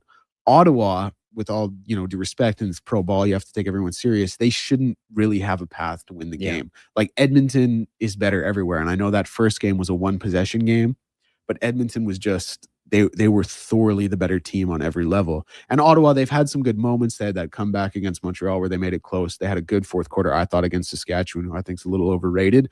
But overall, they're just a tier below everyone else. Right. Declan Kruger joining us now. You can catch him on the Lowdown with Lowtide, and of course, Elks Nation with Eddie Steele. I was going to say, with Dinwiddie, there's familiarity with MBT. Yep. But there's also familiarity with Jarrett Daggy, who's a free agent as of right now. I think he went to camp with BC and was cut. He did. I mean, how long till we see him back in the league, especially with Bo going down, especially with Caleros. He's nicked up. We'll see where he's at. It's interesting how quickly the situation devolves when a quarterback who's your starter goes down in this league, especially 2 in one game. Yeah, I mean, you talk about Hamilton like that. I think they're going to find out pretty quickly Trey Ford isn't the answer. And I know they couldn't even use him for most of that game when he was in there. No, we've piled on Trey Ford a good little bit here in this city, but it's gets to a point where I'm hoping for the best for him. Absolutely. Hopefully he figures it out. And I'll tell you, and you would know this from talking, like he has an incredible head on his shoulders, and he'll take everything on the chin, and he really was a leader. Like, say what you want to say about his football skills, but that was a guy who intrinsically was a leader and had a great head on his shoulders. He was always very accountable, loved talking to him.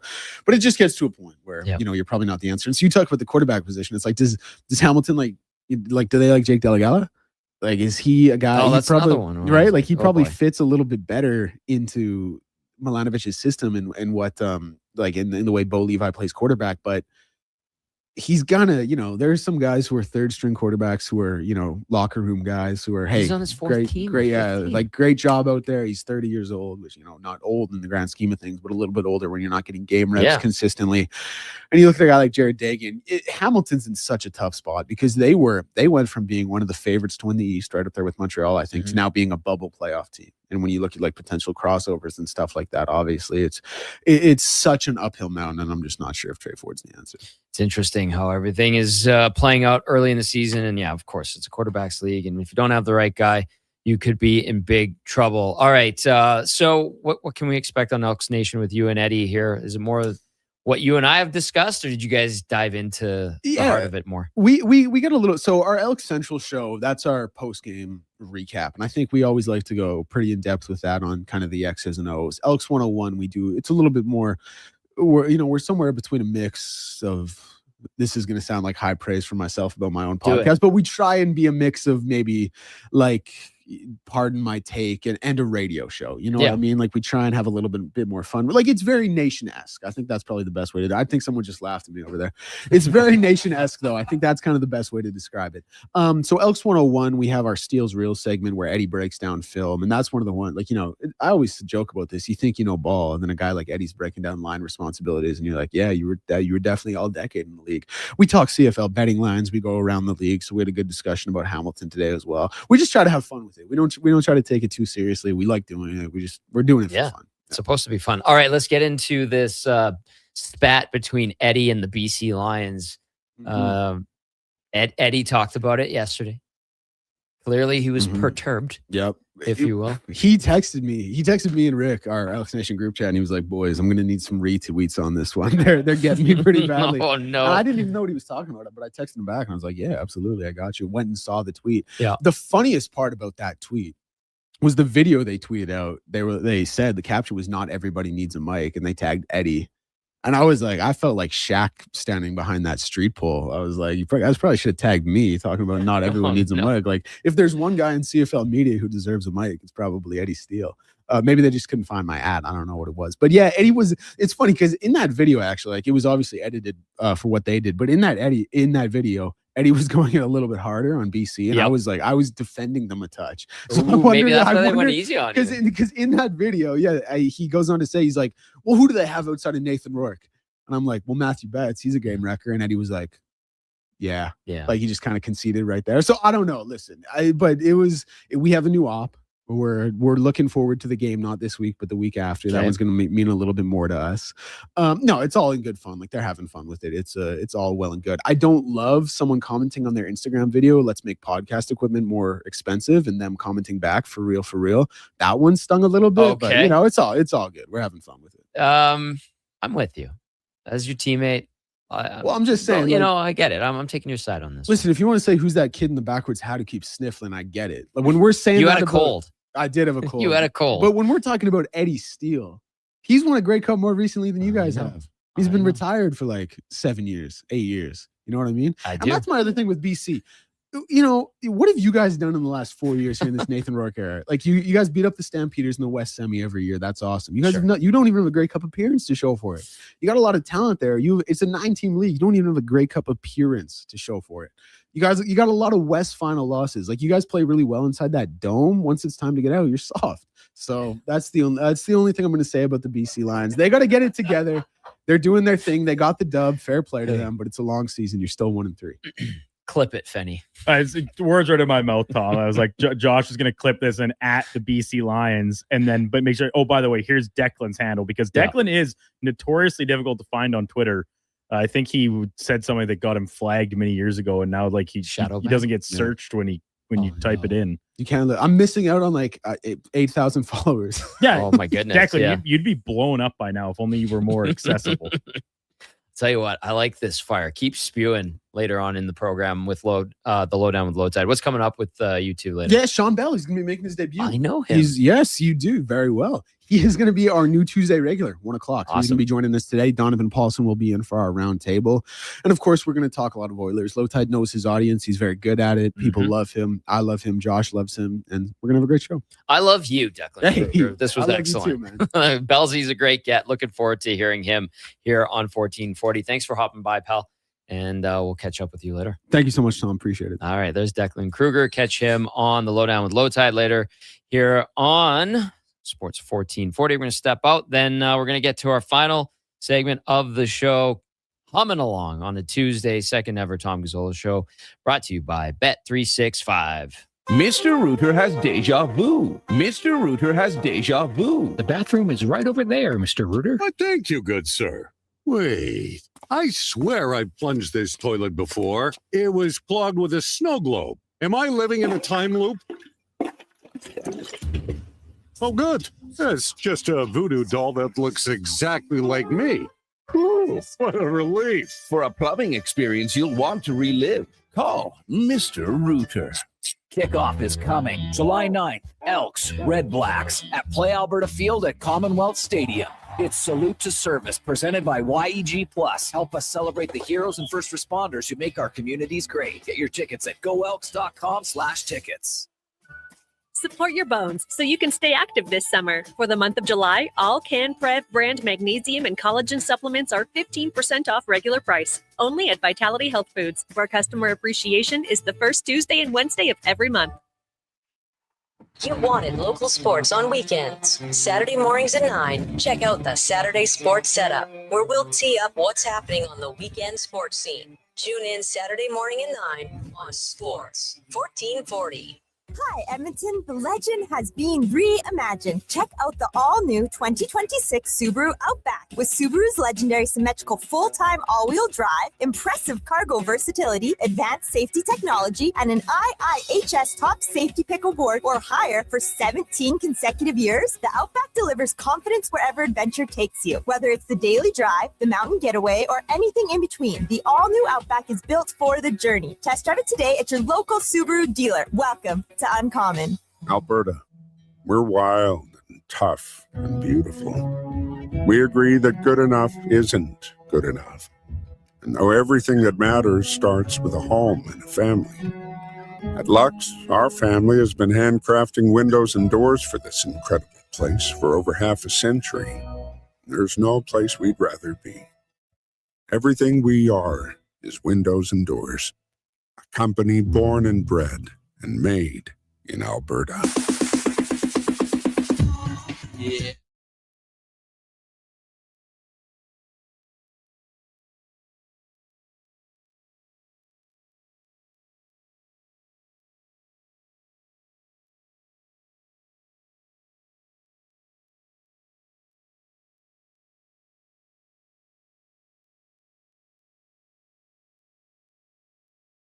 The Tom Gazzola Show on Edmonton's sports leader, Sports 1440. Presented by Bet365. Alberta, we are here to stay.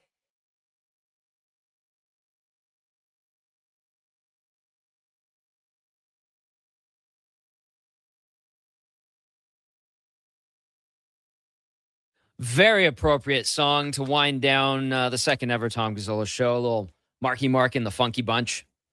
I respect Brandon's musical palette, and he rises to the occasion and meets the moment and the theme very well.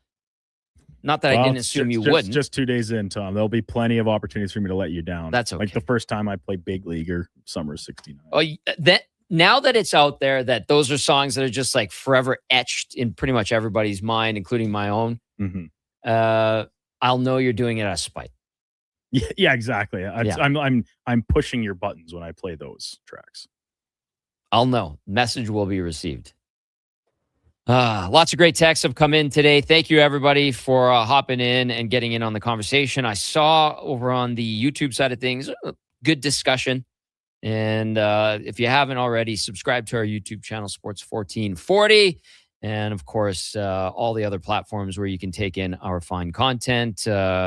Obviously, on the AM dial, iHeart, TuneIn, Twitch, Instagram, Facebook, X.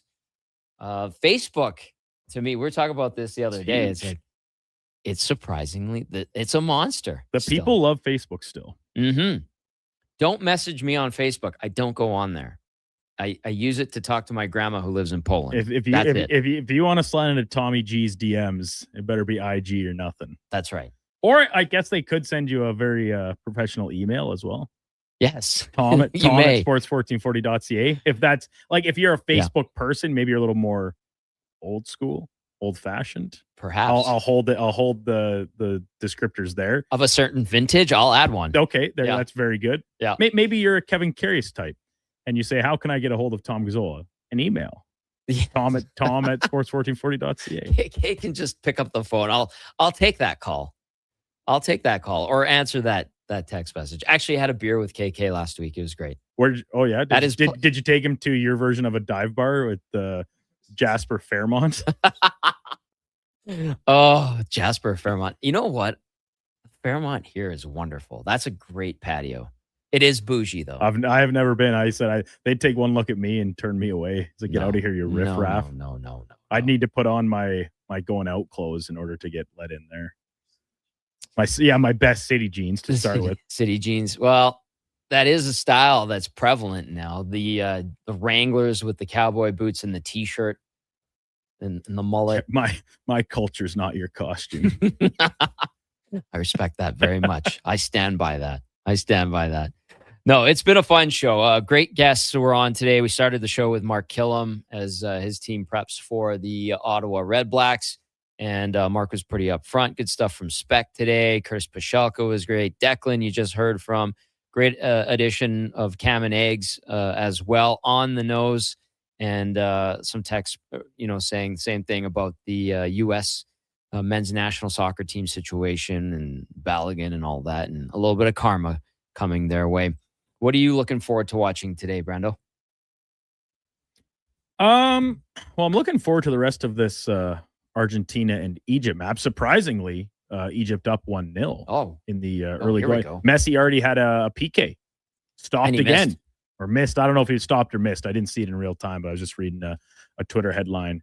And then I will once again subject myself to the punishment of watching the Toronto Blue Jays tonight.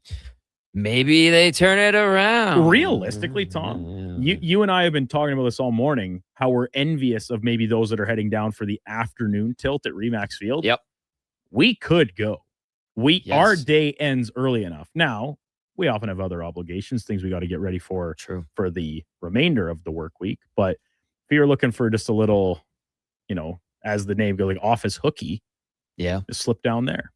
Great area. If you were doing your hit with Gregor or something this afternoon, I know you were on with him yesterday. If you had another one, just do it from the bleachers to Remax Field. Doing the 999. Yeah, right in the midst of it. It is Toonie Tuesday too. Oh, that's right. For the dogs. That's another thing they do really well there is the promos are great.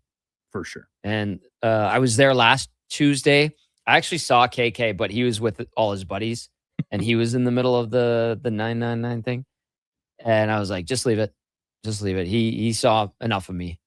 So he saw enough. Yeah. He dealt with me enough. So great opportunity. Go down, catch a ball game, have a beer, have a dog. Office hookies. Maybe wonderful. Maybe have more than one. I might have to just go home and cook hot dogs on my barbecue in solidarity. And then I'll watch the game on their. They got a great feed for it too. So when you can't make it to the ballpark, you can still take them in. Video feed. I'm in this weird place, and maybe you guys can enlighten me here. I went home yesterday and made breakfast. Yeah. So I can relate to this with you, Tom, because the hour in which we get up and, to borrow one of Kevin's favorite expressions, we're not swinging hammers here.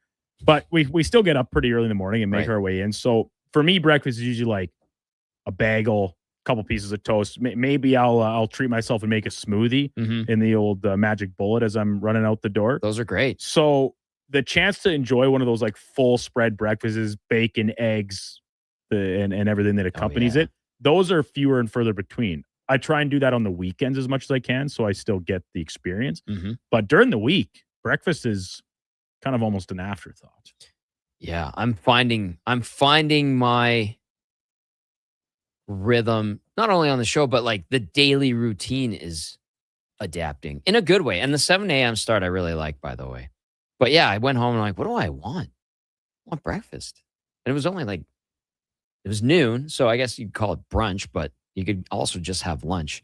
It's a silly dilemma, but one nonetheless. And Triple C in a truck texts in, says breakfast is good to go any time of the day.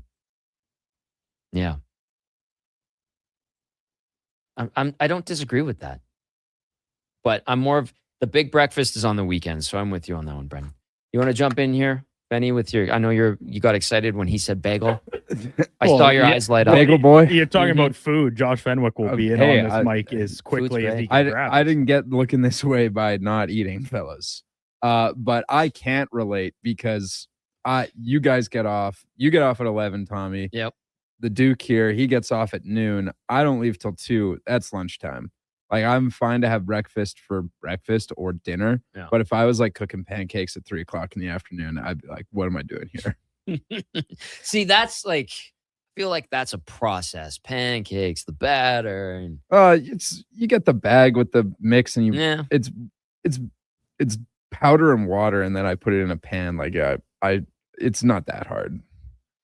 But you can't have that without bacon, and I'm not thawing bacon. I understand and also respect that. A fun show, boys. I think we're off and running here. This is good. I like where we're at. We're gonna find our groove. I know I've been saying that a few times, but it's true. But it's not going to be one fell swoop, and then we get Schlemmer in tomorrow. So your first show with him in the co-host chair, and Schlemmer's very funny. I think I played against Schlemmer when I think I'm a year older than him. And he played. So he probably beat the wheels off you to go win minor hockey week and then go and play for the brick tournament. That was Tyler Spurgeon, 1-on-1 in minor hockey week. It was me and him, and I missed on my breakaway. He scored on. Oh, not that I remember anything like that. This clearly doesn't linger with you. No, not at all. Still stings to this day. It was Sean Bell that would swap me away like a fly. But yeah, good times, good memories. I'm looking forward to catching up with Schlemmer. I don't even know if he remembers me, quite honestly, but we'll discuss. We'll find out. It'll be an adventure together. Fantastic show. Hot Salsa, I see you.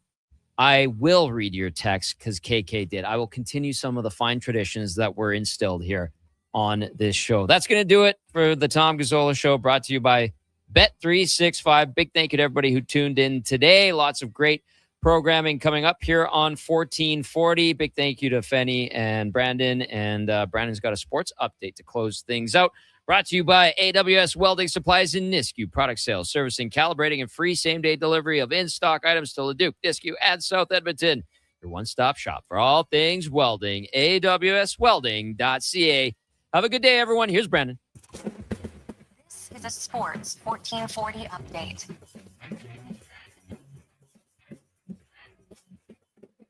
Final day of round of 16 action at the World Club. Egypt leading Argentina 1-0 at the half from Atlanta. Lionel Messi missing on a penalty kick opportunity in the opening 45 minutes. Coming up at 2 o'clock, final game on Canadian soil from this year's tournament. Colombia taking on Switzerland. That kicks off at 2 from BC Place in Vancouver. And full slate of games in the major leagues. Once again, today, the Blue Jays continue their set in San Francisco against the Giants. Spencer Miles taking the hill for the Bluebirds in what's going to be a bullpen day on the pitching front. First pitch just after 7:45. Catch that game right here on Sports 1440. Elsewhere, Milwaukee and St. Louis with a doubleheader, first of which getting underway just after 12 o'clock noon. Cubbies are in Baltimore. Yankees continue their set in Tampa Bay. And the Red Sox visit the White Sox on the south side of Chicago. Down at Remax Field, the Riverhawks with an afternoon affair against Nanaimo. First pitch just after 1. And from Wimbledon, Felix Auger-Aliassime, the Canadian, in quarterfinal action against Novak Djokovic. First set is underway. Coming up on Sports 1440, it is Fantasy Frenzy. with guest host Declan Kruger and yours truly, Brandon Douglas. This has been a Sports 1440 update. Sports 1440 in West Edmonton Mall and Wetaskiwin. CKJ.